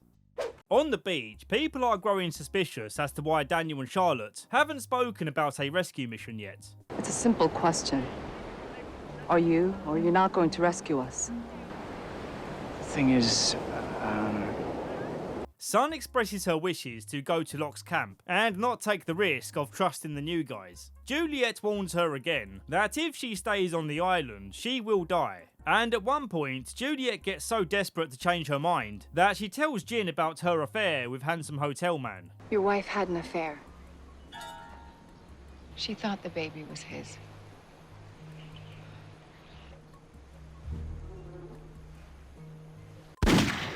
Instead of flying off the handle, Jin goes fishing with Bernard so he can reflect on his feelings. When Bernard tells him about doing what is necessary to keep Rose's cancer at bay, he realises what he must do. And deep down, he knows he was far from a perfect husband at times. 내가 어떤 남자였는지도 잘 알아. 이 섬에 오기 전에 내가 당신에게 냉정하게 대하고 내가 당신은 용서해. On the boat, Sayid and Desmond see a woman wrap herself in chains before jumping overboard to her death. So finally the captain steps in to answer some questions. He shows them the recovered black box from Oceanic 815, which Charles Widmore's team scavenged from the ocean floor, revealing to Desmond and Sayid that their deaths have been staged. And the captain's team are looking for Ben, as they believe he was involved in the hoax. Is this the truth or is it another lie? I honestly don't know anymore. Anyway, Desmond and Sayid are shown to their new quarters, and they call in the janitor to clean up. Kevin, this is, Saeed. Kevin Johnson. Nice to meet you, Kevin. So yeah, Michael is Ben's mole on the ship. But why and how? I'm sorry. We have a tricky scenario where they can't hand over Ben to the boat people because as soon as they do, their next instructions are to kill everyone else on the island. They also find out about Michael being Ben's mole. So let's get back to that part of the story. When Sayid asks why Michael is on this boat under the alias Kevin Johnson, he replies with quite possibly the most intriguing line before the title card. Why are you on this boat? I'm here to die. Okay, so what did that mean? Well, when Michael got back home with Walt, things didn't go so well. For a reason not yet known, he's no longer with Walt, and now he's all depressed, making a few attempts at his own life, only for it to fail every time. On his next attempt, he pawns Jin's watch and buys himself a gun. But as he goes to pull the trigger, he's interrupted by a familiar voice. Come on, Michael. How about for an old friend? Michael's first instinct is to kick his ass for kidnapping Walt, but when that doesn't go well, he begs Tom to pull the trigger. You'd like that, wouldn't you? How do you find me? We're the ones who sent you home, Michael. Did you honestly think we weren't going to keep tabs? Tom then explains that any attempt at his life is pointless. As he puts it, the island won't let him die, alluding to the idea that Michael's life mission isn't over yet, and to earn his passage into the afterlife, he needs to do some work with Tom and Ben. To fill Michael in, Tom tells him about Widmore's fake plane wreckage, saying that he did all of this to make sure that people wouldn't go looking for the real plane and maybe stumble upon the island. If Michael's successful getting onto the boat under his new alias, his mission is to kill everyone on board. Completing this mission will earn him the right to die, as it will prevent the deaths of all his friends. When Michael goes to detonate the bomb, he sees a vision of Libby, or a ghost of Libby, or something of Libby, telling him not to go through with it. Could she be a conjuring of his guilty conscience, or is this a legit warning from the spirit world?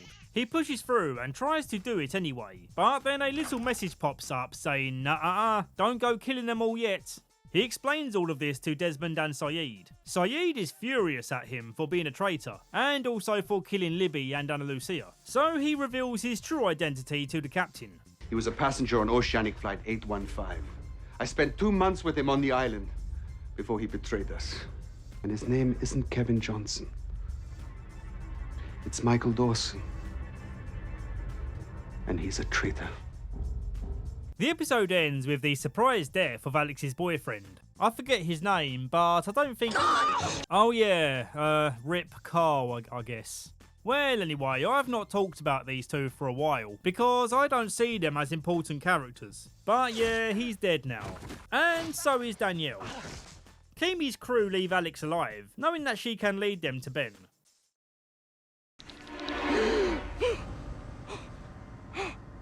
The boat doctor washes up on shore with his throat slit. Later that night, Daniel receives Morse code from the boat, saying what happened to the doctor. And Daniel lies about what the code is saying, assuming he's the only big brain boy around here, saying, oh, they don't know what happened, and they promise the helicopter's coming back very soon. He's lying. What the message said was, what are you talking about? The doctor is fine. He then reveals that rescuing them isn't just not a priority, they had zero plans on rescuing anyone. Keamy forces Alex to turn off the perimeter fence, and this triggers an automated call to John's cabin, warning him of a code 14J. When he asks Ben what this code means, he starts freaking out. We need to get to the other house. It's easier to fortify and we'll have better position on the tree lines. What are you talking about? They're here. Sawyer risks his life to go rescue Claire, while everyone else hunkers down and sets up barricades. Keamy's crew then explode Claire's house right as Sawyer gets there, but luckily she's okay. They send in Miles with a radio to negotiate terms, and when Ben doesn't agree to surrender, Keamy threatens to kill Alex, but Ben is all like, go ahead, she's not even really my daughter anyway. I'm not coming out of this house. So if you want to kill her, go ahead and do it. Yikes. That was a piss poor attempt at a bluff, my friend. Ben turns angry Ginge and goes, right, I have had enough, and locks himself in a room to summon the smoke monster.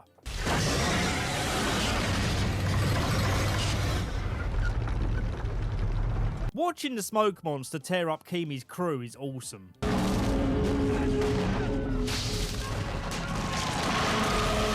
What did you do?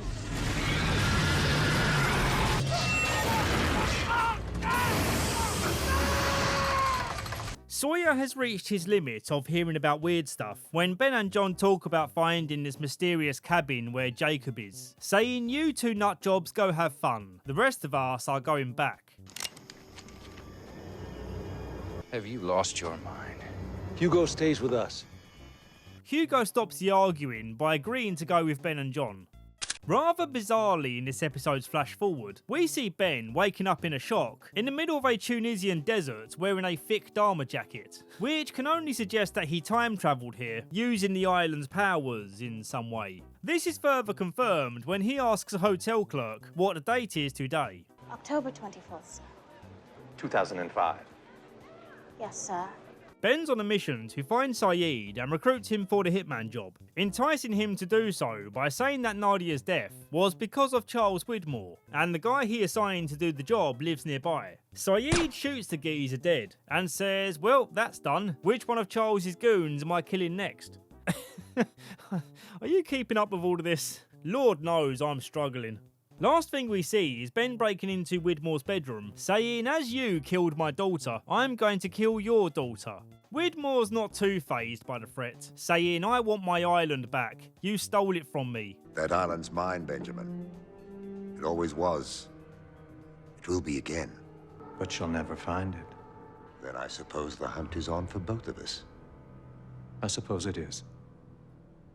All the Oceanic 6 were all dead.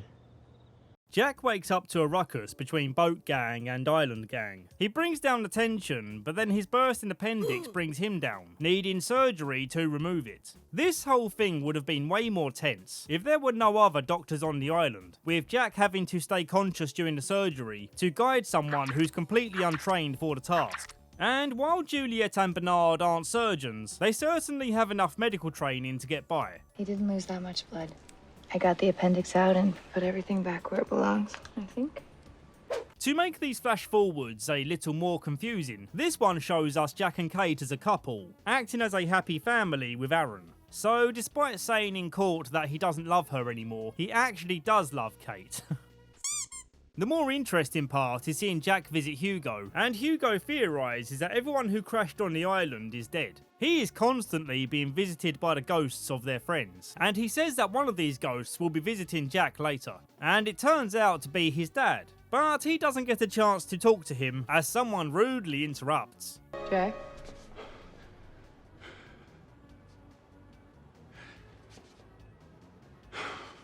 Now is probably a good time to address a misconception that people have with the show, as Hugo echoes a theory that many viewers incorrectly believe.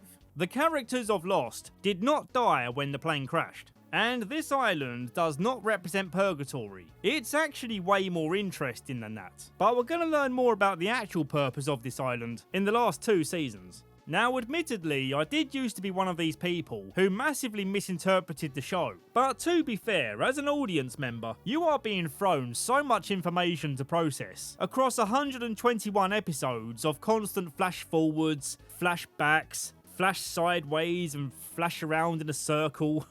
But this is why I'm recapping the show. I want to keep us on a less confusing path. The best part of this episode is where Chad Lapidus warns them to hide in the bushes with Kimi, with baby Aaron almost giving away their location. It's getting dark, man. We gotta leave now. Mr. Kimi, we gotta get back to the chopper. We gotta leave right now, sir. Fine. You lead the way. The episode ends with Claire going missing once again.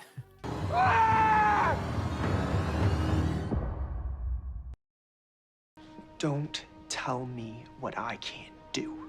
This flashback is John's mum being hit by a car and having to give birth early in the hospital. Before she was hit, her mother said, "Don't see that man again, he's twice your age." That man, of course, being Anthony Cooper. Want to take a stab at a guess as to how old this clearly not 18-year-old girl is? She was 15, meaning Anthony Cooper was 30 when he put a bun in her oven. What the fuck? Was this normal for the 1950s? Surely this couldn't have been legal, right? Moving past that eyebrow-raising moment, the situation is very sad, where Emily Locke is clearly overwhelmed having a baby so young. And to make matters worse, her mum could care less. So who do I talk to about adoption? You can't smoke in here, Mrs. Locke. Oh, of course. We then see that the ageless Richard Alpert has come to visit the baby, and he pays him another visit when he's about 6 or so, giving him a test to see if he's the chosen one. Now, tell me, John, which of these things belong to you? To keep? No, John. Which of these things belong to you already? I love the detail that we see he drew a picture of the smoke monster. I also thought the kid actor was extremely well cast. He didn't need to do much, but you'd really believe this is a young John Locke. Same goes for teenager Locke. I love how he's trying to deny his destiny of being a smart guy rather than a tough guy jock. I'm not a scientist. I like boxing and fishing and cars. I like sports. Echoing his frustration later in life, when his destiny seems to be controlled by the limitations of being in a wheelchair. I'm supposed to do this, damn it! Don't tell me what I can't do! You can't be the quarterback. You can't be a superhero. Don't tell me what I can't do. After an evening of hunting for the cabin, John wakes up to the sound of a Dharma employee chopping wood. A really interesting vision, or whatever this is, as it loops round like he's an NPC stuck in an action cycle. I'm not making any sense, am I? That's probably because I've been dead for 12 years. Hello there. He finds Horace's corpse in the mass grave, and in his pocket finds the blueprints for the cabin, giving John a clue as to where it is. Unfortunately, we never get a satisfying answer as to why or how this cabin keeps moving, and it's weird to imagine how the blueprint for the cabin would even be useful when it's been established that the cabin can move, and does so frequently. Keamy and his injured crew get back to the boat, and Keamy is all steamy about Michael being the spy. He goes to kill him, but as we know, this fella can't die until his life mission is complete. The captain stresses that it's a good thing his gun jammed anyway, because Michael is the one who broke the engine, and he's the only one who knows how to fix it. Keamy and the captain argue about their purpose visiting the island, where the captain stresses that he understood the mission to be about extracting Ben, and not a murderous island rampage. Keamy then opens a Dharma document, which tells him where Ben is probably going next, in his attempts to rescue the island. The captain agrees to help Sayid and Desmond by getting them a raft so they can rescue people from the island, knowing that when Keamy goes back, he's going to be on a warpath. The time comes and Keamy threatens to shoot Frank if he refuses to fly them back. Captain tries to put a stop to it, but Keamy shoots him dead.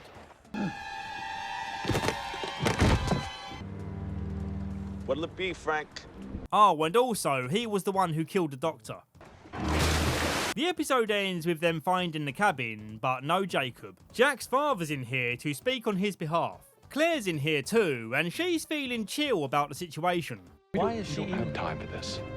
The people from the boat are already on their way back. Why don't you ask the one question that does matter? How do I save the island? John comes out and reveals that what they need to do is move the island. I know. You must be screaming, how much weirder can this get? Oh, it's gonna get weirder. Last thing to mention is that while John was recovering from the window push, he's visited by the mysterious Matthew Abaddon, convincing John that his life is a miracle, and he should go on a walkabout for a spiritual awakening.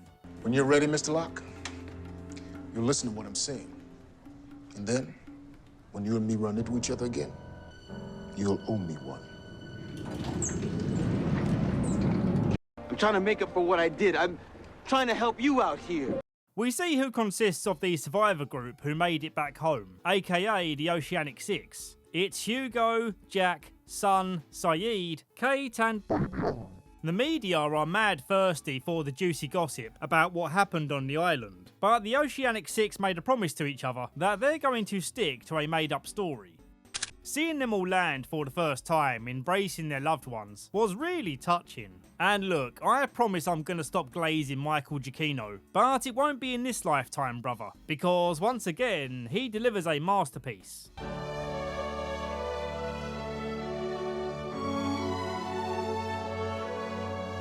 Look how seamlessly it leads us from the joy we feel when we cut to Kate realising she has no one here.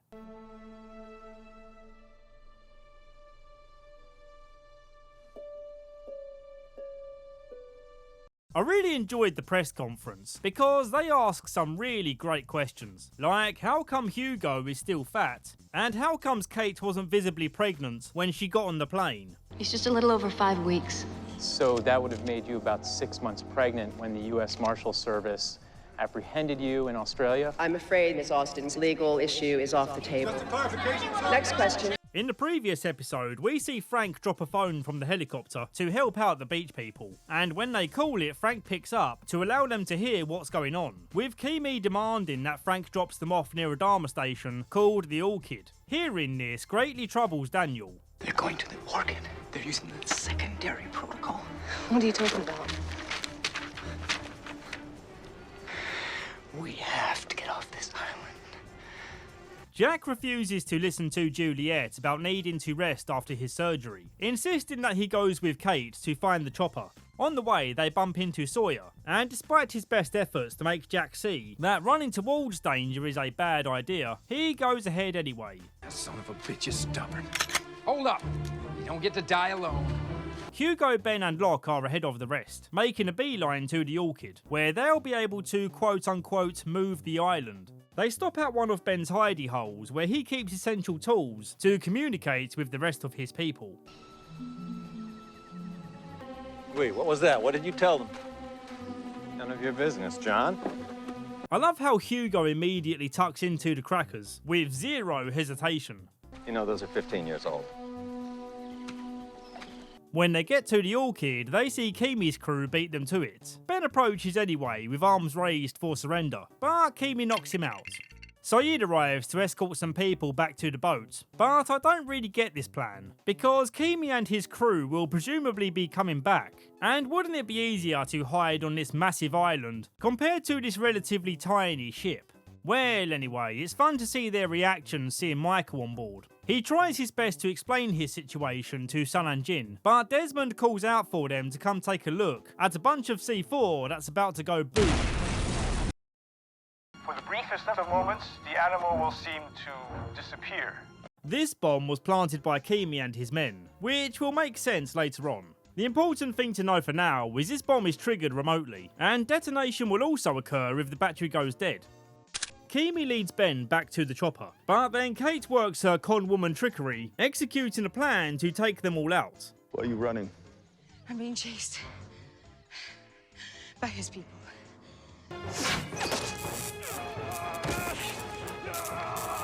The conflict ends with an awesome fight between Kimi and Sayid, with Richard Alpert sneaking in on the assist.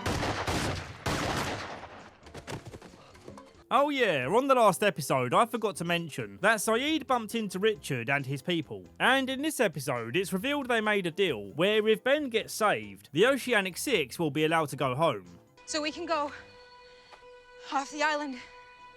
That's it? That's it.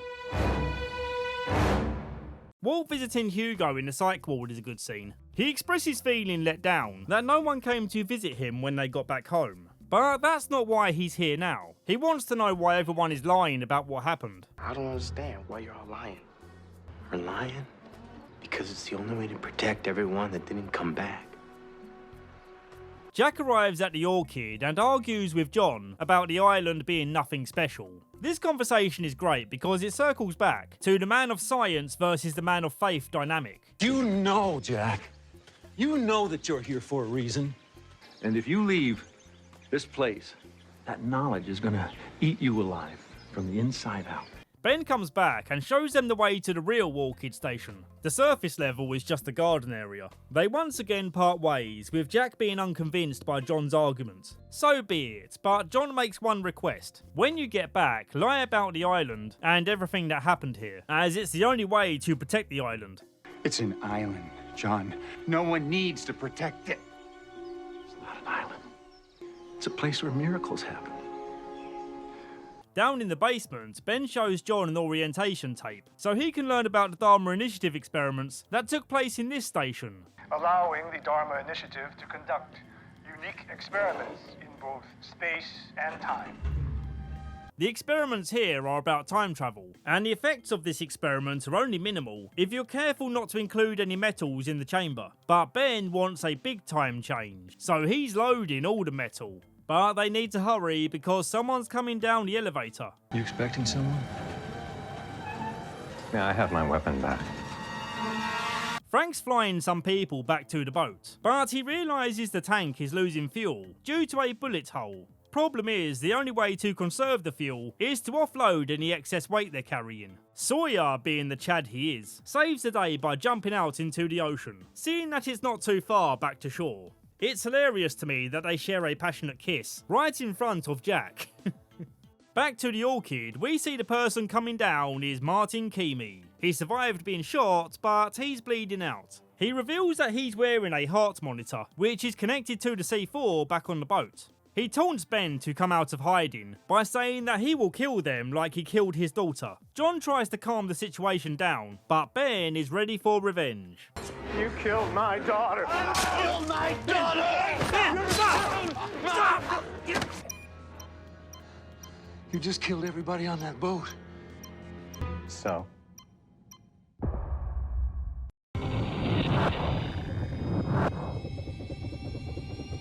John fights to keep Kimi alive, but it's no good, meaning this bomb is ready to blow.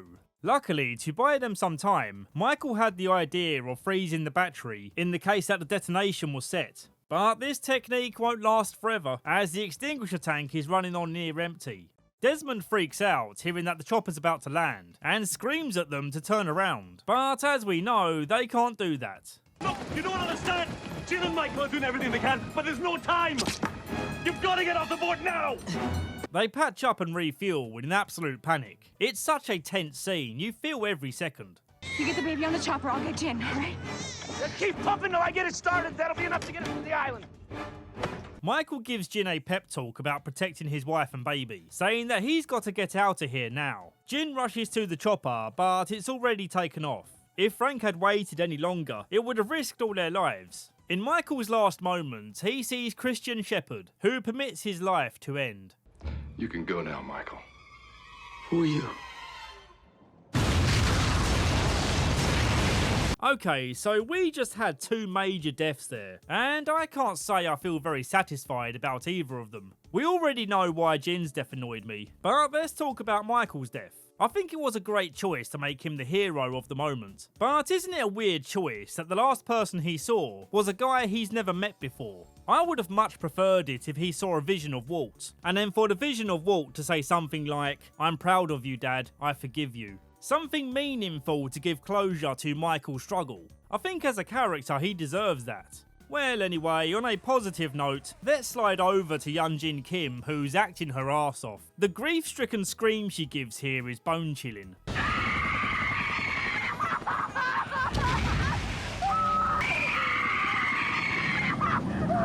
Sawyer makes it back to the beach and sees that Juliet is drinking her sorrows away, seeing the big ball of smoke where the boat used to be.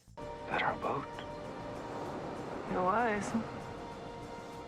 Back in the Orchid, Ben insists that he is the one to finish the experiment because it's what Jacob wishes. When Ben successfully moves the island, he will disappear, meaning John Locke must take his place as leader. Goodbye, John.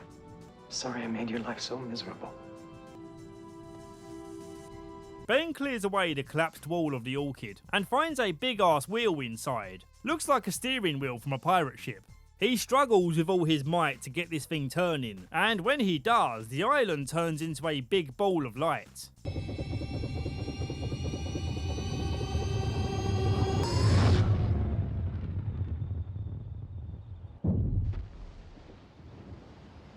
With nowhere to land, they prepare to crash in the ocean, and they somehow all survive this.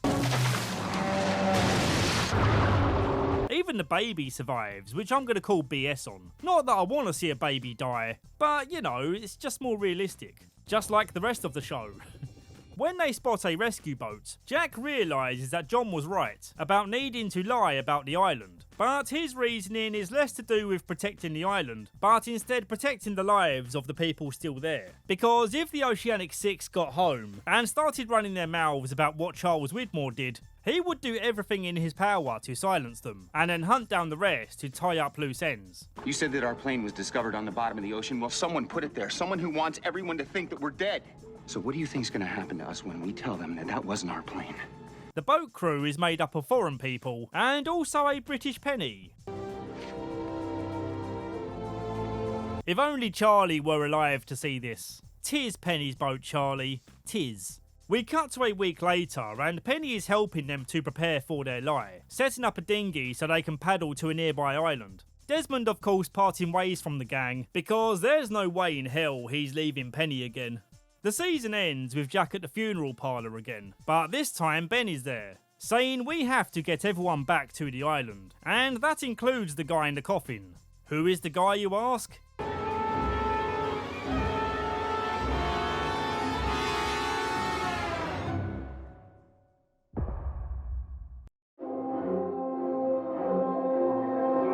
Okay, so at this point in the show, I feel like we need a quick reminder of what's going on, because in order to keep ourselves from going crazy with all this confusing time travel stuff, we need a reminder of the important plot lines. Therefore, the formatting for recapping this opening episode will be slightly different. Dharma wants to access the infinite energy source of this island, and hopes to harness this power for their top secret time travel experiments. As we now know, Daniel figured out these secrets to time travel, and at some point in the future, he travelled back in time to go undercover as a Dharma worker.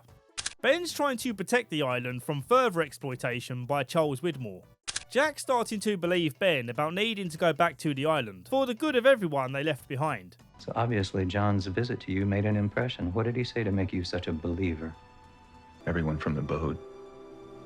Everyone we left behind, John said that they'd die too.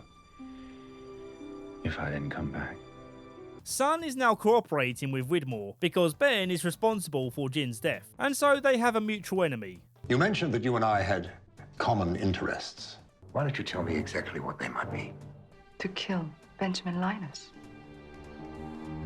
Ever since Ben moved the island, its relation to time has become unstable, and it seems to affect people differently depending on how long they've been on the island, and also their connection to the island. Richard the Ageless is an example of a person who's heavily connected to the island. He explains that John's going to be going back to a time when they haven't met yet. So in order to prove that John knows him, he's going to present to him this compass. He also explains that John needs to die in order to prove to the people back home that they need to come back to the island. A message that seems to be working on Jack at least.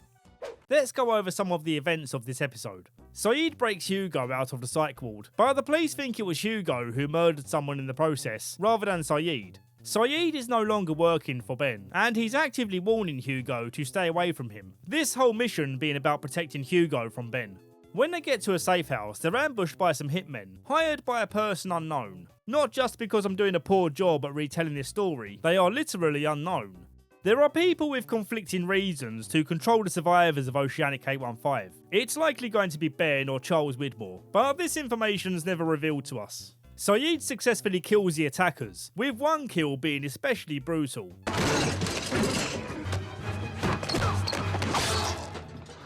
And the other death landing Hugo in more trouble when onlookers mistake him as the killer. I thought it was supposed to be a safe house. I never should have left that island. In order to fix these time skips, Daniel finds Desmond and tells him to go find his mother when he wakes up in the future, because Desmond is the only other person he knows who can successfully travel time and retain memories of doing so, utilising his anchor. Okay, returning back to my normal method of recapping from here on. I will still be skipping some stuff though, if it's not very interesting or important to the main events. The episode opens with the survivors in a disagreement, arguing over the impact of lying to everyone back home about what really happened when they crashed. Hugo is against the idea of lying, as he isn't too good at keeping secrets. Lepidus, being his usual Chad self, is ready to go along with whatever the group's decision is. Sorry you got dragged into this, but we need to know that you're with us. Whatever you guys decide, I'll just roll with. Hugo's pissed at Saeed for not having his back, saying if you ever need my help in the future, you ain't getting it. And then we cut to the future when he is helping Saeed by driving him away from the crime scene. He hallucinates Ana Lucia pulling him over, saying he's been stupid driving so recklessly. He'll get pulled over by a real cop if he's not careful. Bro, you need to pull it together. You've got a lot of work to do. I do? Do not get arrested. Oh yeah, Libby says hi. Okay, it's good we're seeing Ana Lucia again, because there's a conspiracy surrounding the reason why her character and Libby were killed off. The actors both received a DUI penalty, aka driving while drunk, around the time when they were killed off from the show. Personally, I don't think these two things are connected, because surely if they were fired, they wouldn't have been brought back for their cameos, as that would give mixed messages about the feelings of the show's producers towards the arrests. A common criticism this show receives is how there were many survivors of the flight, but the story only focuses on a select few. The rest are just extras in the background going along for the ride. Well, in the face of this criticism, we're introduced to Neil, or as Sawyer likes to call him, Frogut. A nickname I can't get behind, because English people say frozen yogurt, not frozen yogurt. So I'm not going to call him Frogut, I'm going to call him Frogut. He's a whiny little bitch, complaining about the disappearance of the camp. And then this happens when he complains about the lack of fire. How are any of us gonna get through this? Did you hear what I just said? We can't even get fire! Wonderful. We don't know exactly who these attackers are right now, but our guys get the upper hand when John knifes one of them. James? Juliet? We'll find out more about these guys next episode. Hugo sneakily gets Sayid to Jack for medical treatment, but Jack isn't aware of the whole not trusting Ben situation. Where's Hurley? At his parents' house. Who's with him? I don't know. His mother, maybe? Does anyone else know he's there? While Hugo's heating up a Hot Pocket, Ben sneaks in and tries to convince him that Sayid does trust him. Hugo doesn't buy it, and comes up with the genius idea of getting himself arrested. I'm a murderer. I killed 4 people. 3 people. However many are dead, I killed them. I killed them. I killed them all. Just get me away from here. As the episode ends, we see this woman doing some hacker-style typing on one of those retro Dharma PCs, and in the background there's a pendulum marking lines across the earth. When she decloaks, she asks Ben if he got them all, and fears the worst if he can't get Hugo out of jail. So what happens if I can't get them all to come back? Then God help us all.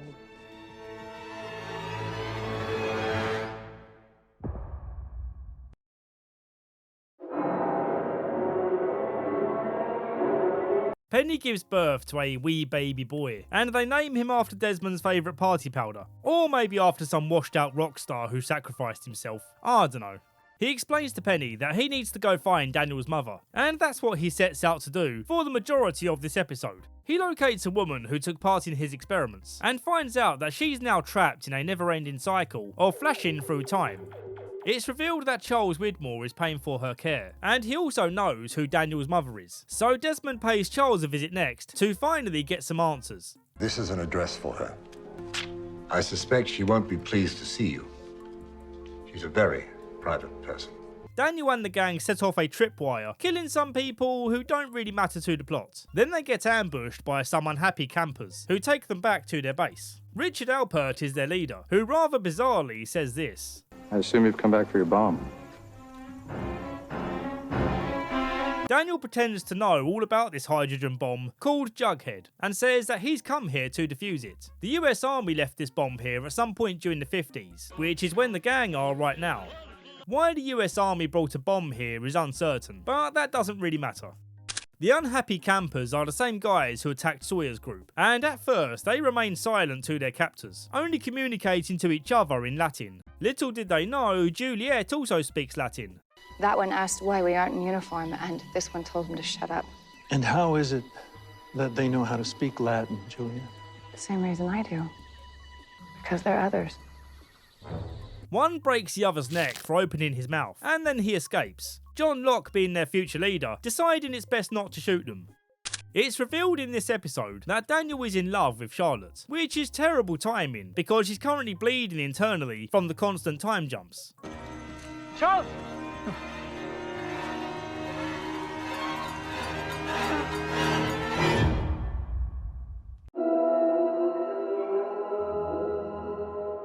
On the boat journey home, we see Kate explain that she feels responsible for taking care of Aaron, so she's going to pretend it's her baby. Kate and Jack agree that no matter what happens when they get home, they need to stick together. If we're gonna protect the people that we left behind, tomorrow morning I'm gonna have to convince everyone to lie. Are you with me?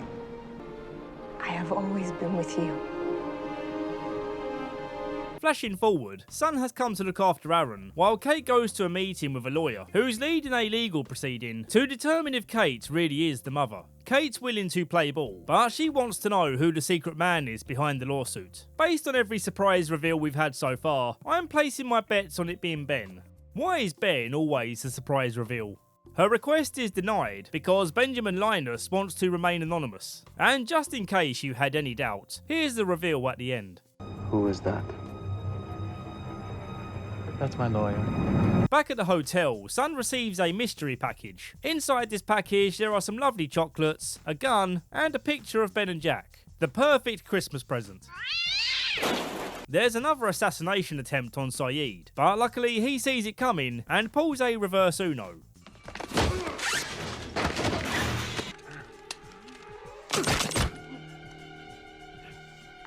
Ben stresses that they're running out of time to get everyone back, telling Jack to go pick up Kate, and he'll go and get Hugo, which will be interesting to see how he pulls that off, considering Hugo's in jail. This situation's cleared up by his lawyer, saying Hugo's going to be released due to a lack of evidence that he committed any of the murders. Due to another flash, the time travel team are now in the time when Locke tried to break into the hatch and the light came on. For some reason, he's being all shady about what was happening there, despite the fact that everyone knows about the hatch and is aware that they're currently skipping through time. Do you know when we are? We need to keep moving. Sawyer walks in on the past event of Claire giving birth, which is nice I suppose, but it's a short-lived moment because here comes another flash. Yep. I'm starting to feel as irritated as Sawyer gets with all these flipping time skips. Back on the beach, they see their old camp is back, but something feels different about it. They don't recognise these canoes or these water bottles from Ajira Airlines. Ajira, it's an airline. It's based out of India, but they fly everywhere. Great. Maybe they got a flight out of here to Vegas tonight. They're paddling over to the other island, and another canoe of people start shooting at them. But before we can find out who these people are or what they want... Thank you, Lord! I take that back! The time period they find themselves in now is after a French life raft crashed on the island, and we cut to when that raft was still out at sea, with a bunch of French people who spot a body in the water, and when they pull it aboard it turns out to be Jin. On dry land, he's able to communicate with the lady, and this particular lady just so happens to be... I'm Danielle Rousseau.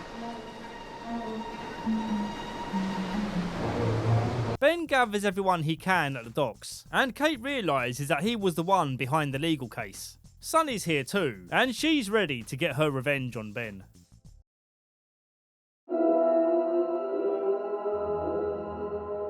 Sun goes to feed him a lead salad, but Ben says, whoa, hold up, I didn't kill Jin. In fact, Jin is still alive, and if you promise not to shoot me, I'll prove it. He invites them to come with him and come meet the person who can get them all back to the island. Kate and Sayid check out, wanting absolutely nothing to do with Ben. I don't want any part of this.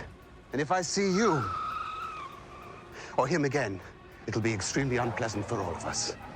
There's a really good moment for Ben, where Jack's talking with Sun about killing him if he doesn't fulfill his promise, and Ben slams on the brakes to lay down some truth. What I'm doing is helping you. And if you had any idea what I've had to do to keep you safe, to keep your friends safe, you'd never stop thanking me. You want to shoot me, then shoot me, but let's get on with it. What's it gonna be? Jin isn't privy to the whole time travel stuff, so naturally he's very confused seeing a young Danielle and hearing her say that the year is 1988. What's the matter? I need to go find my camp.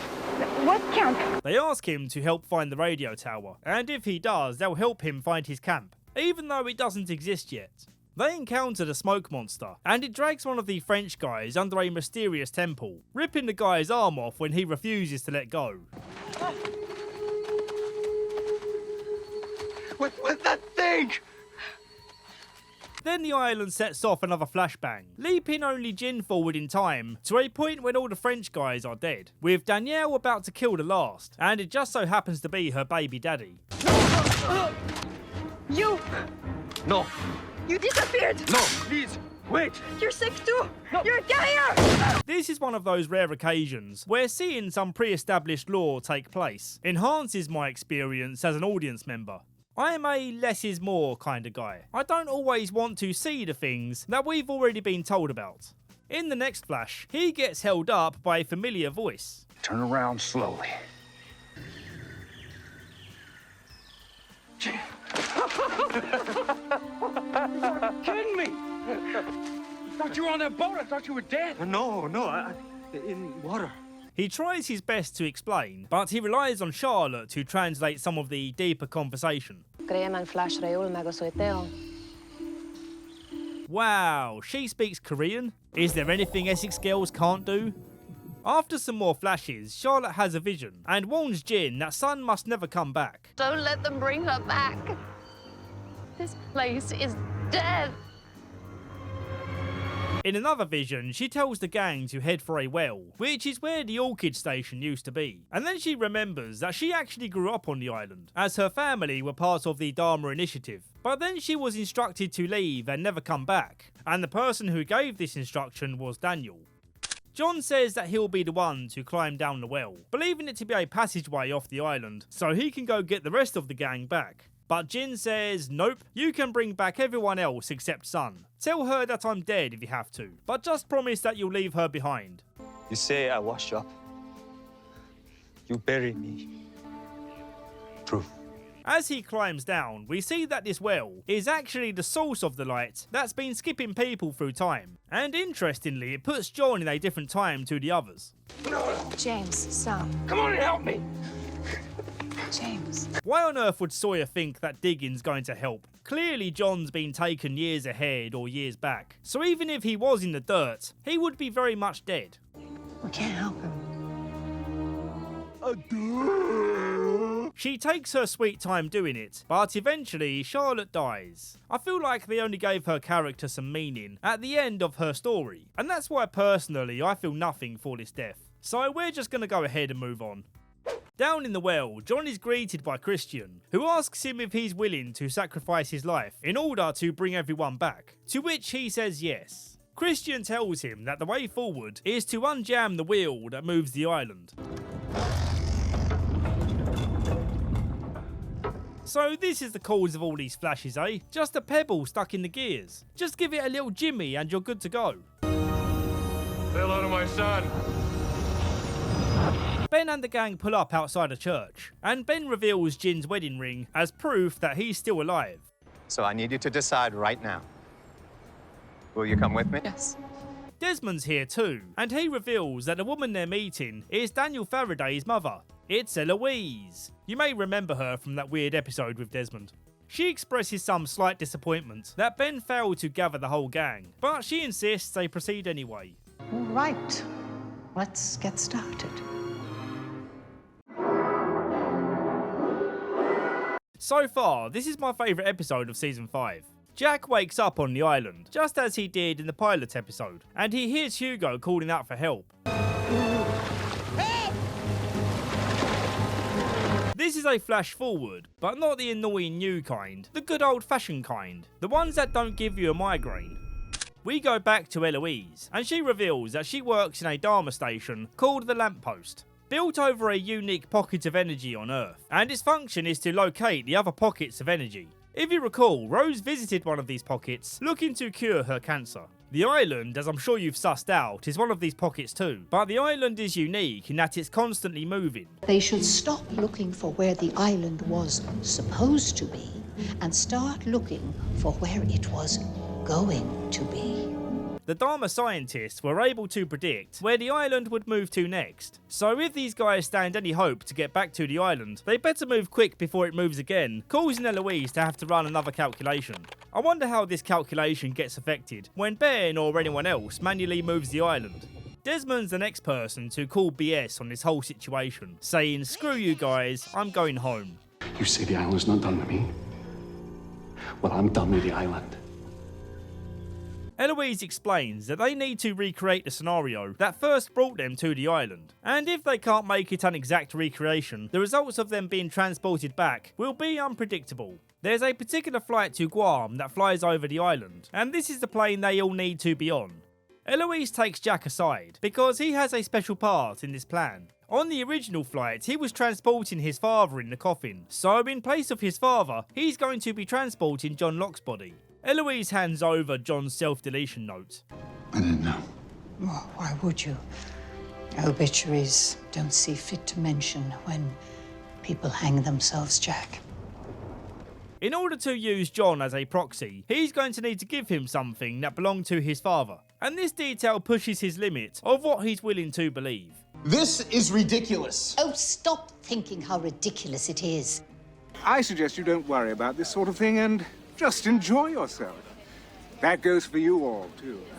He wanders around the church feeling lost, but then Ben tells him the story of Thomas the Apostle, the man who refused to acknowledge the resurrection of Jesus and needed to touch his wounds to believe it's him. So was he? Of course he was. We're all convinced sooner or later, Jack.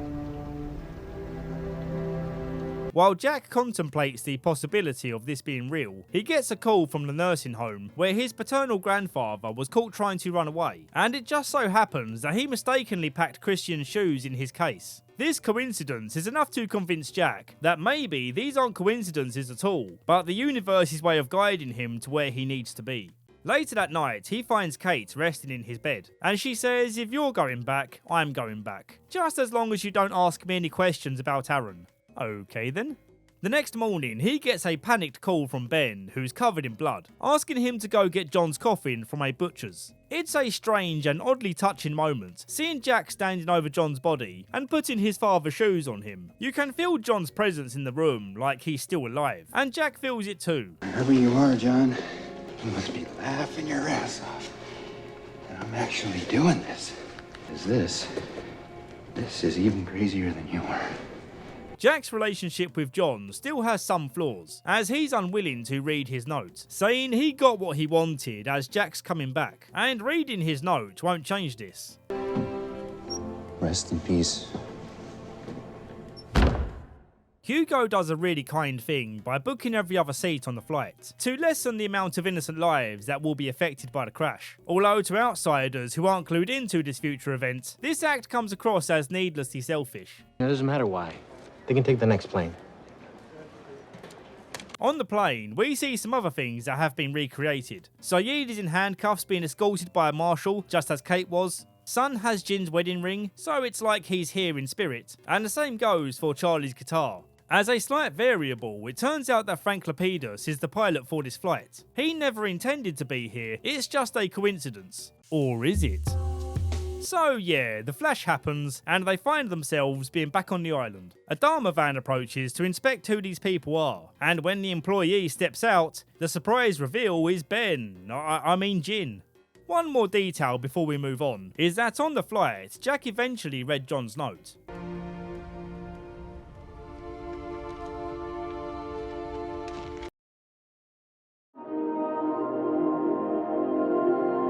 We meet a couple of new people in this episode. Caesar, who Jack saw at the airport, and Ilana, the person who arrested Sayid. They're survivors of the Ajira plane crash. Ilana is suspicious of one of the supposed survivors, who she doesn't recall seeing on the plane, and for once the reveal isn't Ben. My name is Walter Hartwell White. Ilana is straight up about her suspicions, and Locke is straight up too, saying that he believes that he's wearing the suit that he's due to be buried in, and he doesn't remember being on the plane either. We go back to when he turned the wheel, and just as what happened to Ben, he wakes up in the Tunisian desert. But due to his leg being busted, he spends an entire day helplessly baking under the sun. Some angry Tunisians pick him up and rush him to the hospital, and while he's being treated, he sees Matthew Abaddon watching over him. His leg being snapped back into place makes him pass out. Charles Widmore's out here keeping an eye on this exit, knowing that it's the same place where Ben exited from. Charles notices how John appears to be the same age as when they met all those years ago. How long has it been for you since we first met? Since you walked into our camp? 4 days. That's incredible. Widmore explains that Ben exiled him from the group and was forced to leave the island. Knowing that he and Ben are rivals, John lies to him about his mission to bring everyone back. But Widmore says, "Look, don't BS me, I know what you're doing here, and I actually want to help you in doing it." Why would you help me? Because there's a war coming, John. And if you're not back on the island when that happens, the wrong side is going to win.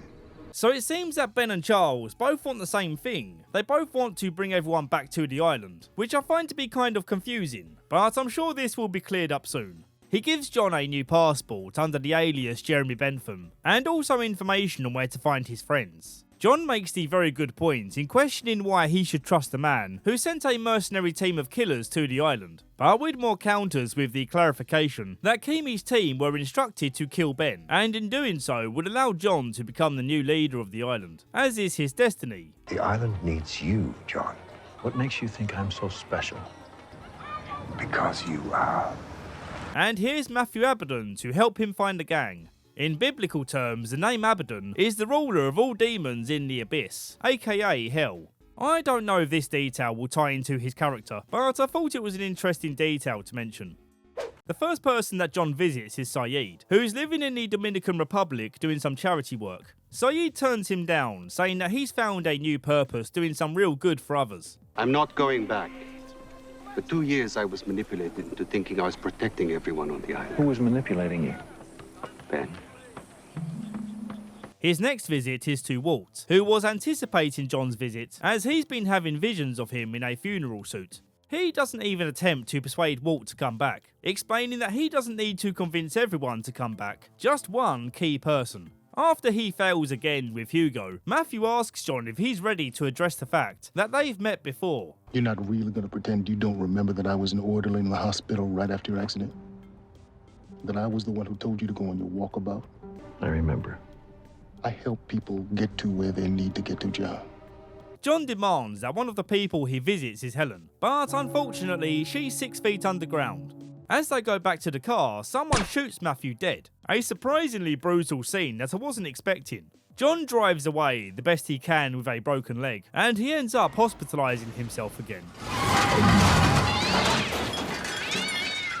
As fate would have it, he ends up in Jack's hospital. We get another frustrating back and forth between these two, where John's trying to convince him on the reasons to go back, and Jack for the time being is still refusing. But we all know that he ends up changing his mind. In a hotel room, John writes his self-deletion notes, wishing that Jack had believed him. With that done, he gets to work installing some new cable in the ceiling, with absolutely no dark intentions behind it. He's simply installing some fibre optic internet, as the Wi-Fi quality in this hotel sucks. But then Ben comes in and says, "Whoa, hold on, stop. Fibre optic internet doesn't exist yet, John. You're breaking time travel rules." He confuses John by saying that he's the good guy, not Widmore, and that if he finishes the job installing the cable, he will destroy their chances of getting anyone back. John then explains how he needs to find Eloise, and for some reason, John saying this troubles Ben so much that he decides, actually, John, I'm going to help you with installing your fibre optic.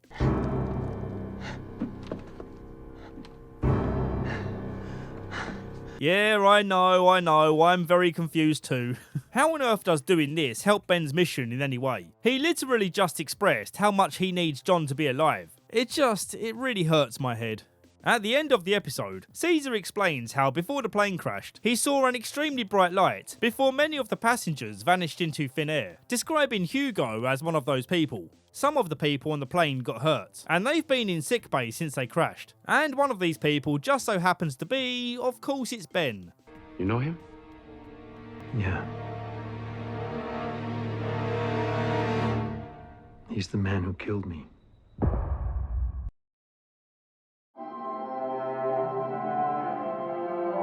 After John turned the wheel, Sawyer and the others felt that something was different. Their headaches are gone, and the time skip seemed to have stopped. God, let's hope so. We find ourselves in the time when the Dharma Initiative still occupied the island. Security are watching over the camera feeds, and they see a drunk Horace messing around with some dynamite. Oh, he's got dynamite. Get her out of here! Get her out of here now! Now! So they hurry along to tell their head of security. He's got dynamite, and he's blowing up trees. Son of a bitch.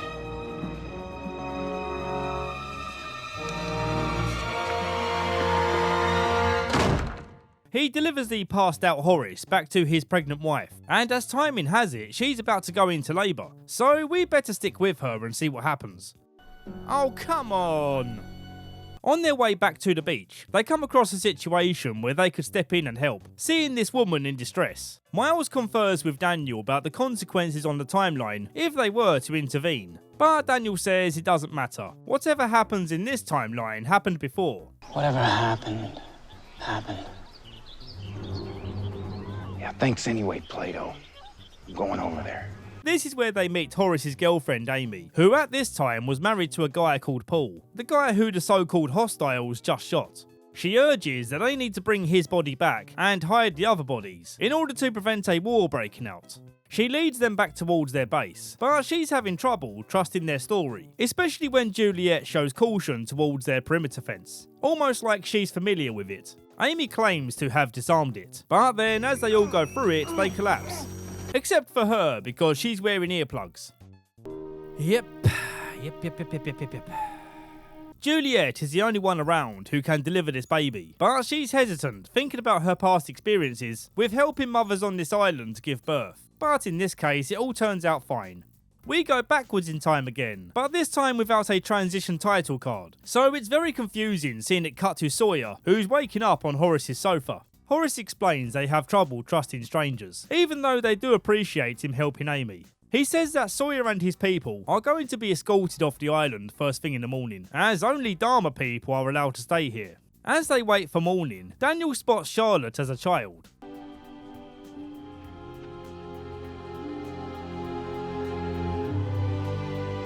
It's a nice detail, but enough with the heartwarming stuff, because the alarm has triggered, warning of a hostile intrusion, and it's Richard Alpert. He's come here to question the disappearance of his 2 men. Sawyer, looking to defuse the situation, goes out there to confess what really happened, saying that the truce was never broken, because he's the guy who killed Richard's men, and he's not a member of the Dharma Initiative. He then reveals how much he knows about the timeline of events. I also know 20 years ago some bald fella limped into your camp and fed you some mumble-jumble about being your leader.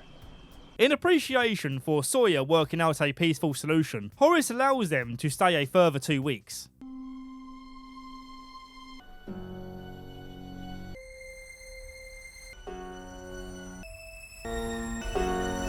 Sawyer and Juliet have become a romantic couple, and as we already know, they remained a part of the Dharma Initiative. Sawyer breaks the news to Horace that he's a daddy now, but he missed the birth.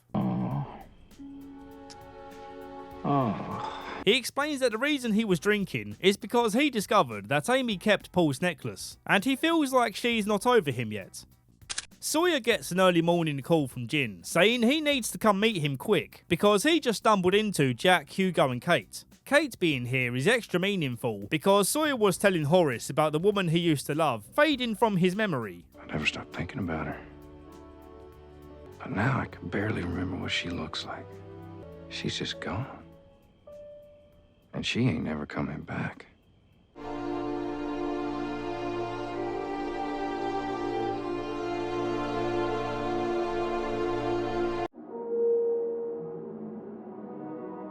We see how Frank experienced the plane arriving at the island, and the interesting thing about it, the only people from the OG cast who didn't vanish in the flash were Sun and Ben. Kate, Harley, where'd they go? They're gone. Gone where? How would I know? Sawyer's reunion with his old friends was quite nice, especially considering how much they used to resent Sawyer at the start. His character arc is by far the most satisfying. Is you on the ribs there, Kong? Come. Max, you missed that. Missed you too, Hugo. Jack explains to Jin that even though Sun was on the plane, he's not sure where she is now. And so Jin rushes to the flame station to see if they picked up any planes on their radar. Radzinski, the guy running this place, says they haven't detected a plane, but what they have detected is there's an intruder on the base. The intruder turns out to be Sayid, and Jin has to pretend that he doesn't know him. Say another word, and you're dead. Jin radios Sawyer about the situation, and they have to keep Sayid in jail, while they come up with a way to save him from being treated as a hostile. What are we gonna do with him? Bring the man some damn food, we're not savages. Wondering how to sneak the old gang into the Dharma Initiative, Juliet comes up with the idea to blend them into the same crowd as the new initiates when the next submarine arrives. Seeing how they induct new recruits is interesting. They get assigned a job here based on their background, which Sawyer and Juliet have to fabricate on the spot. Then the recruits have to watch a Dharma orientation tape. Welcome to the island. For your own comfort and safety, we ask that you stay within the confines of your new living quarters. Our barracks are surrounded by high-frequency sonar tents. Sun and Ben wander from the group to go find a boat, as they want to paddle over to the main island where the others are. Frank begs Sun to reconsider, as Ben is still perceived to be the bad guy. While Ben is flapping his jaws at Frank, Sun knocks him out, as she doesn't trust him either. When Frank and Sun arrive on the main island, they find out the reason why the Ajira plane wasn't picked up on the radar is because the plane and some of the passengers were transported to a different timeline to the other passengers. Oh god, my head. Christian's here at Dharma Town to show them an old team photo as evidence of this. I'm sorry, but you have a bit of a journey ahead of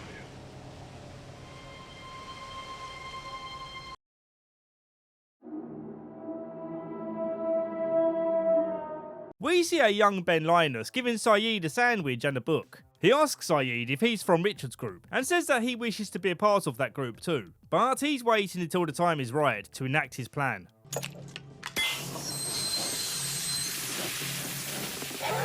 Ben? Horace warns that if Sawyer, aka the Fleur, can't get Sayid to talk, then he's going to bring in the Dharma interrogator, and he doesn't mess around. Sayid is puzzled as to why Sawyer isn't helping him to escape. He thought they were friends now, but as Sawyer puts it, he's got a pretty nice life here. He's worked hard to be a part of this community, and he's not just going to throw it away. Either you cooperate and join the party in Dharmaville, or you're on your own. Then I guess I'm on my own. When Ben next visits Sayid, he's terrified to bump into his dad, and it's an incredibly hard watch, seeing how abusive Ben's dad is. What are you doing? You made this sandwich for him, didn't you? Who told you to do that? Nobody. I just thought that... You just thought, huh? Go home. Go on. I'll tell you what to think.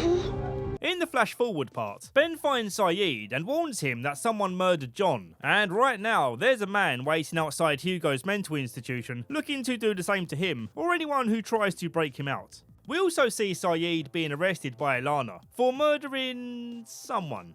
Back in jail, Sayid's still not talking, so they take him to their interrogator called Oldham, who Sawyer describes as... These are you. Oldham feeds him a truth-telling drug, and so he has no choice but to reveal the whole truth about who he is and what he knows about the future of the Dharma Initiative. Most of them believe him to be crazy, but Radzinski believes that he's a spy. The Swan was to study electromagnetism, but of course that was before the incident. The Swan? How could he know what we were going to name it? We haven't even built it yet. The group votes to execute him, so Sawyer begs for him to try and escape, but he's resigned himself to the idea that he's meant to be here. When I woke up in the jungle and I realized I was back on this island, I felt there was no purpose to it. But now I know exactly why I'm here. To get shot? Then what?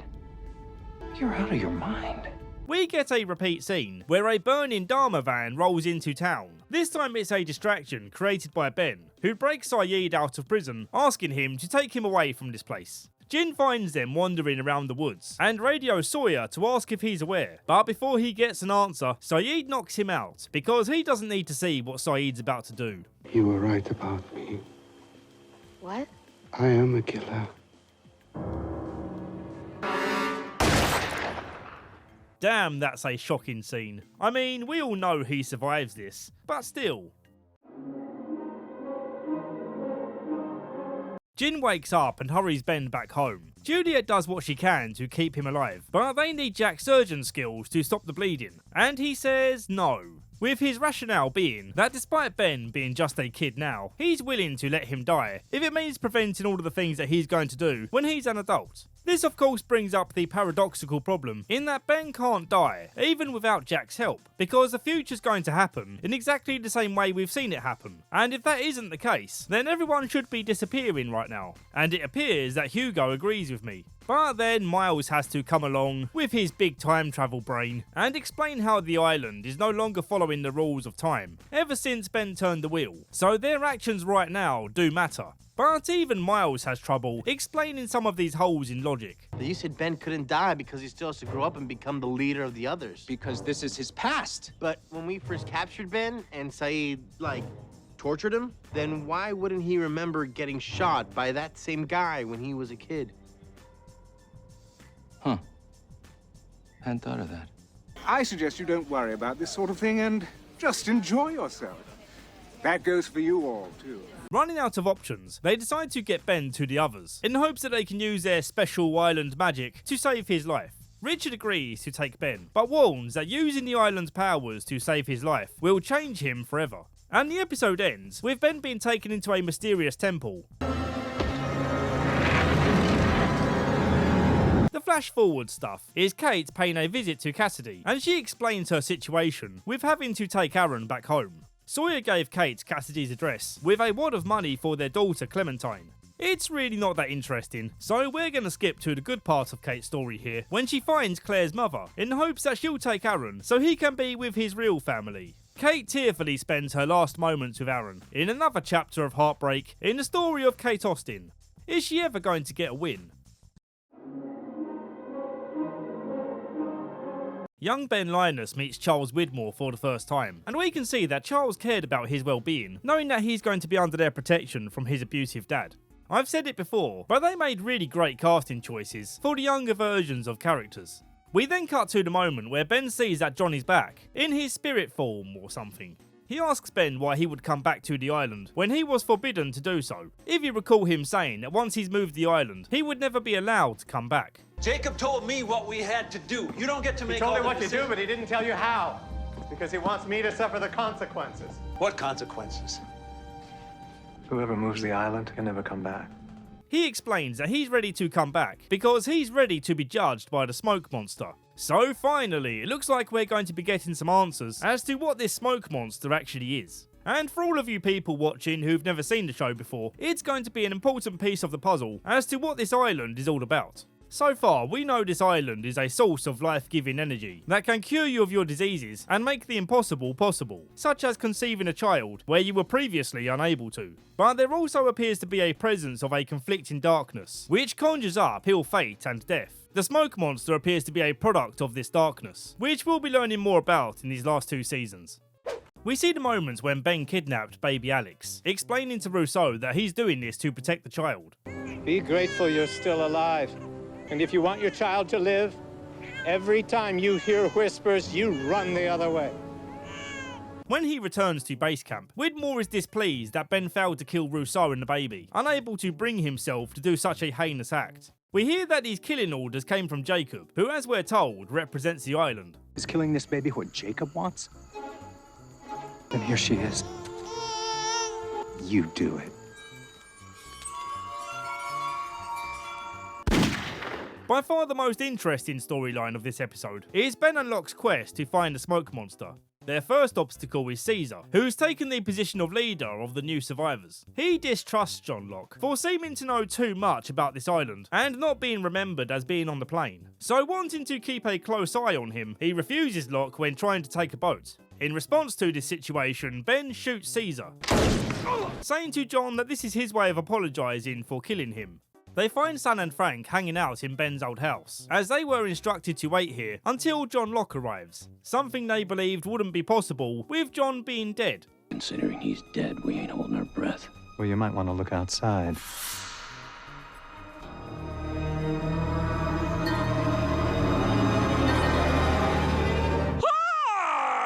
John claims to not understand why or how he's back on the island, and able to walk about as if he were alive. But one thing he does know is that his connection with the island is stronger than ever. He's Ben's only hope of finding the monster, and Sun's only hope of finding Jin. Ben's usual method of summoning the monster is to stick his hand in a clogged toilet hole and dislodge the turd, corking it up. But this method doesn't work this time. John says, well, if you can't summon the monster, let's go out and find it. Ben believes that it comes from inside this temple, the same temple where he was taken as a kid to restore his life. But John says nope, it doesn't live inside the temple, it lives under it. Ben falls for a flaw and has to continue alone. He gets to the smoke monster's summoning shrine, and before long the smoke starts to appear. It's cool to see the smoke monster up close like this. If you remember before, we saw how it showed Echo snapshots from his life, and this is part of its ritual when judging someone.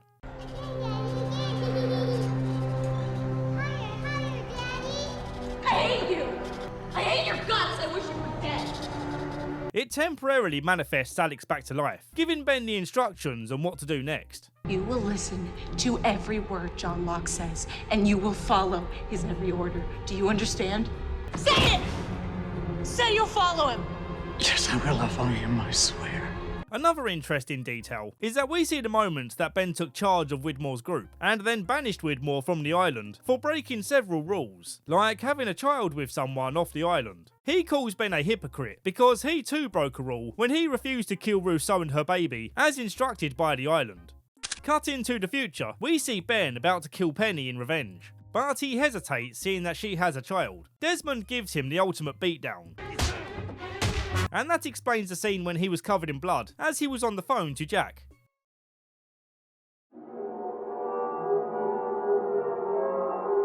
This episode is awesome, as it turns one of my least favourite characters into one I admire, which is quite an achievement. We open with a flashback to Miles and his mummy looking to rent a new apartment. Comes fully equipped. As Miles is wandering around, he hears a ghost calling out from a neighbouring apartment, so he sneaks in to see what's up. At this point, he doesn't understand his powers, so he's confusing his mum and their new landlord with all this talk about hearing dead people. He kept calling out for Kimberly. Kimberly? That's his wife. Oh, she died last year. Now, how would you know that? I heard him. Miles, what are you talking about? We then fast forward to when his mum is on her deathbed. The two had become estranged over the years, with all this confusion about his abilities and her refusal to reveal the details about who his father is. With little time left to confess the truth, she says that he ran away when he was a baby, and he died somewhere Miles would never find him. I wonder if she means the island. She does mean the island, of course it's the island. It's always the friggin' island. His dad is Marvin Candle, or whatever name he's going by right now.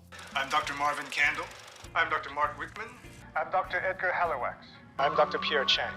He struggles to pluck up the courage to go and speak with him, knowing that he will likely dismiss the idea, as he isn't aware that time travelling is possible. Doesn't matter. My father is dead. He's gone. He never cared about me, and nothing I can do will ever change that. Miles' dad gets them working on a new secret project, which is to build the Swan Station, and Hugo realises they're working on the thing that caused them to crash in the first place. At the end of the episode, Miles struggles to hold back the tears, watching his baby self being cared for by a seemingly loving and caring father.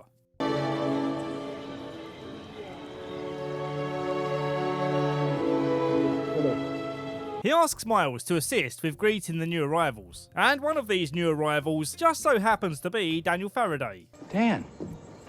Hey, Miles. Long time no see. Two more details to mention. The first relating to this episode's title. Hugo realises that he's in the time between the making of Star Wars and The Empire Strikes Back, so he's written a better script to send to George Lucas that will change the story in the third film for the better. Luke found out Vader was his father, but instead of putting away his lightsaber and talking about it, he overreacted and got his hand cut off. I mean, they worked it out eventually, but at what cost? This is such a great Hugo moment, being able to use his passion for Star Wars to give Miles a lesson on forgiveness. It all could have been avoided if they just, communicated. And let's face it, the Ewoks suck, dude. The last detail is that back home, Miles was hired by Hank Schrader to speak with his dead son, but then Miles gives him his money back, admitting that he wasn't able to speak with him, and he gives Hank a bitter reality check. If you needed your son to know that you loved him, you should have told him when he was still alive. I loved this episode. It was nice to take a break from the wackiness of the island, to focus on a character who's been mentally suffering his whole life, finally getting some closure on his father. Daniel visits Jack to tell him that even though his mother told Jack that coming to this island was his destiny, she was wrong. Oh, God. Oh, I can't take it anymore.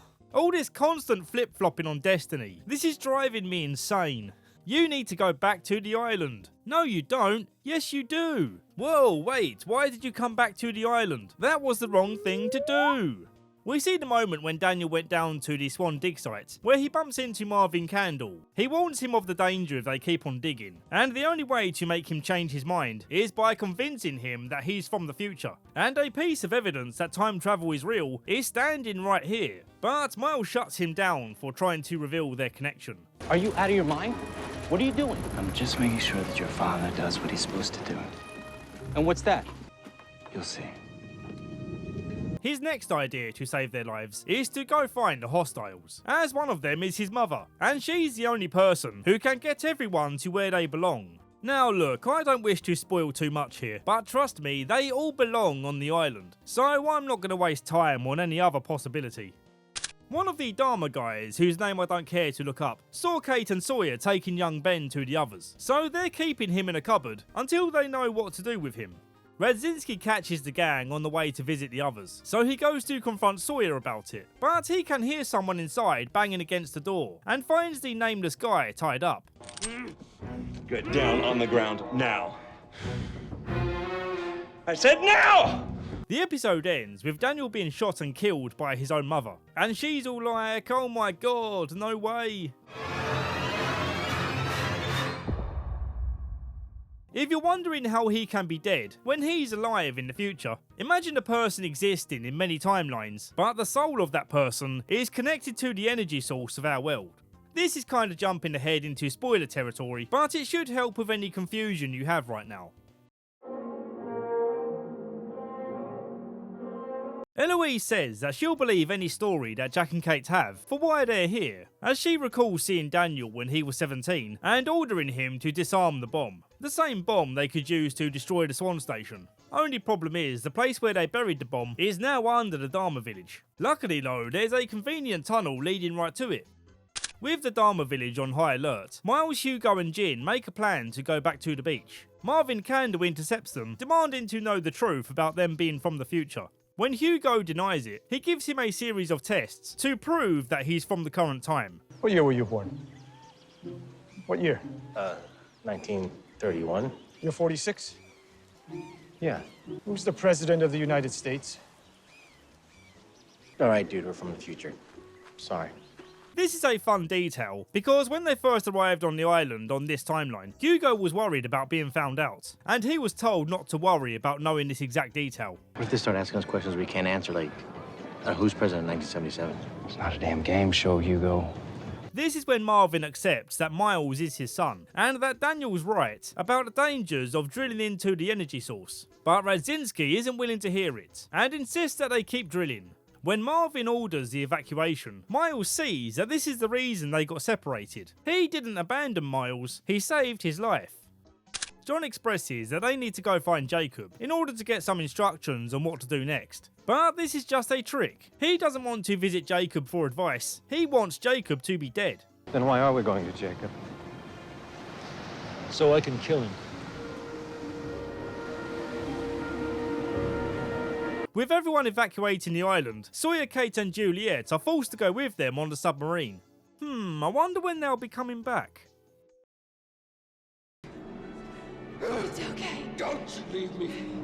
In this episode, we meet a character called the Man in Black. That's his official name, by the way. They're playing into the whole black versus white trope, where white represents good and black represents evil. Please don't take that out of context. Black? Huh. That's the worst color there is. No offense there, Carl. I get it all the time. The Man in Black and Jacob are brothers, who were born here on this island a very long time ago. This is also Jacob's first appearance in the flesh. We get to see two connecting dots here. The first is seeing the Black Rock approaching the island. The second is that we see the island's famous statue in its original and complete form. It's the Egyptian god of fertility. In the flashbacks, we see Jacob visiting the survivors one by one, like he's keeping tabs on them, maybe to make sure they're on the right track to getting back to the island. The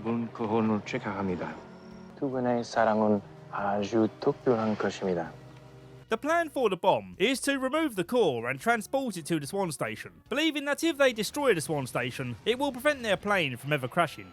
They better hurry though, because the workers are continuing to drill down, even though Marvin's warning them of the high temperature readings, which if they were to reach any higher could melt the drill, or worse. Juliet insists that they get back to the island, hoping to stop the bomb from detonating, forcing the submarine captain by gunpoint to take them back to the surface. Jack and the gang enter a shootout with the Dharma people, after they got spotted trying to plant the bomb. Saeed gets shot and clings to life as they drive away, with Jack insisting that they carry on their mission, as if they successfully pull this off, Saeed will never get shot.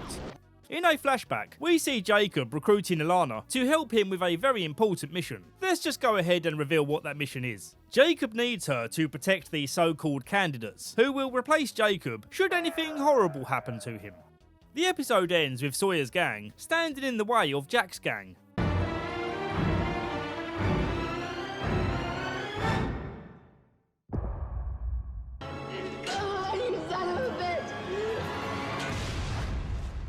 Sawyer pleads with Jack to consider the consequences of preventing the plane crash. He'll lose all the friends and relationships that he's built here. Jack still doesn't agree with him, so Sawyer resorts to his fist to do the convincing. Will you stop? Will you stop? No. We see a flashback of Jacob picking up Hugo from jail, telling him that he needs to go back to the island, and he leaves Charlie's guitar with him, knowing that he probably will decide to go back. He was also on scene when John Locke got pushed out the window. With a touch of his magic hands, he regains consciousness. Don't worry, everything's gonna be all right. Sorry this happened to you. Jack and the people on his side try to sneak into the Swan site, but the Dharma folks are on high alert. Sawyer's here too to help out, after realising that Juliet's on Jack's side now. Sawyer holds the nameless guy hostage, while Jack does his thing. But after he drops the bomb, nothing happens. This don't look like LAX. The drill has already punctured the energy pocket, and the electromagnetism is kicking in, causing absolute chaos. Juliet gets caught in some chains that, for dramatic timing, started moving after other metallic objects.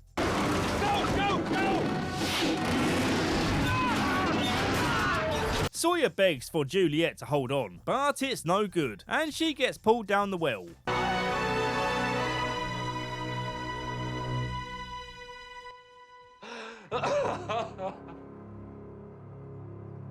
She's probably dead, but we'll come back and check.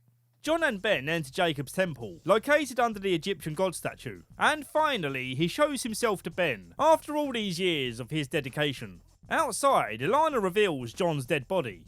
I don't understand. If this is Locke, who's in there?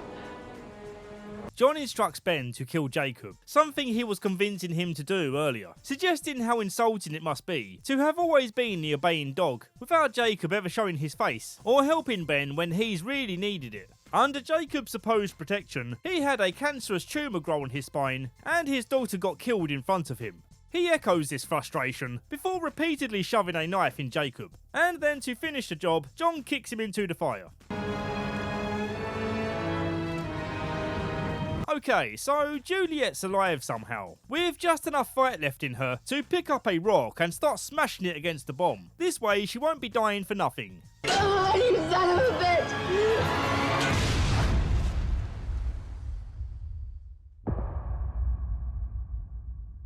Not an island. It's a place where miracles happen.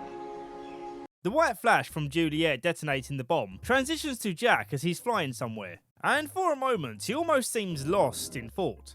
So it would appear that Juliet's bomb worked. Destroying the Swan station has reset everything back to normal, but Jack senses that something is off, and this is confirmed as we zoom down to the ocean floor and we see that his plane is flying over the sunken remains of the island.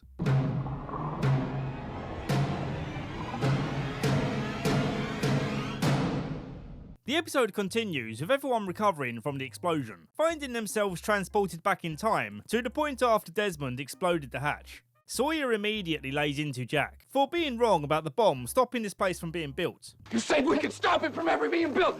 Then our plane would never crash on this island! Stop it! It seems that Juliet died for nothing, but she didn't die for nothing. In that particular timeline, she was successful. Remember what I said about separate timelines, and how each version of these people has one unified soul, which is anchored to the energy source of this island. When we're viewing these alternate timelines, we're seeing what the show refers to as a flash sideways. While everyone's arguing, Kate hears a faint call for help coming from the wreckage, and they dig like crazy, realising it's Juliet. And she reveals that she manually detonated the bomb, hoping it would save Sawyer from ever being on the island. And this is the moment when Juliet dies.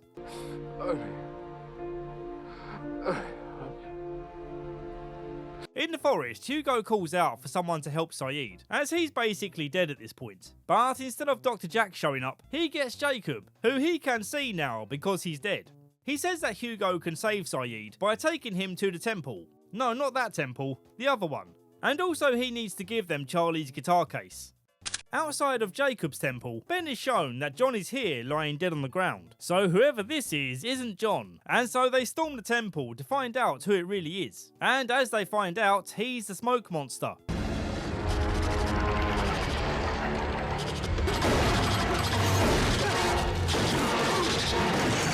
The episode ends with everyone in the other timeline landing safely in Los Angeles, and everyone seems quite content. On the slightly less happy side, we see Charlie being arrested for smuggling drugs, and Kate's being escorted by the marshal to face trial for murder.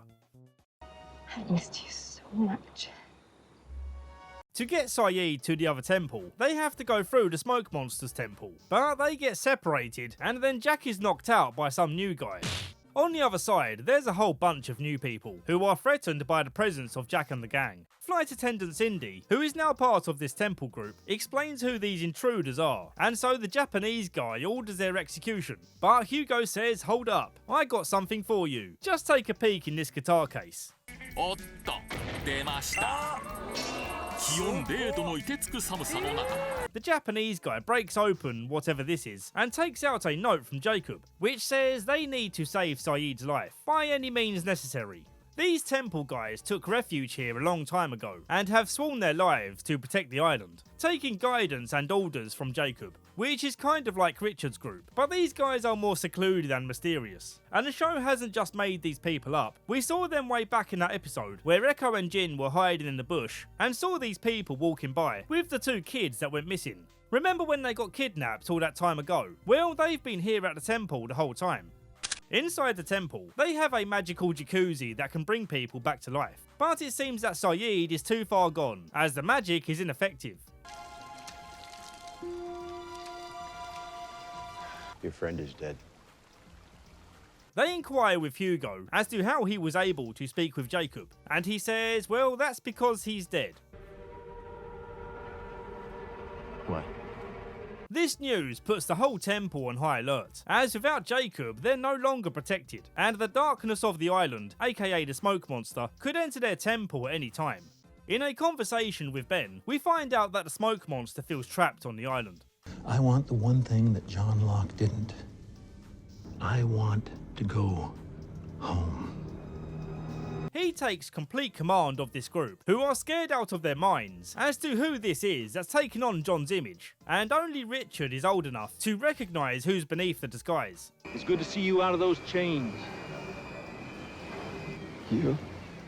Me. As a shocking reveal at the end, in the middle of a scuffle, Sayid comes back to life.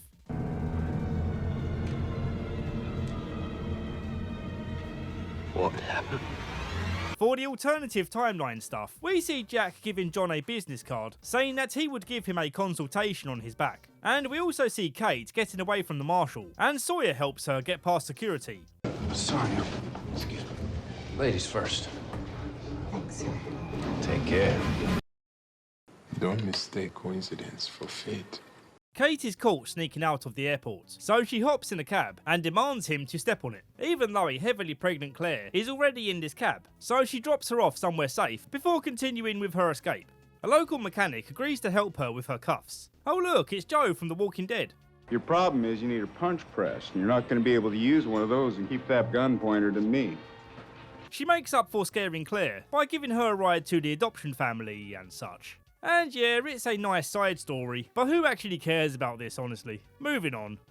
The temple people are sus of Sayid coming back to life, with the Japanese leader guy Dogen believing that an evil force has taken Sayid as host, and so Dogen wants to give him this pill that will test if he has evil within. They torture him for a while to see if he's human, and even though he screamed in pain the entire time, they say he failed this test. Test to be sure of what? Don't worry. You passed. I just lied to him, didn't I? Yes. Jack gets annoyed with them for being so cryptic about these tests, and so he swallows the pill himself, forcing Dogen to knock it out of him and admit that it's poison. Mac from Always Sunny catches Jin wandering around near the temple, but then Mac is shot by a dishevelled looking Claire. Claire?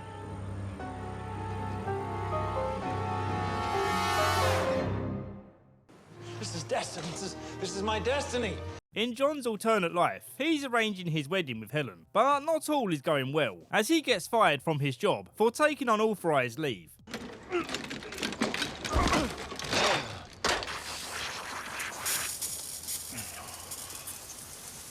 Alternate timeline Hugo sees him down in the dumps, so he offers him a new job, and he's interviewed by alternate timeline Rose. I'm just going to call the alternate timeline versions other brackets enter name from here on. Other John resorts to his usual don't tell me what I can't do shtick, saying that she doesn't know what it's like to face reality. I have cancer. I'm sorry. When the doctors first told me, I had a hard time accepting it. But eventually, I got past the denial part, and I got back to living whatever life I've got left. This is an important moment for John's soul, seeing how his biggest challenge in life is being at peace with his situation, and seeing that he's enough as is, and doesn't have to keep proving himself, a mentality he's built experiencing so much rejection. He opens up to Helen in a truly honest way, and as a result, they become more connected. She says that her love is unconditional, so if he doesn't want to take Jack's offer of fixing his spine, then neither does she. He then takes a job as a substitute teacher, and other Ben is also a teacher here. Listen to this ridiculous use of music, like we're supposed to be surprised who this is when he turns around. Actually, I was just hoping for some Earl Grey. Tea? Now there's a gentleman's drink. I don't believe we've met. Smoke Monster Locke finds Sawyer drinking away his misery and promises to give him purpose again by revealing why he's on this island. All he needs to do is follow him down to this cave. Written on the ceiling of this cave are all the names of the people that were on the plane. The first plane, I mean. This is a list that Jacob created a long time ago, while he was selecting his candidates for the person who's going to look after the island when he's no longer here. John proposes the idea that instead of Sawyer sticking around and potentially taking on such a heavy job, why doesn't he join him in going home? So what do you say, James? Are you ready to go home? Hell yes. And hope is a very dangerous thing to lose. Other Jack has a kid called David, who you might recognise as Clay from 13 Reasons Why. I don't, as I've never seen the show before. He struggles to bond with David, as he's too busy to have a solid relationship with him. He unexpectedly turns up to David's piano show, and David realises that his dad does care about him. I didn't tell you I was coming here because I didn't want you to see me fail. I will always love you. No matter what you do, in my eyes, you can never fail. This timeline is important for Jack's soul, as it repairs his heartbreak from not having a close relationship with his dad. Jack tells Sayid that the temple people know one other person who's been afflicted by the darkness, and that person is Claire. She's certainly gone a bit loopy. She's made a pretend Aaron doll and keeps other weird stuff in her tent. She captured one of the temple guys, as she's convinced they took Aaron. And as she's about to axe the guy in the tummy, Jin reveals that Kate took Aaron, and he's at home, safe with family. She axes the guy anyway, cause you know, she crazy. And to further solidify our suspicion that she's turned to the dark side, not John Locke turns out to be the friend that she was talking about. That's not John. This is my friend. This episode is called Lighthouse because Jacob uses a mysterious lighthouse to watch the candidates from afar. He convinces Hugo to bring Jack here so that he can finally see that being on the island is no mistake. It was all part of Jacob's plan. He's been watching us. The whole time, all of us, he's been watching us. This kinda drives him nuts, feeling more confused than ever before. So he's gonna need to sit by himself for a while and let this all sink in. Jack is here because he has to do something. He can't be told what that is. He's got to find it himself. Sometimes you can just hop in the back of someone's cab and tell them what they're supposed to do. Other times, you have to let them look out at the ocean for a while. We've done our best to live on this island. Some of us have come to accept we may never leave it. Other Sayid's story is mid and not that interesting, which is a shame because I really like Sayid. It gets kind of interesting when his brother's loan shark ends up being Martin Keamy. Hey, you want some eggs? I can make whatever you want, fried, scrambled. You forgot that poacher. What's the poacher? Sayid ends up killing Keamy for putting his brother in hospital. He then hears a banging coming from the pantry, and it turns out to be Jin, which again, other Jin's storyline isn't that interesting to delve into. Claire finds her way into the temple, looking to negotiate with Dogen on John's behalf, but he's like, nah, sees her and stuff. Dogen wants Sayid to help him kill John to prove that the darkness hasn't overtaken. He complies with the task, but the dagger is ineffective. Now why'd you go and do that? Instead of ripping him to pieces, John convinces him to join the dark side by promising that he will see Nadia again. She got hit by a car, by the way. Sayid delivers a message that everyone in this temple is free to leave, but if they choose to stay, they will die. You got till sundown to make your choice. Sayid then kills Dogen, as he's not Team John. He was kind of a douche anyway, so no rip for Dogen. It's now sundown, so it's time for the John monster to lay waste to all of these fools who stuck around.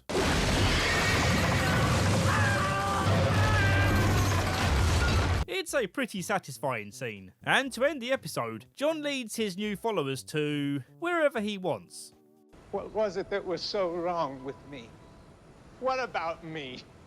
It's important to note that Ben has now split from John's party, and he's leading the opposers to the beach, because as he puts it, no one has any better ideas about how to stay alive. What beach? Where we buried Locke, where they lived. At least we'll have the water at our backs and it's familiar territory. This flash sideways is easily my favourite. Ben is a highly respected teacher among other teachers and his students, one of those students being Alex, but in this timeline she's not his daughter, although she ends up wishing that she was, because this Ben is such a nice guy who genuinely cares about her education and well-being. AP test is Friday. I was kind of counting on the tutoring. All right, how about this? Tomorrow morning, 7 a.m. in the library, and you bring the coffee. Thanks. God, you're the best, Dr. Linus. My pleasure, Alex. Okay. Threatening to destroy this bond is a scandal going on with the school's principal, where Ben could blow the whistle and get him fired, but if he does, the principal threatens to ruin Alex's chances of getting into a good college. The sweetener in blowing the whistle would be that Ben gets to take his job, but ultimately he decides that Alex's life is way more important to him. Just a really sweet story that Ben truly deserves in at least one timeline, and his selflessness here redeems his soul for all of the things that happened in the other timeline. All the help you've given. You're the closest thing to a father she's ever had.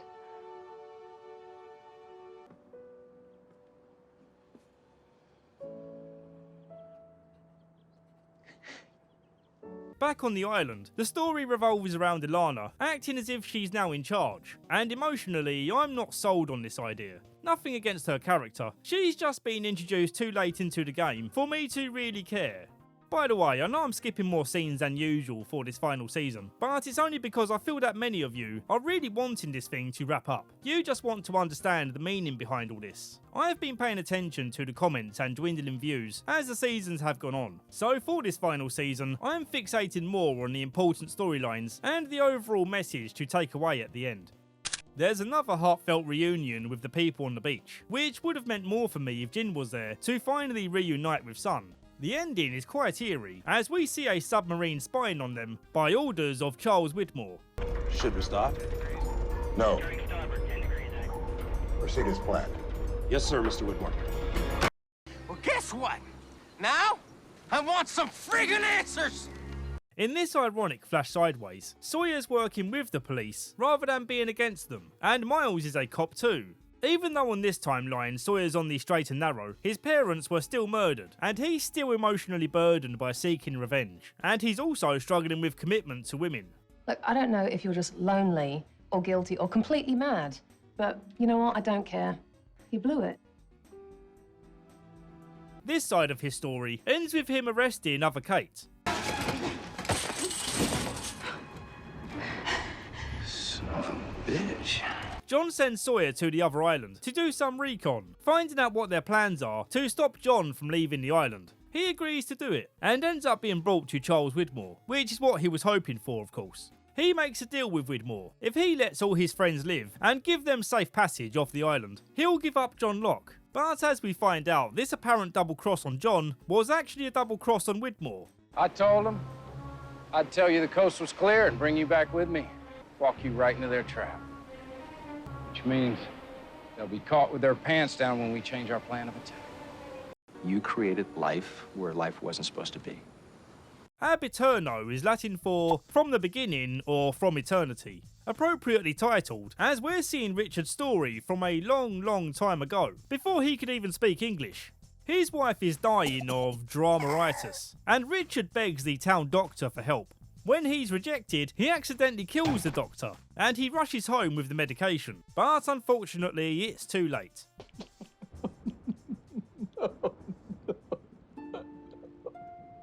No.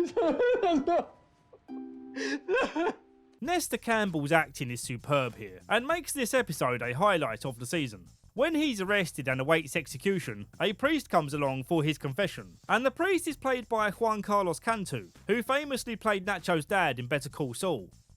As he's led to his execution, some guy comes along and says, "I'll buy him. As he speaks a little English, he'll be an ideal slave." Richard gets chained up on the Black Rock, and we all know how that journey ends.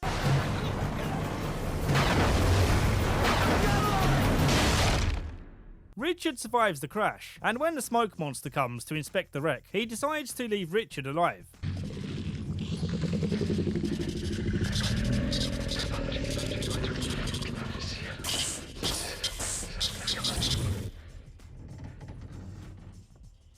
Richard then spends a long time trying desperately to get free from his shackles. Eventually, the Man in Black turns up, offering him some much needed water. And by now, we figure out that the smoke monster is the Man in Black.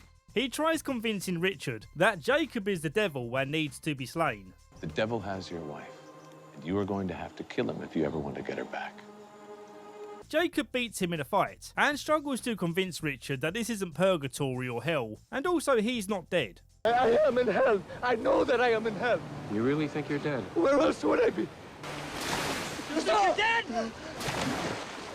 Why did I stop? Because I want to live. Jacob uses a bottle of wine to demonstrate how the island acts as a cork that keeps the evil from escaping and spreading across the world. And he recruits Richard to be the person who represents Jacob and gives his messages to the people who he brings to the island. In exchange for his services, he gives Richard the gift of eternal life. Can you absolve me of my sins so I don't go to hell? I can't do that either. I never want to die.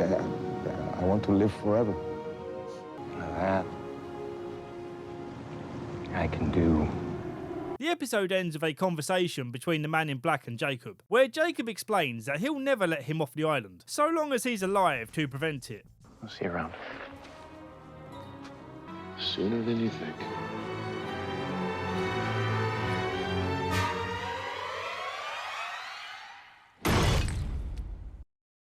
Wait a second. We're not going to Guam, are we? While John's away from camp, many of his followers get knocked out by tranq darts, and Jin gets captured and questioned by Widmore's people, wanting to know the locations of the energy pockets on the island and stuff. God, this season's so long. This final season doesn't need to be 17 episodes long, and for this episode, not that much important happens, so we're gonna skip through it. Richard wants to stop John leaving the island, and he suggests that they blow up the plane, an idea which isn't going to sit well with the others who want to leave. The episode ends with Sayid seeing Desmond being brought in by the submarine. Without context, Sayid bobbing around in the water looks pretty funny, and to keep it funny, I'm not going to give you that context. Well, good luck, brother. See you in another life, yeah? Desmond wakes up to the news that he's been brought back to the island, and yeah, no surprise, he doesn't take it too well. I can't imagine how you must be feeling, but if you'll give me a chance to explain.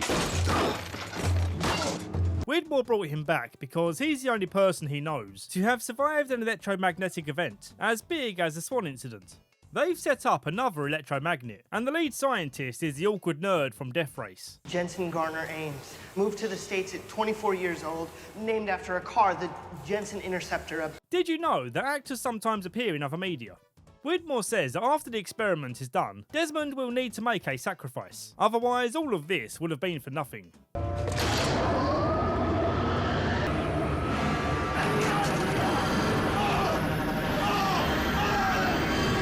When he regains consciousness, he's in the other timeline, completely unaware of anything happening to the core Desmond. Other Desmond leads a successful life, working as Widmore's right-hand man. His new task is to get Driveshaft to perform at Eloise's charity event. More specifically, he needs to keep Charlie out of trouble so he can perform with the band. Mr. Pace, I'm Desmond Hume. Charles Widmore sent me. Charlie heads straight for a bar, as he's lost all care for his well-being after a near-death experience on the plane. Just before Jack saved his life, he was in a euphoric state, and he saw a vision of Claire appearing to him like a guardian angel, and he felt truly happy for the first time in his life. He wishes for Desmond to experience this same window into another reality, and it starts by unlocking a core memory.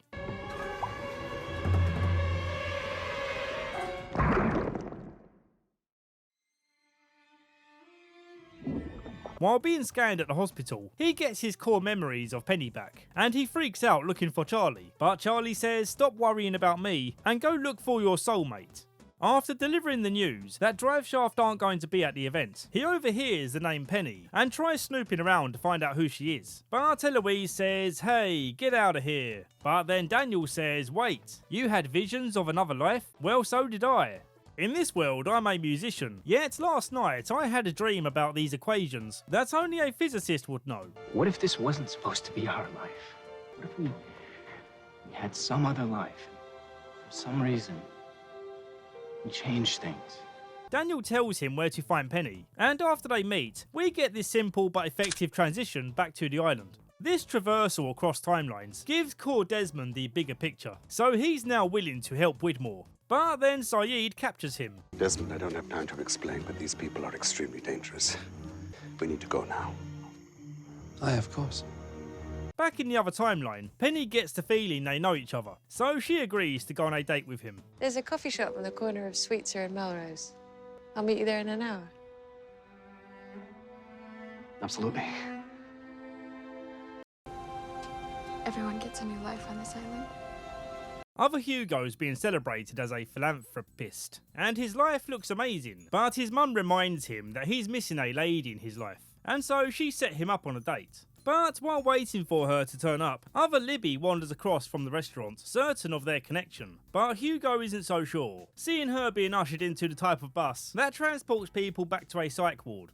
Back on the island, he sees the ghost of Michael, warning him not to let his friends blow up the plane. People are gonna die. A lot of people, it's gonna be your fault. What? Because people are listening to you now, Hurley. He passes the warning to Ilana, but she's determined to see the plan through. Well, that is until...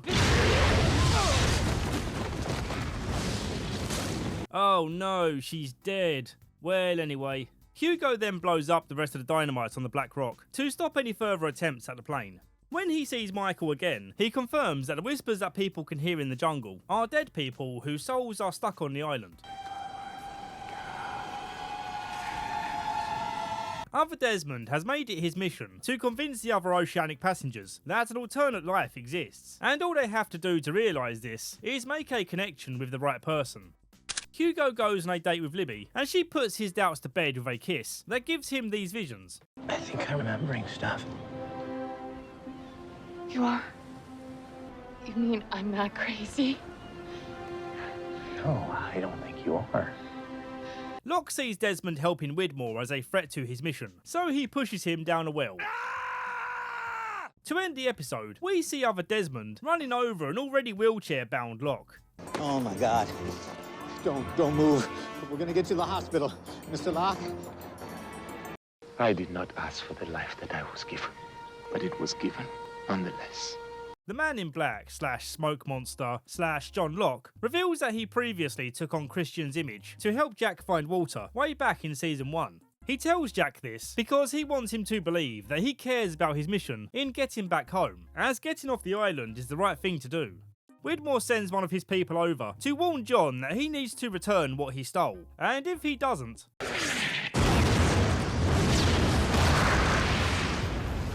But he's not interested in this deal, and gets everyone back to work on their plans to sail over to the other island. Sawyer conspires with Jack to turn against Locke and get them far away, but Claire overheard their plans and holds them at gunpoint. Kate says, "Come with us, Claire. I'll get you back to Aaron." I came back to get you so you could be with him again. It's the only reason I came back to the island, Claire. Jack suddenly remembers that being off the island felt terrible, so Sawyer tells him to jump off if he's no longer on their team. When they arrive on the other island, we finally see Jin and Sun reunited. Jin? Sun!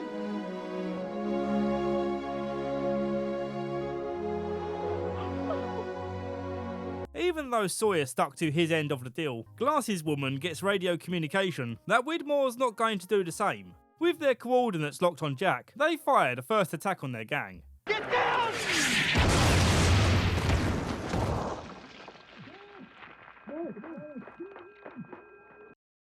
You know, Jack. You know that you're here for a reason. John recovers from being run over, thanks to Jack, who just so happened to be the surgeon on call. He then informs John that he took a look at his spine and believes that he is a candidate for a procedure that will get him walking again. But John's like, nah, I like being in a wheelchair. Now, there's minimal risk, and the benefit I could... said no, Doctor. Sawyer's gang get chucked into the bear cages. I wonder if the fish biscuit machine still works. Before long, John arrives on this island too, and he lays waste to a good chunk of Widmore's crew. Jack comes back to free them from the cage, but this doesn't mean he's on their team again, as he's still against the idea of leaving. They find Saeed, and he says, "Come with me, John's waiting." But why would they listen to him? Aren't they trying to get away from John? Whatever, let's move on. They get to the plane, but oh no, Widmore rigged the plane with C4, and John can't be sure that Widmore doesn't have a backup plan to destroy the plane. So they're going to use the submarine to get off the island. As they board the sub, Jack pushes Locke off the jetty to stop him getting on. But what he doesn't know is that John switched his backpack so that Jack takes a bomb on board. Dude, where'd that come from? Locke, we did exactly what he wanted. The Man in Black's plan was to have everyone kill each other, as they're all candidates to replace Jacob. With no Jacob and no replacement here, there would be nothing to stop him leaving the island. Saeed sacrifices himself to prevent everyone from blowing up.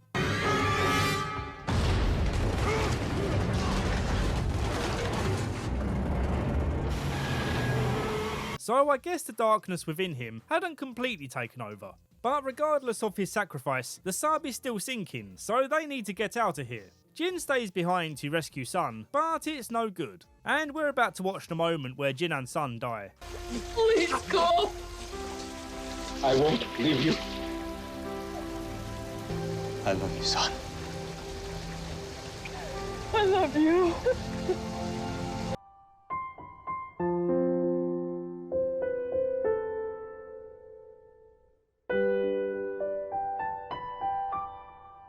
RIP for two of the best characters, and absolutely the best couple on this show. When Jack reaches the shore, the emotional turmoil of losing more friends, and with a feeling of being completely lost on what to do, he breaks down.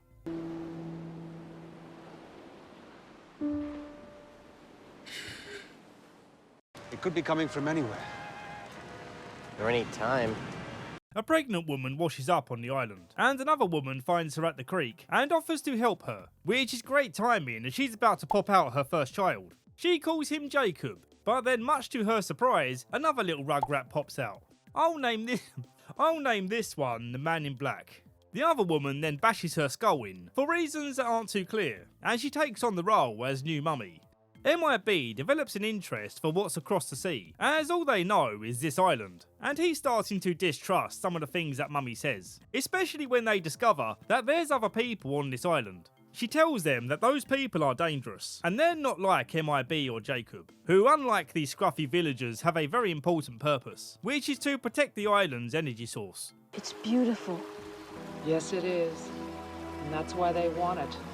Because a little bit of this very same light is inside of every man. But they always want more.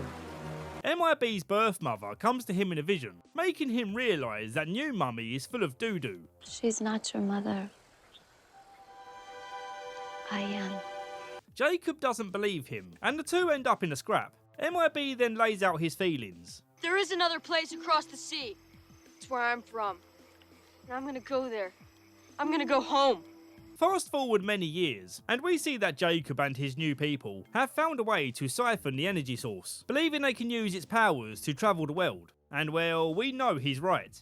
Mummy tries to kill him to protect the energy source from being exploited, but he somehow wakes up alive outside the well, and then he kills her in revenge.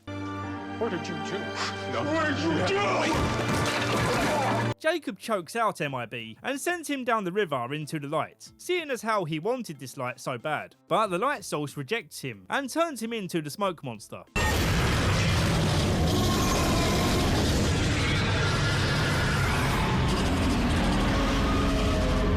But if we can't live together, we're gonna die alone. Ben leads Richard and Miles to go find some C4 that he stashed away in his old Dharma house. But following closely behind them is Widmore. What are you doing here? Put the gun down, Benjamin. If you don't answer me, I swear... If you shoot me, and your last chance of survival will be gone. He says that he and Ben are on the same side now. Jacob met with him off camera and told him the truth about this island. They get word that John has arrived too, so everyone panics and makes a run for it. But not Richard and Ben, they're wearing their Brave Boy pants. He unexpectedly launches Richard across the village, and I'll be honest, it gave me a slight jump scare.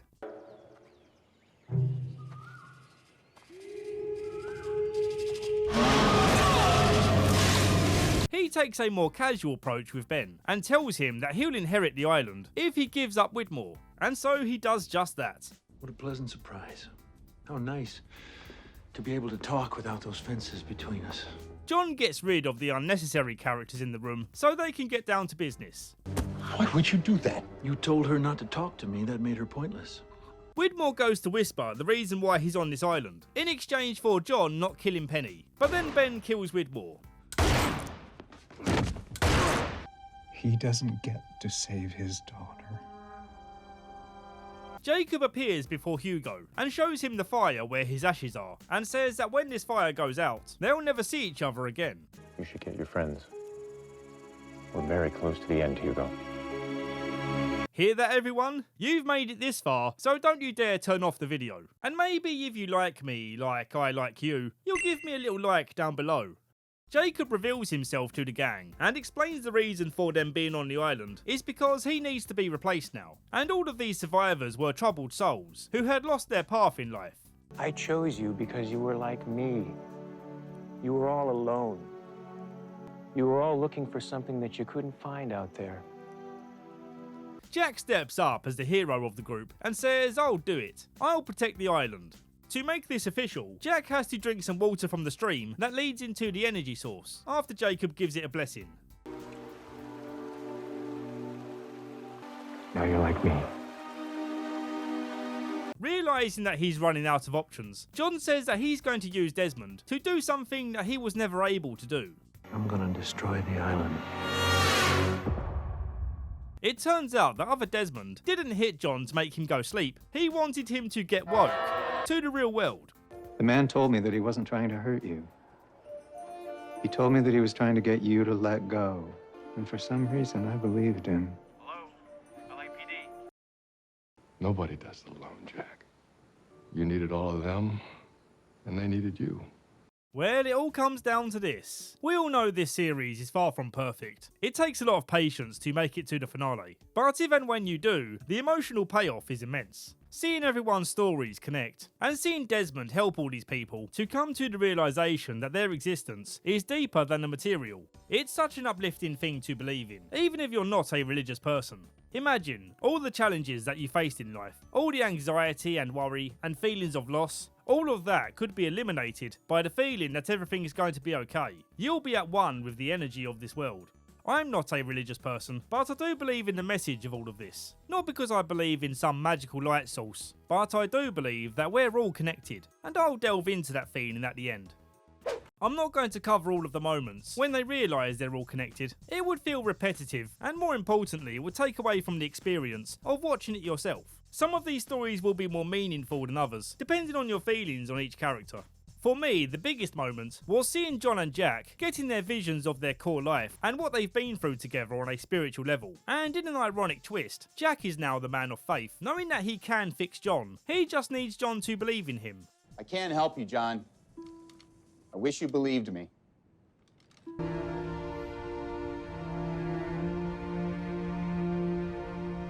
Back on the island, other Jack and John come face to face. Neither of these two are able to kill each other, with Jack revealing that he volunteered to take Jacob's job.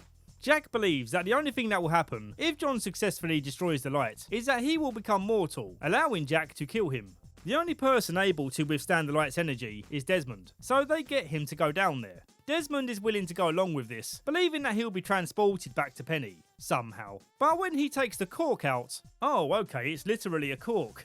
I thought that was just a metaphor. The river runs dry, and the island starts falling apart.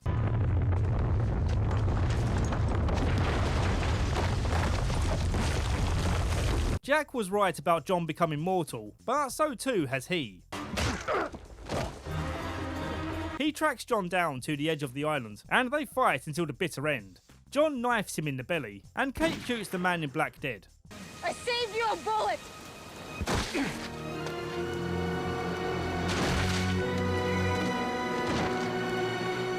What a heroic moment for Kate. Jack hands over the torch to Hugo as the new protector of the island. He then puts all of his remaining energy into putting the cork back in, and he cries in victory, seeing the waters and light return.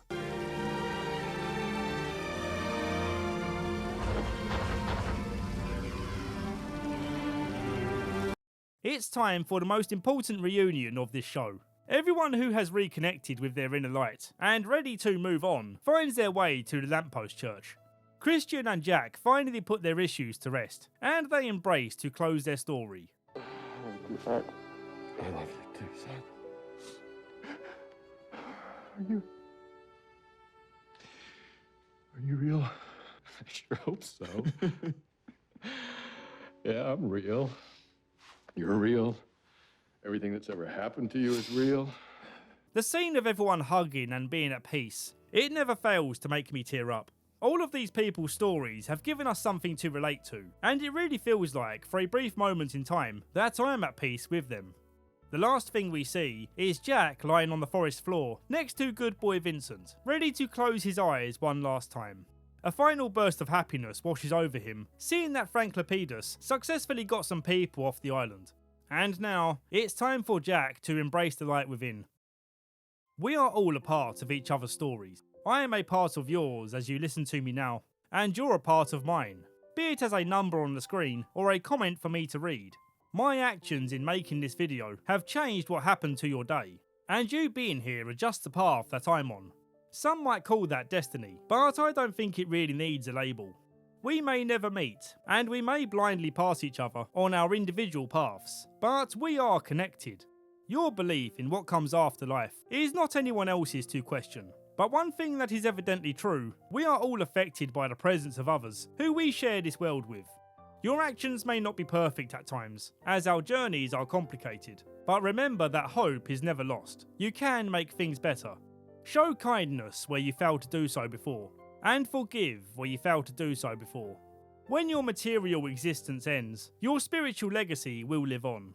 Your love, your friendship, your kindness, they will leave a positive impact on those you leave behind. So even though you may feel lost on your journey in life, have faith in the idea that you matter and you have a great purpose. Thank you for being here.